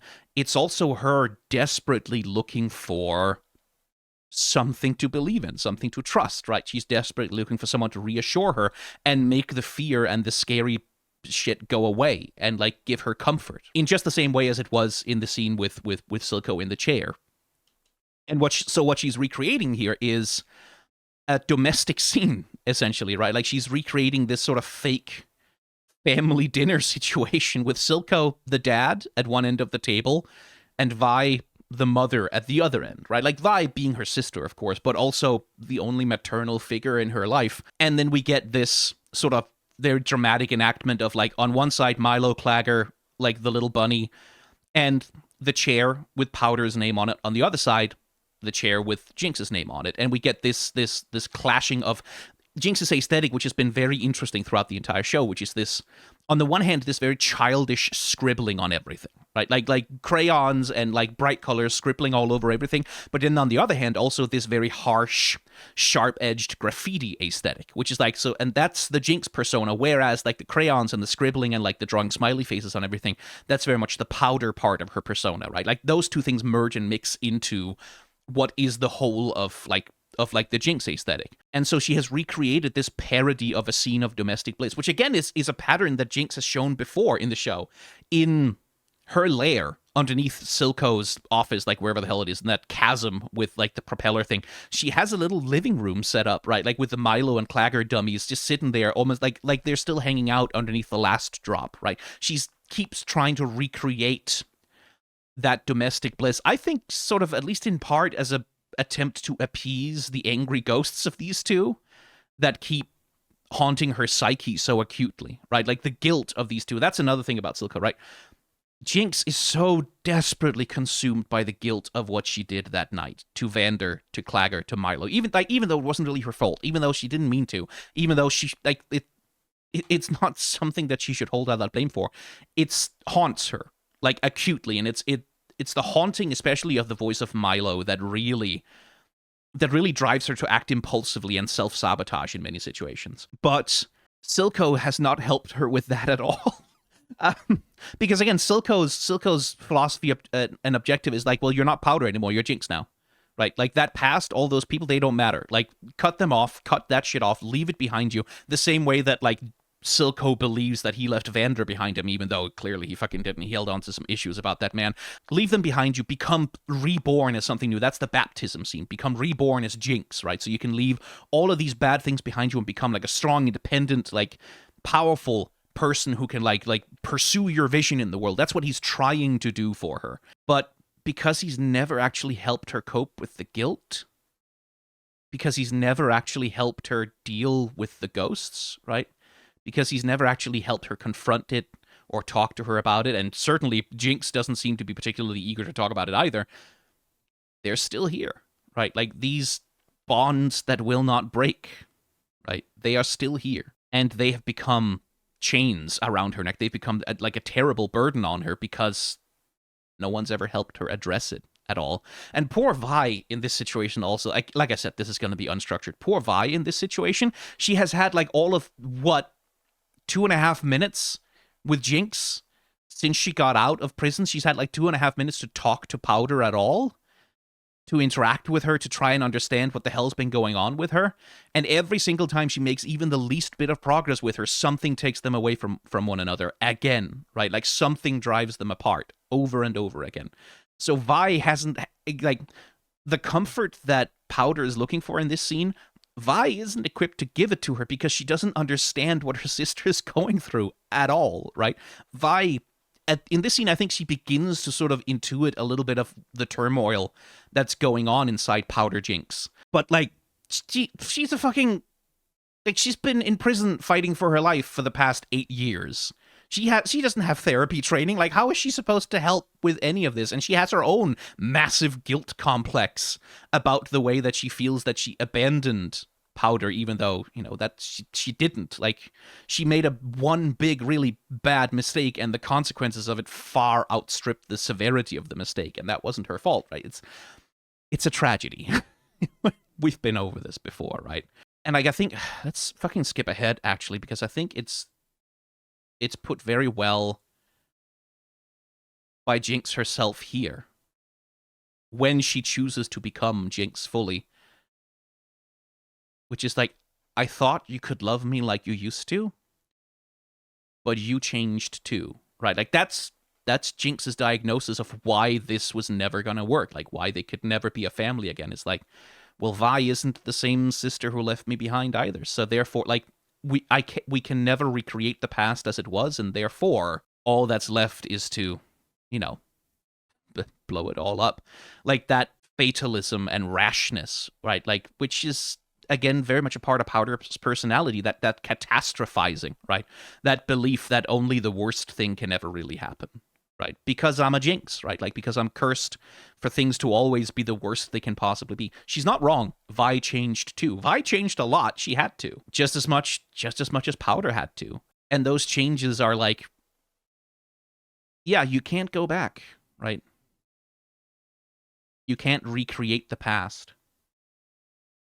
You can't just go back to an imaginary happy time that once existed. That's sort of a fundamental truth of the human condition, right? Like, it's, time goes on and we become new people, and we can't go back. And especially for Powder, who's like this poor girl has never had a safe and happy day in her life, right? Which, again, is not her fucking fault. That's really hard to bear, right?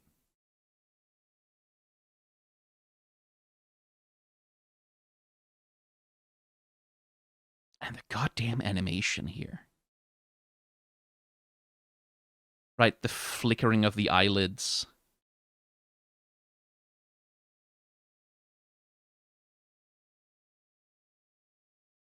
Because it's not just, like, Jinx being, haha, blowing stuff up, I'm evil, explosions, yay. Like, that's really not what's going on here. Like, Jinx is doing her little Joker thing here. Like, absolutely, right? Like, that's a big part of this scene, is that, especially as we open, Jinx is on her Joker shit, right? Like, she's doing the Harley Quinn routine.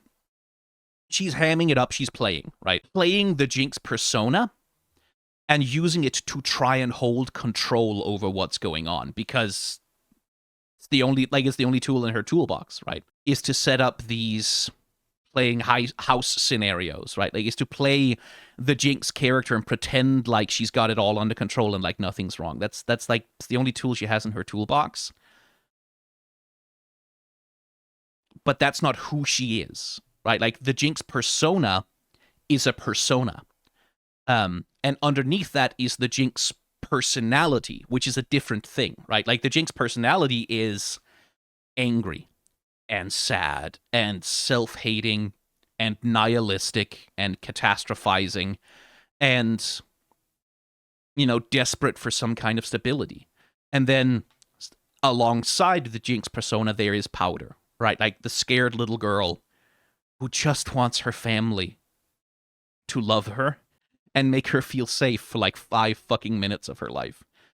Something which Vi used to be able to do, but she can't anymore. And so all of this is like, it's play, right? Like, Jinx is playing in order to try and process what's going through her.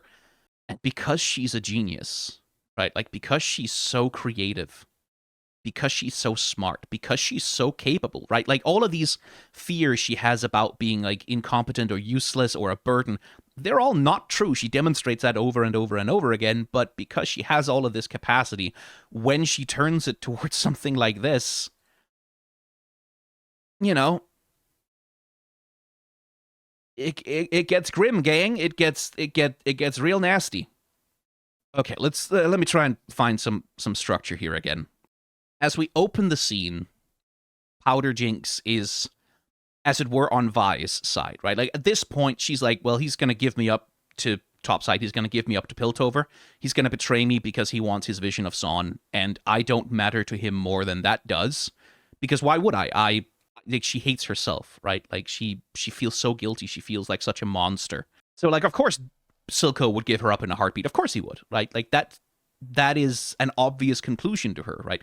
I will say, in fiction in general, I'm not a fan of miscommunication plots, right? Like, I'm not a fan of, like, a character overhears another character talk about something and they wildly misunderstand it and then they don't communicate and then that's the source of the conflict. Those, in most instances, they tend to suck. They tend to not be any fun at all for me, because it's just like, just fucking talk to each other. Like, it's such a, you have to contrive so many excuses why these characters won't just fucking talk to each other, right? Arcane has 2 of them, right? The first one being in the last drop after the heist when Milo and Vi are arguing over Powder, right? Like, and Milo is like, well, she's a Jinx and she sucks and she's the reason why, like, and that's when Vi sort of does this little reverse trick where she's like, yeah, you know what? Like, maybe there's something to what you're saying, except actually, Milo, fuck you. You're a dipshit idiot who keeps sabotaging us and being a problem. So, like, maybe shut your mouth and, like, I'm not going to rat on my sister. And Powder only hears the first part and sort of goes, oh my God, my sister hates me. And then she runs off, right? But it's something that they carry through in Powder's characterization, right? It's something they carry through in her behavior, is that she is someone who is so anxious and so scared and feels so powerless to help the people that she loves and feels so much like a burden and feels so much like she can't do anything right. That, like, yeah, for that kind of person, especially a child, like, she's so young, to overhear, like, the first half, that would be so unbearable that you would run away. Which is what she does, right? Like, that she can't bear hearing it, and so she runs. And so, of course, she doesn't understand. And it doesn't quite get cleared up before things go all the way to hell, right? And that's when Vi sort of makes the worst mistake of her life and reconfirms what Milo said. Like, you are a Jinx. This is all your fault. When Vanter's dead on the ground, it's just like, no, it's not, Vi, but, like, you're also just a kid. So, like, how the fuck were you supposed to handle this? The second one is at the statue with Vander with Silco, right? Like, where Silco is talking about, like, what do I lose but problems if I give her up, right? Like, what do I lose but problems? Which is like, Silco, you really shouldn't. That's a bad thing to say. But again, it's that thing of like, Jinx doesn't know the context of that. She doesn't understand the internal emotional context. All she understands is that the person from whom she draws her identity, her like sense of self, her sense of worth, love, stability, has just expressed that she is a problem, that she is a Jinx to him, right? And then again, it makes sense that like that specific little trigger, right? Like that specific trauma, that specific deep soul-bound horror in the core of her soul would be hit by that, especially when she's got a system full of shimmer and a psyche that's like held together with spit and duct tape after having been through like a desperately traumatic medical procedure. Of course she's not in a headspace where she would be able to receive. Like, so if you're gonna do the miscommunication plot, this is how to do it. Like, you have to create some really fucking compelling circumstances for why this character wouldn't just fucking talk, like, why they wouldn't just fucking talk to each other and clear it up, right? And so that's where she is now, right? Like, she is in the depths of, like, deep trauma, shock, recovery from a severe medical procedure, pumped full of, like, psychoactive drugs, and desperately sort of bouncing between her coping mechanisms as she's trying desperately to find some sense of stability, right? Like to find an identity to occupy where she can feel like herself. And I mean, she's gonna get one. It's gonna work by, you know, a certain definition of the term, but it's not gonna go well. So that's where she starts, right? Like she starts, he has betrayed me. The only chance I possibly have at someone who will love me now is my sister, right? Like, that's where she is to start with, and she's going to ping-pong back and forth between the two sides throughout this entire scene, right? Ping-pong between Powder and Jinx. Ping-pong between control and total lack of control. Ping-pong between doing violence and being and being the victim of it. And you can see the theatricality in her animation as well, right? Like, as right now she's occupying this Joker persona, right? Like the Jinx persona, not just the Jinx personality. She's playing, right? Like, she's being playful, she's being theatrical. That especially comes in, like, as she's bringing in the thing, like, with Vi's gauntlets and, like, not just hold, like, but doing this, like, I'm a waiter in a cartoon sort of thing, like, marching forward while holding it out in straight arm in front of her, blowing on it excitedly, teasing, playing with her sister, basically, is what she's doing. And I really do like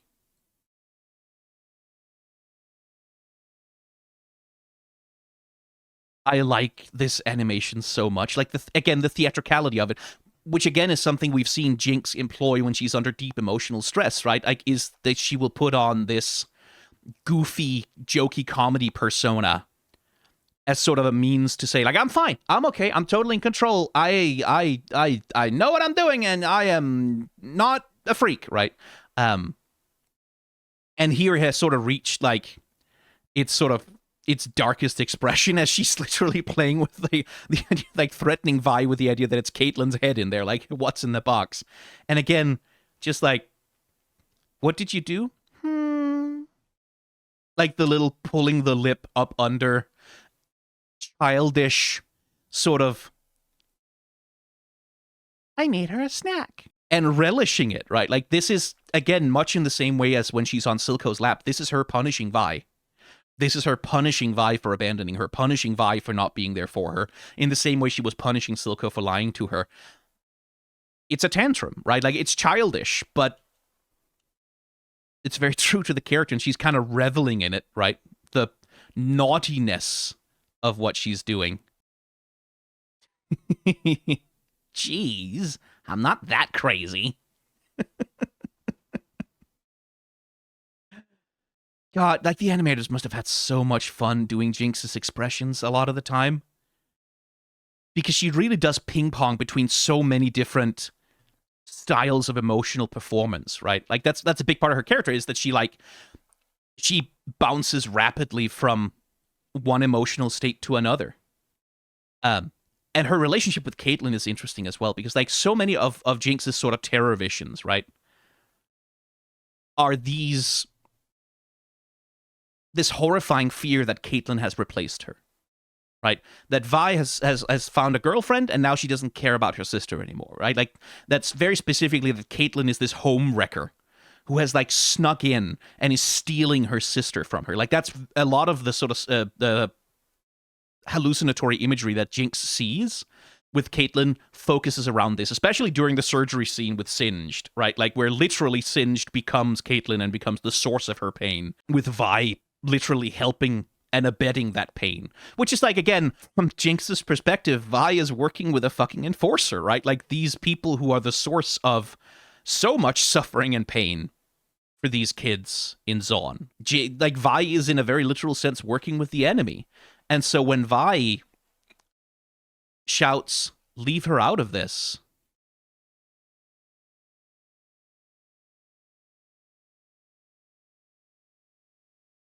that expression there, right? Like, that anger and disappointment, right? That Vi could even possibly consider taking the Pilty's side here, or try to protect her, or try to stand with her, or be on her side in any way, right? Like, there's a real sense of grievance here and bitterness. And again, this is one of those things that's really a very childish part of Jinx's psychology, right? Like, this thing of, like, she's taking my sister away from me. Like, I'm jealous. I don't want someone else to be able to have Vi. Like, she's mine. Like, Vi must belong to me alone. My sister must be mine alone. Otherwise, it's not real, right? Like, otherwise, I can't trust her if she's not only mine, if she doesn't belong only to me, if there's anyone else in this relationship, if there's anyone else I have to share attention with, then that's a threat, right? That's a very childish, but again, understandable part of Jinx's psychology to see Caitlyn in this way, as this competition for Vi's affection. It is very petty, and it is very childish. And, like, you can see the coping mechanism also, right? Like, there's the pain and, like, the anger at that, and then there's, like, oh, okay. That little hand gesture, I really like that as a thing of, like, okay, fine, fair enough. Then let's have an ultimatum about it, right? Like, because that's the thing Jinx is about to pose to Vi. It's like, here's the ultimatum. Like, where do I sit? Who am I? I can't decide. Like, again, it's this thing of, like, she's performing power, she's performing control over the situation, but really what she's looking for is guidance and reassurance, right? Like, who the fuck am I? That's the fundamental question she's asking Vi here. It's like, who am I? Am I Powder or am I Jinx? But in her mind, being Powder means being her sister's only love, as it were. Being the only person in her sister's life. Can't share with Caitlyn. Can't share with anyone else. Like, there isn't room for anything else in this family unit. I need to have you completely in order to be Powder. And if you don't do that for me, then I will be Jinx. And that's not a fair ultimatum to ask Vi. Like, that's not a fair choice to ask her to make, especially when the way in which Powder wants this to happen is, like, kill her in cold blood. Kill Caitlyn in cold blood to prove that you love me. That's there's no way in hell Vi was ever going to do that. And I'm kind of in the place where I think Powder knows that. Like, I think Powder knows that Vi would never, ever do that she would never just murder someone in cold blood like that. Like, even a Pilty, even an enforcer, like, she wouldn't do that. And I think that's why that's the ultimatum. Like, I think that's why because so much of Jinx's behavior, a lot of it is self-sabotage a lot of the time, right? Like, the scene with Silco, what she wants is reassurance. What she wants is for her dad to tell her, no, I love you. This is a misunderstanding. Let me tell you what's going on. That's what she wants. But how she acts is she physically assaults him. Which, and I might be overinterpreting, but that feels so much like the kind of, when you are in a really deep hole of self-loathing, when you really have this deep-seated belief about yourself that you are, like, a burden, a problem, someone who's always going to fuck the world up for the people that you love. And, like, that the inevitable consequence of every relationship you have is that you will be abandoned. Like, there is a tendency when you have that mindset to sort of, like, you end up forcing the end on it, right? Like, you kind of go, well, they're gonna abandon me, right? And the only way they wouldn't abandon me is if the only thing that can reassure me that they wouldn't is the most extreme possible thing, right? It's not enough for Vi to just promise. She has to do something really, really extreme to prove beyond a shadow of a doubt that I'm the only thing that matters to her. And of course, when you make those kinds of extreme ultimatums of the people that you love, well, like, a lot of the time they're going to be like, no, that's not, what the hell? Like, there's a few steps we can take before this, surely. Like, we can talk about this on a level, like, before we escalate to murder, right? We can maybe talk about this on some other levels. And then for Jinx, of course, right? Like, Vi saying, no, I can't just kill her, is the same as saying, I'm not willing to do anything for you, right?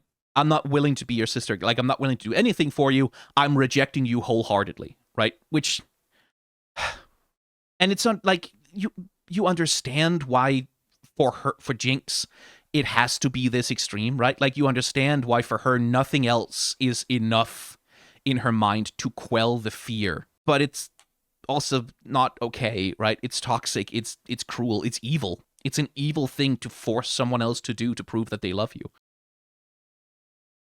Right? And the promise that Jinx makes here is also a lie, right? Like, if you do this, then you can have powder back. And it's like, no, she can't. No, she can't. And she knows that, and you know that, right? Everyone here knows that. Like, that's not how it's gonna work. If Vi had taken the pistol and shot Caitlyn in the head and killed her on the spot, powder wouldn't have come back. Because, like, you can't just turn back time that way. You can't just roll it back. You can't just make all the shit that has happened not have happened. There is no just powder. Jinx is there too, and she's always going to be. Because, like, trauma doesn't just go away. So the promise that Jinx is making here, that, like, if you kill her, you can have powder back, it's like, no, she can't. And I don't, like, again, that thing about self-sabotage, like, I don't know how conscious Powder Jinx are that she's lying about this. Like, I don't know how conscious she is that it isn't possible at this point. Like, maybe she means it. Like, maybe she's genuinely willing to, if Vi were to kill Caitlyn, maybe she's genuinely willing to make an effort, but it wouldn't work. It would never work. Because, again, they've both changed too much. And that's another thing. When Vi refuses to kill Caitlyn, I think that's one of the things that sort of, for Jinx, becomes like, well, you've changed too, because my sister, my real sister, the sister I remember, who would do anything for me, she would do it, right? But you won't do it anymore. Well, you've changed, right? Like, you're not the same person anymore. You're not you anymore. So you can't love me the way you used to anymore. And again, it's this catastrophizing that's so much a part of Powder Jinx. This thing of, like, either good or bad. These are the options, right? There's no maybe some parts good, maybe some parts bad. There's no, she has a lot of difficulty allowing for grayscale and complexity, right? Where it's like, maybe it can't be like it was before, but maybe it can be something new, and maybe that could be good too, right? That possibility doesn't enter her mind. It's either the worst catastrophe, like either the worst possible scenario or the best possible scenario, right? It's either or. It's not maybe, ever. Like, she struggles a lot with maybe. So, Jinx picks up the pistol and points it at Caitlyn's head, and is probably about to pull the trigger, because that's what Jinx does, right? Like, Jinx is the part of her person that tries to protect Powder from pain, right? That's very much, at least that's my reading on the character, is very much that Jinx is the personality that she formed that allows her to protect Powder from further trauma, right? By being capable, by being violent, by taking control, by forcing other people, like, to do what she wants so that Powder doesn't get hurt. Like, feels like a very self-defensive. So, like, Jinx now is about to shoot Caitlyn in the head, and then Vi makes the promise, right? Like, it doesn't have to be like this. We can run away. Just the two of us. Just you and me forever. Like, you don't have to kill her, but you can have me forever, and no one else. You'll never have to see Silco again. You'll never have to see this place again. And that gets through to Powder, right? Like, you can see the shift happen there, like, where the Jinx personality steps aside, and then Powder, like, the face softens into Powder. And rather than Jinx, who wants to have certainty about everything, then we get Powder, who's doubtful, right? Where would we go? Like, what? How would that work? What we do? And then interference, right? The Milo and Clacker voices pop into her head. We don't get to hear what they say, but we can kind of infer that what they're saying is, they're saying, oh, it's because she wants to run away to a faraway place so she can abandon you, right? Like, or it's because, like, she doesn't believe that you can live in our home anymore, right? Like, or something. Like, they're saying, like, the worst possible, meanest, most cruel, most self-hating interpretation of whatever it was that Vi just said. They're feeding that into her head, and she's externalizing that. and it's disrupting her, right? Like this moment of consideration where Powder goes, I mean, where would we go? Like where it seems like maybe Powder could be persuaded, right? There could be a conversation here where we could talk, right? Like where Vi could offer Powder some reassurances and a plan, and like where would we go? What would we do? But it's interrupted, right? Like it gets in the way. That rush of fear and self-hate and guilt and pain just gets in the way, so that conversation can't happen. And Vi, like, poor girl, she has no idea what's going on, right? Like I think at this point she's kind of inferred a little bit, right? It's like, okay, she needs reassurance. Yes, like just me and you'll never have to see him again. We'll run away. Nothing has to happen. And then Silco, like, finally tries to chime in from beneath the... What kind of gag is that exactly? Still Powder in the face there. This is something I've talked about before. I don't think I talked about it in this one, but the Jinx Powder model has the technical term for it is a blend shape, but it's basically two different configurations of her face, right? Two different ways that her animation rig in the face is like configured at a baseline. One of them is Powder, one of them is Jinx. And Powder tends to look like this, with bigger eyes, rounder eyes, and like this downturned mouth with like the front teeth visible, often like a little bit open, a little uncertain, a little bit more childish. Whereas Jinx tends to have hard edges, a stronger jaw, more narrow eyes. Like there's ways you can tell. And when she flits between the two personalities and when they sort of intermingle, like you can see that in her animation rig in the face, which is again one of the fucking cool things, right? And that happens right there, right? Like that's Silco says something, Powder looks over, and there's Jinx, right? Powder, Jinx. Swaps the structure of the face, as Jinx now, like, Powder is uncertain, doesn't know how to react, so Jinx chimes in and goes, oh, you have something to say then? Fine, let's hear it, right? Like, becomes confrontational. He also has, like, these fantastic changes in his face. As he's looking at her, his face is very human and soft. That's kind of a sort of gentle, almost pleading expression. But as soon as that thing is out of his mouth, and he turns on Vi, like, right down to, like, rage and anger and accusation, right? Very good facial animation to sort of show that he also, like, swaps on a dime. Like, as we've seen, like Silco also has two very distinct personalities. He has one with Powder and Jinx, with Jinx specifically.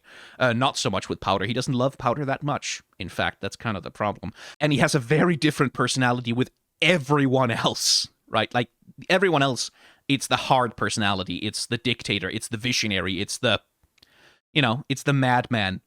With her, it's soft. With her, it's a complete inability to resist her at all. And that's the conflict, right? Like, Vi loves Powder deeply, desperately, sincerely. She loves Powder completely and would be willing to do basically almost anything for her. Probably not murder in cold blood, but when she says she'll run away with her, she means it, right? Like, she will abandon Caitlyn, Piltover, Zaun, everything, and run away with Powder if that's what it takes. She would do it, 100%. But Vi doesn't love Jinx at all. In fact, Vi sees Jinx as an enemy, right? Vi sees Jinx as this other thing that has corrupted her sister, that has messed with her, like screwed her up, like taken her away. She sees Jinx as an enemy. Silco is the other way around. He loves Jinx so deeply, so earnestly, so honestly, and so purely. But he doesn't love Powder. He doesn't love anything that has anything to do with Powder. He hates it, in fact. He sees that as the enemy. He sees the Powder personality, like the part of Jinx that is Powder, as an enemy to Jinx, because it constantly pains her, right? Like he observes that the memories of Powder, the trauma of Powder, the suffering that Powder has been through, hurts his daughter. And so he wants to eliminate it. He wants to get rid of it. But you can't just, like... And the problem is you can't have Jinx without Powder. You can't have Powder without Jinx. They are linked together. And Jinx is in this impossible situation where she just doesn't feel like there's anyone who will fully love her from her head to her toes, right? Like every part of her, including her past. Powder's back.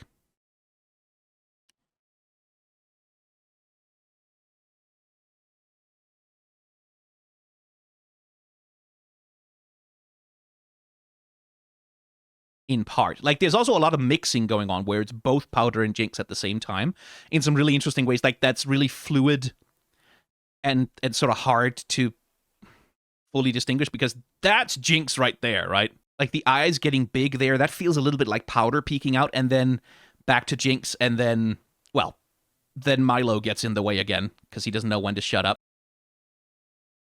And it's Jinx who responds to it, right? Like, Jinx responds to Milo here by going like, fuck you, shut the fuck up, right? Acting out with violence, trying to take control of the situation. Trying to protect Powder from the guilt and the shame. Puppy dog. Right. As he's talking about, they offered me everything, right? Everything I wanted. They can all burn.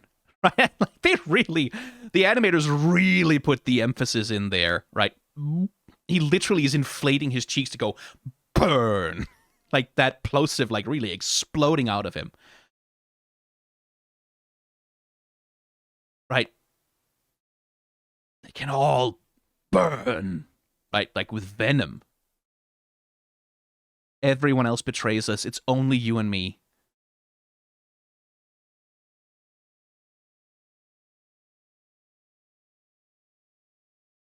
Jinx, Powder, Jinx, Powder. I think Jinx and Powder here are fighting for control, like fighting to be out in front of this, sort of responding to it.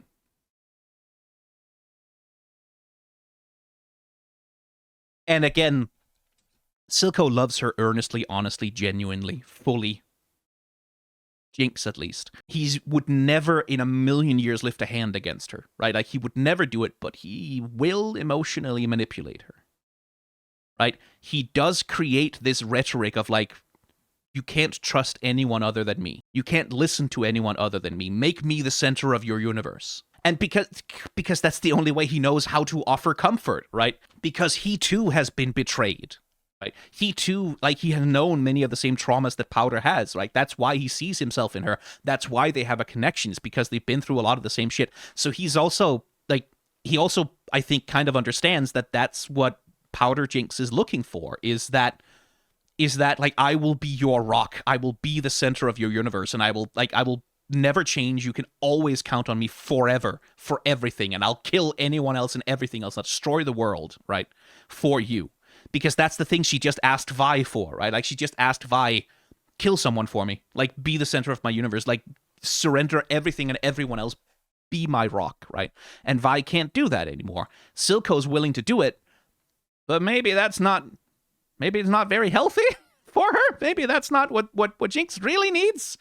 Is, like, maybe not, like, to hate the entire world except for one person. Maybe what she needs is, like, some way to learn to forgive herself, so that she can, like, be in the world without being in constant paranoia and peril. But Silco doesn't know how to offer her that, so he's doing what he can, and that what he can is emotionally manipulative and toxic, right? Puppy dog. Absolute puppy dog.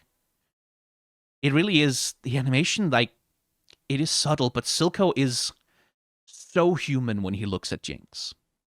He's so human when he looks at her, when he's concerned about her, when he's focused on her. His face becomes so human. And when he's in villain mode, he becomes so, like, monstrous in his aspect. It's very good animation, right? And again, I think there's a lot of Powder here, sort of, like, being told that she has a father who loves her, right?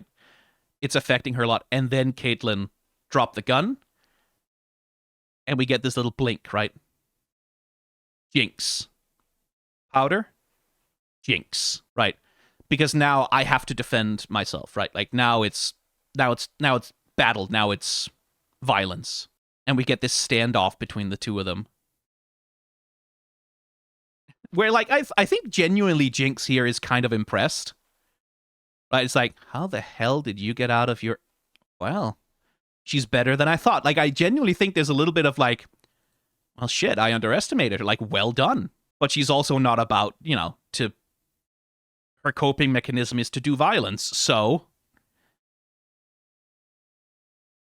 And then, like, again, because it's a coping mechanism, right? Because it's a way to deal with things, the theatricality, the Joker comes back out, right? Like the fucking Harley Quinn persona comes back out in Jinx, right? As she goes into this sort of cartoonishly overacted, like, yeah, like putting the gun down, oh, so careful and so cautious. Oh, no, I'm just a scared little girl. I'm so harmless. I can't possibly do anything to anyone. It's so funny. It genuinely is very funny, like just how much she overacts it. And then, here comes the shimmer. And fully on some anime shit. Like, I love this so much because it literally is fucking Dragon Ball instant transmission. It literally is, like, and I wonder how they did this. Like, I wonder, like, did they actually deform the 3D model like this? Or was this fully, like, they painted over Jinx and, like, 2D animated the transition here? Because, like, look at this shit.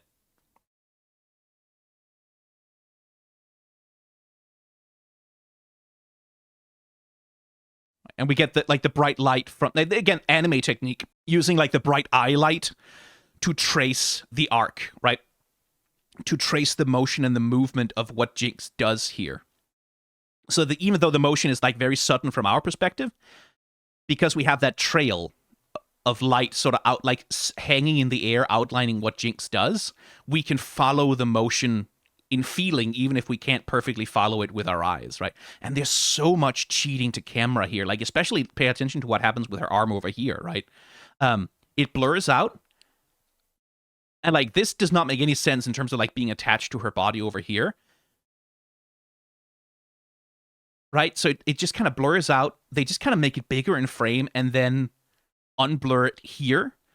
But look how little it really moves on the screen. Like, again, I would adore a chance to see this shot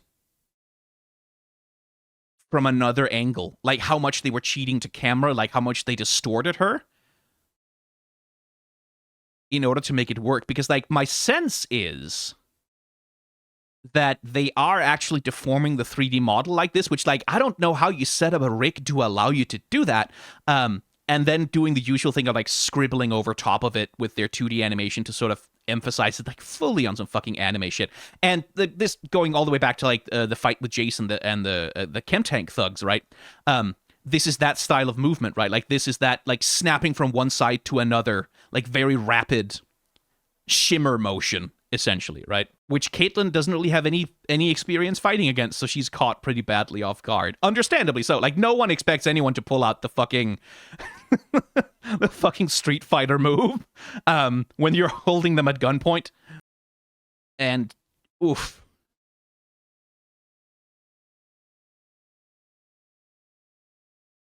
The little arc of spit, again, to trace the motion and really emphasize the power of the hit. Ooh. Stretching and distorting the model a little bit. Hard to see how much with all the fucking motion blur that's on there, but you know. Really selling the power of it. And now we come to the heart of it, right? Jinx is the part of Powder that uses violence to reassert control over a situation, right? To try and protect herself from the trauma and the guilt and the fear and the self-hate and like the million conflicting wants and feelings and drives that are inside of her head. The shimmer has made it all that much worse.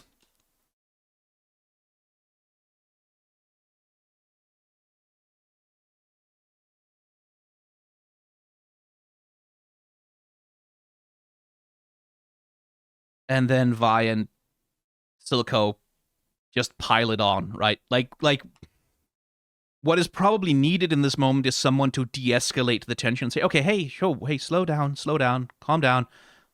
Just like stay there, breathe for a bit, like take some deep breaths. We don't have to do anything right now. Nothing else has to happen right now. The threat is neutralized.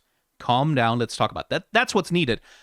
What happens instead is that everyone starts yelling at her, and Powder isn't very good at handling being yelled at the best of times. But again, after having a God knows how much shimmer injected into her head, clearly it's worse. And Vi just makes it even worse because she shouts, like, think of Milo and Clagger and Vander. It's like, girl, I know you're not a therapist, but, like, maybe you should have intuited, like, because probably what Vi thought when she saw the puppets of Milo and Clagger and she saw Vander's pipe is, oh, these are sources of comfort for Jinx, right? Like, these are sources of comfort for my sister. Let me invoke them then. Think of Mom and Dad. Think of Milo and Clagger. And, like, oh, she doesn't know. She doesn't know that this is who Milo is to Jinx, right? Like, this corpse that screams at her and yells at her and hates her and blames her. And that Clagger, not the one that yells, but he's just so disgusted with her and so annoyed by her and wishes that he didn't have to deal with her being around and didn't have to like struggle with this like useless little girl dragging the group down. Pure disdain. God, like haunting. And then there's Vander, right? Her father, who, yeah, loves her. But that's also pity, right? Like Vander, who kind of sees all of his kids to a certain extent, but perhaps especially Powder as a thing to be managed, right? As something like, I need to protect them, I need to keep them all safe, I'm the leader of the Undercity, and so, like, not to say that, like, Vander was cruel to her or anything, but certainly that it's this portrayal of him in Powder's memory seems to be very much one of him looking down at her with pity, right? And then, you know, the most horrible version of him she ever saw in her life. Shouting and screaming. And then Vander turns into Silco. I like that detail a lot. That, like, Vander and Silco occupy very much the same space in Jinx's head, right? Like, these are both dad.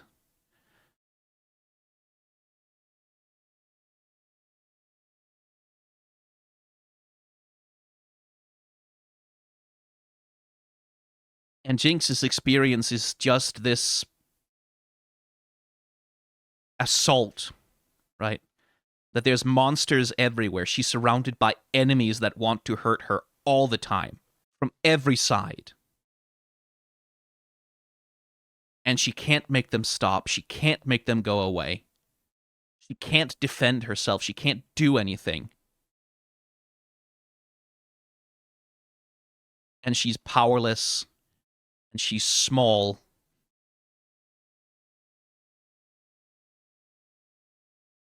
And she gets smaller and smaller and more powerless, and it becomes bigger and bigger and bigger and more overwhelming.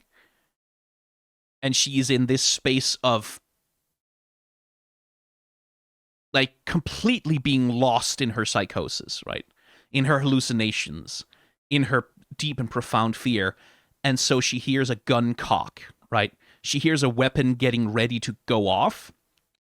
And this is very much a repeat of the scene on the, at least, again, this is all my interpretation, I should say, very much a repeat of the scene on the Zeppelin, right? Like on the airship where they fought the firelights and there was the girl with the pink hair and Jinx saw her and, like, it caused all of these flashbacks in her head, and the moment the girl, like, wrenched away and broke away, Jinx shoots her in the back. And she clearly isn't even thinking, right? Like, she's not, doesn't want to do it. She doesn't decide to do it. It's just, she's in this moment of deep and profound stress and PTSD flashback, and something, like, sudden happens around her, and she just lashes out, right? Without thinking, without knowing what she's doing, without making a decision about what she's doing, she just lashes out with violence, right? So she hears a gun cock.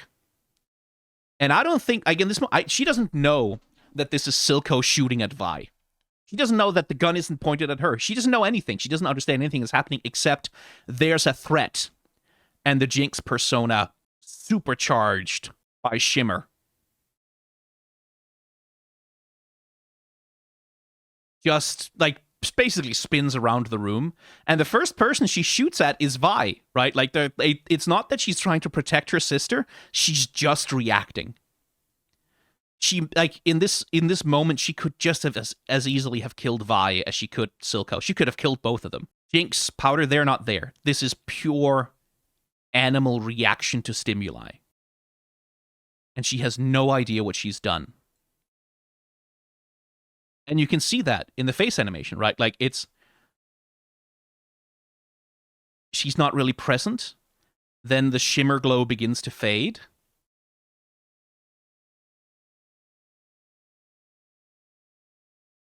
And there's this blink, and she comes back to consciousness and goes, wait, what just happened? What did I just do?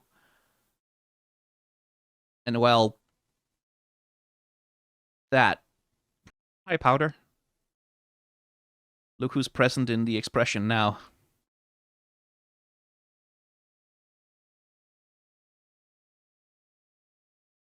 It could just as easily have been Vi.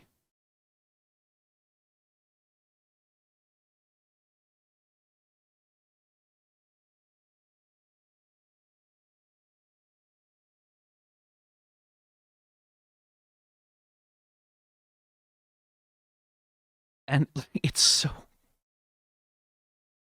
She killed Vander, right? Like, in her head, she didn't. It wasn't her fucking fuck. Silco killed Vander. And we'll talk about this later, on a more structural level, Piltover killed Vander. But she killed Vander, right? Because she's a Jinx. And now she killed her dad again.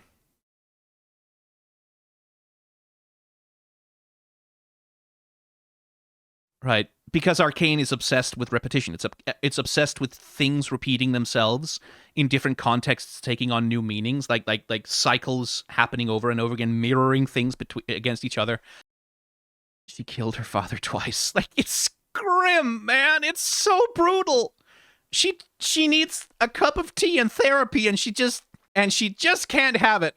And here it's all Powder. Like, no Jinx whatsoever. Jinx is gonna come back, but here it's all Powder. Powerless, uncertain, just seeing horror happen in front of her and flailing for something to do about it. Begging Silco to forgive her, and he does. That's the other thing. He's never more human than when he's looking at her. In his last moments, the most important thing to Silco, more important than anything, is to reassure her that he would never have given her up. Not for anything. That she is the center of his world now. Used to be his vision of Zaun. That's gone. She's the center of his world, right? This thing that Jinx was asking for, right? Like, for someone to be willing to make her the center of their universe. Well, he was. Like, that, at the end of it. And the tragedy is that so was Vander, right? Like, he had other shit also. Like, he wasn't as toxic about it. He was more healthy about it than Silco was. Right. He wasn't willing to create that total codependence, right, with her. Because it's healthier for a child not to grow up totally codependent on their parent, right?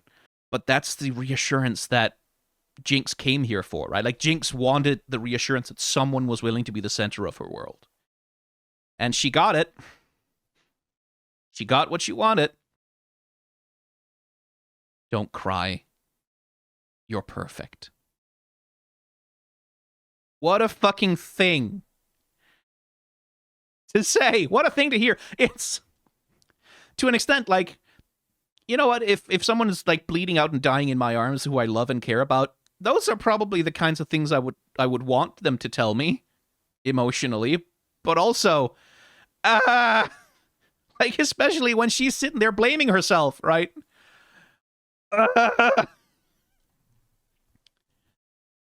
And it's Powder who sees him go, right? And it's Powder who's dissolving into the unfathomable pain of it all.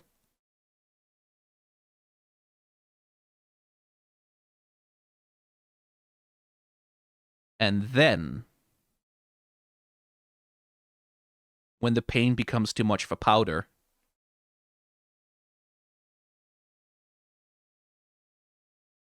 Jinx steps in. Right. Okay. Here's 5 tons of new trauma for Powder. Here comes Jinx to do something about it. And what's Jinx gonna do about it? Well, she's gonna enact violence. She's gonna lash out. She's gonna try and reestablish some kind of control.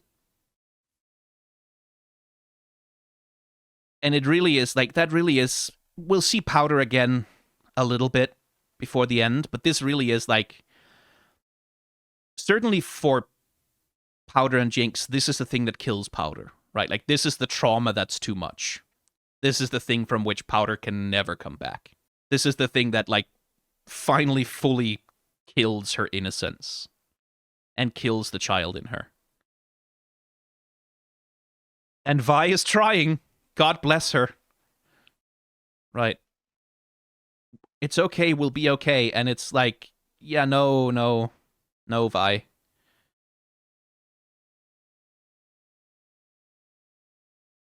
That ship has sailed now. It's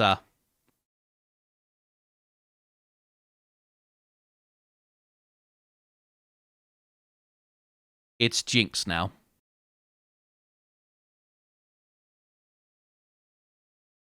And I think Jinx grieves that too. That's what this scene is, right? I thought you could love me like you used to, but you changed too. I think this is Jinx also grieving that Powder has to go.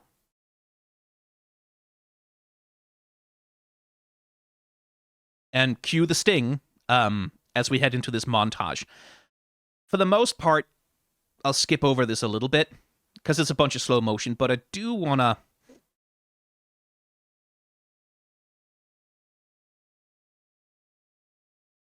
I think that is Powder's last goodbye. I think she looks up at the blood moon here and...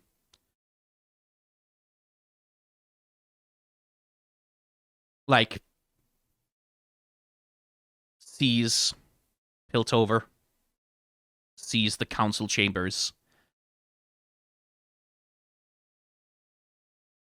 And then it's Jinx. Right, we get the cut from Silco dead in his chair.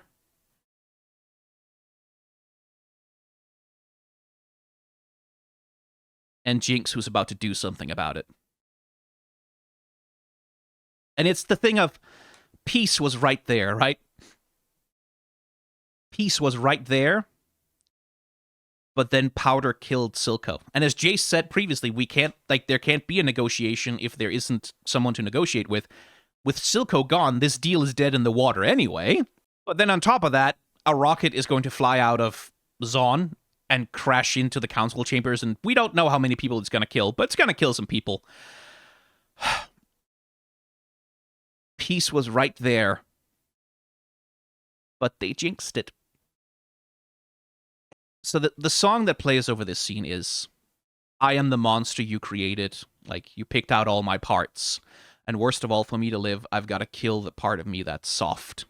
But I needed you more, right? And that is obviously a song from Jinx's perspective, right? So, I'm the monster that you made. And that's a song both, I think, to Vi and to Silco.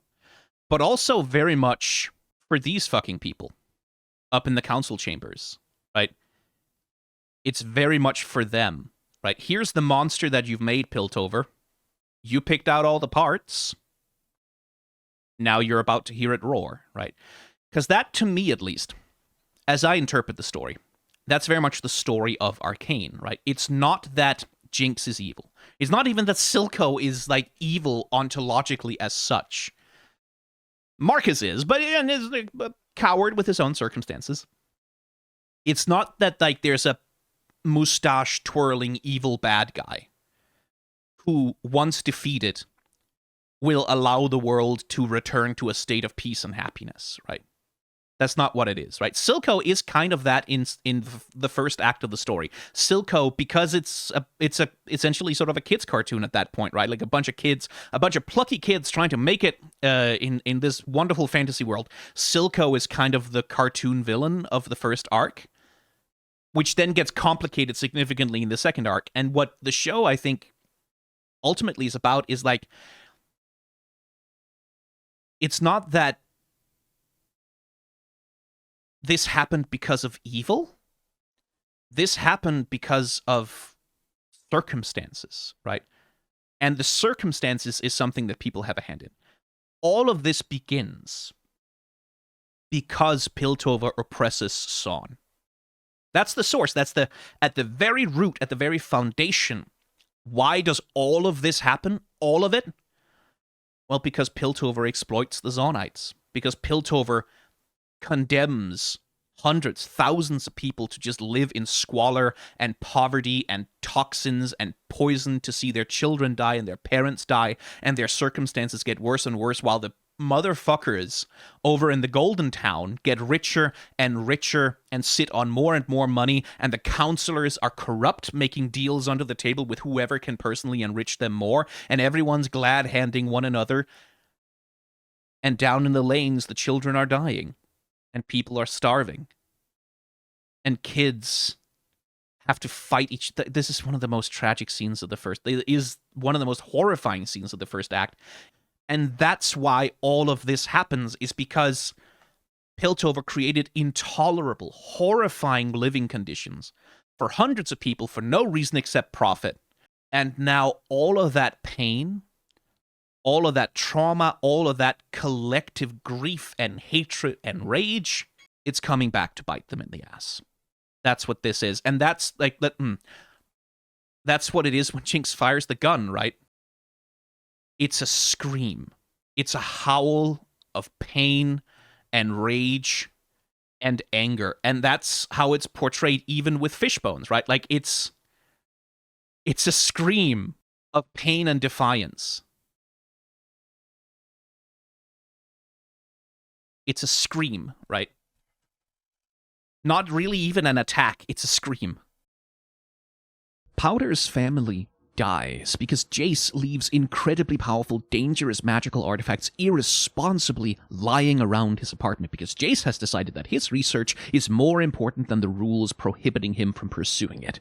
Jayce has decided that his research is more important than the rules because decades of economic exploitation by Piltover has created a world where a hell of a lot of people desperately need the help his inventions can provide. Those people desperately need the help his inventions can provide because Piltover is organized around a system of economic exploitation that violently destroys the living conditions of the underclass. Children in Zon grow up breathing poison. Enforcers dressed in stormtrooper combat armor stalk the streets, brutalizing and killing people without consequence and without recourse.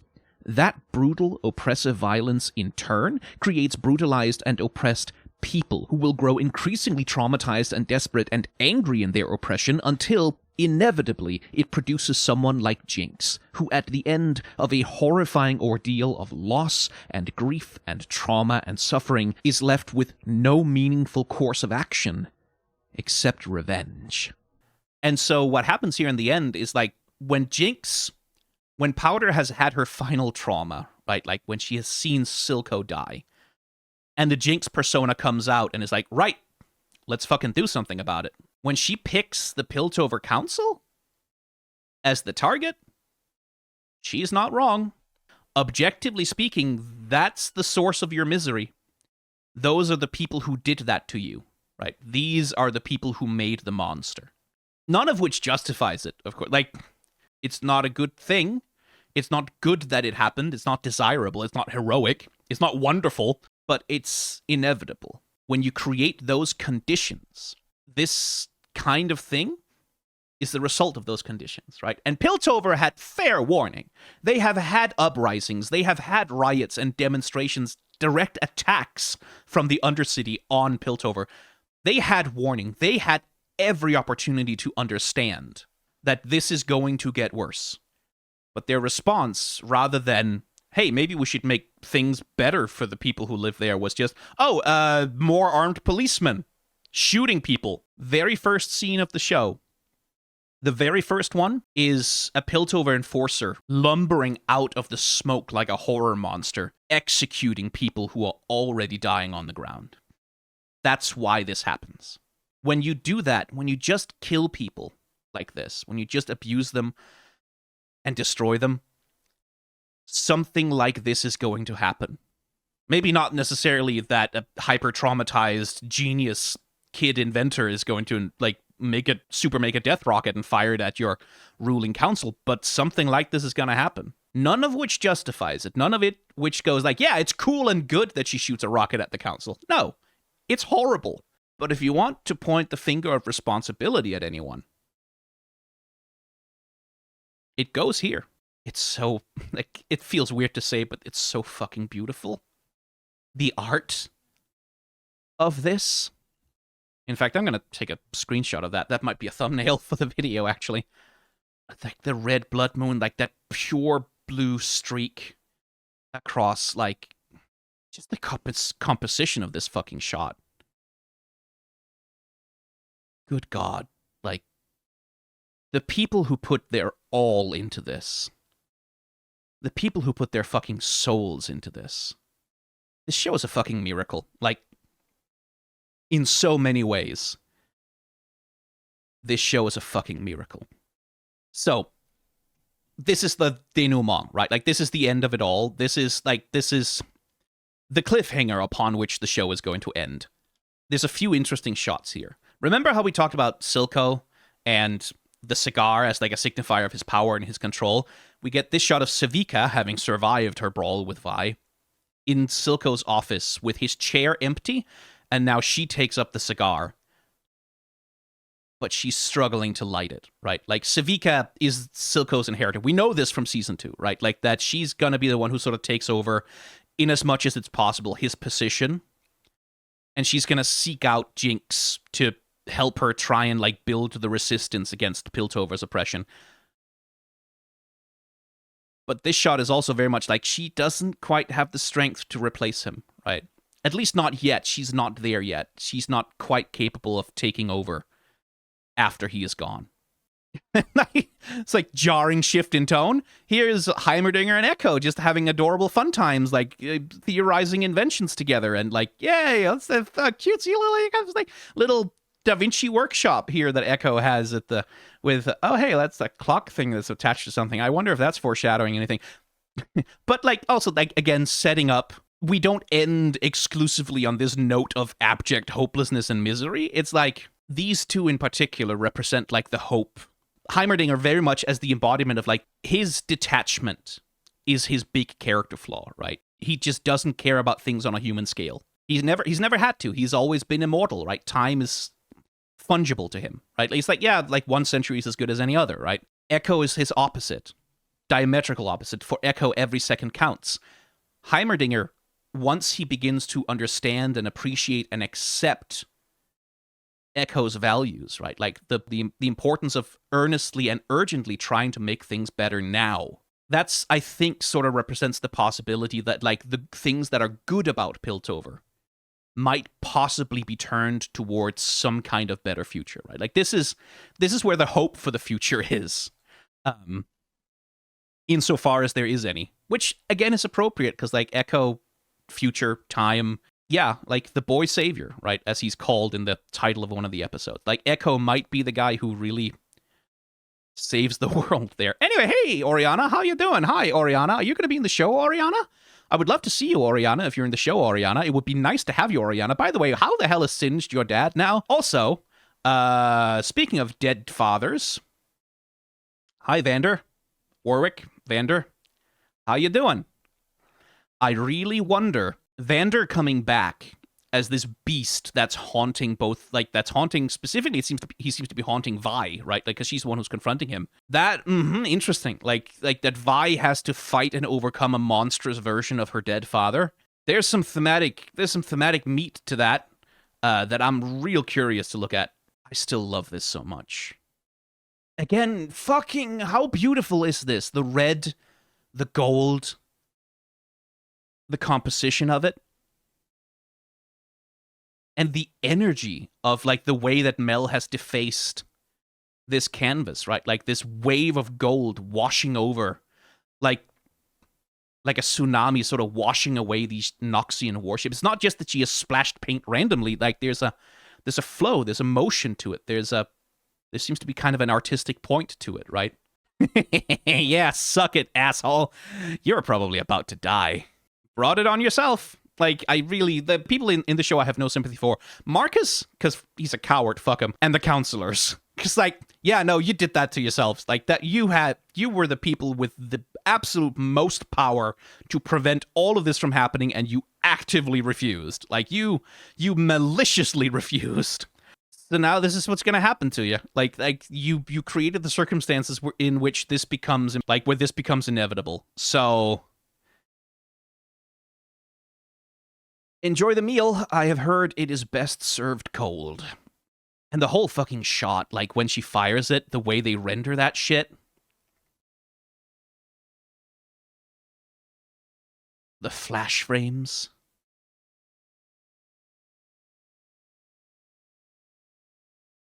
Right, painting over the scene. Sorry for the flashing lights. It's kind of inevitable here. Like, look at that, the way the blue light, like, outlines her face. Just, like, the fucking 2D animators on this project, man. Maintaining legibility here. Keeping it readable. So that you can, like, you can still, even though this is, like, this chaotic madness, you can still see what's going on. You still understand visually. This must have taken so fucking long.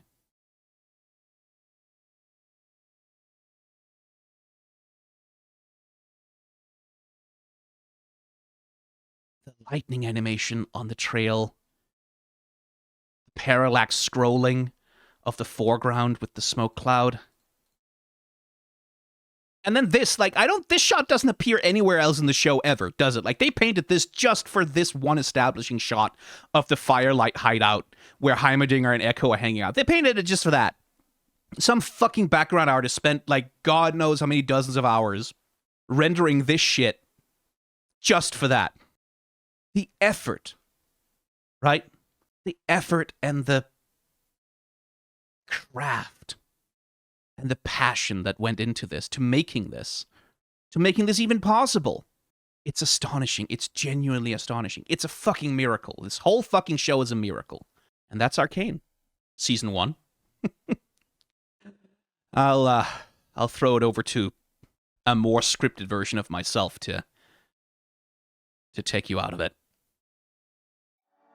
I mean, yeah, I don't think this video needs to be that much longer at this point, really. So, this video was sponsored, which means I won't be plugging myself too much, except to say that if you have a little bit of money that you might have spent supporting me on Patreon or something, consider instead donating that money to Doctors Without Borders, or the Palestinian Children's Relief Fund. That's where I will be sending half of the money I got from the sponsorship on this episode, and a little bit extra from you can genuinely make a big difference for people.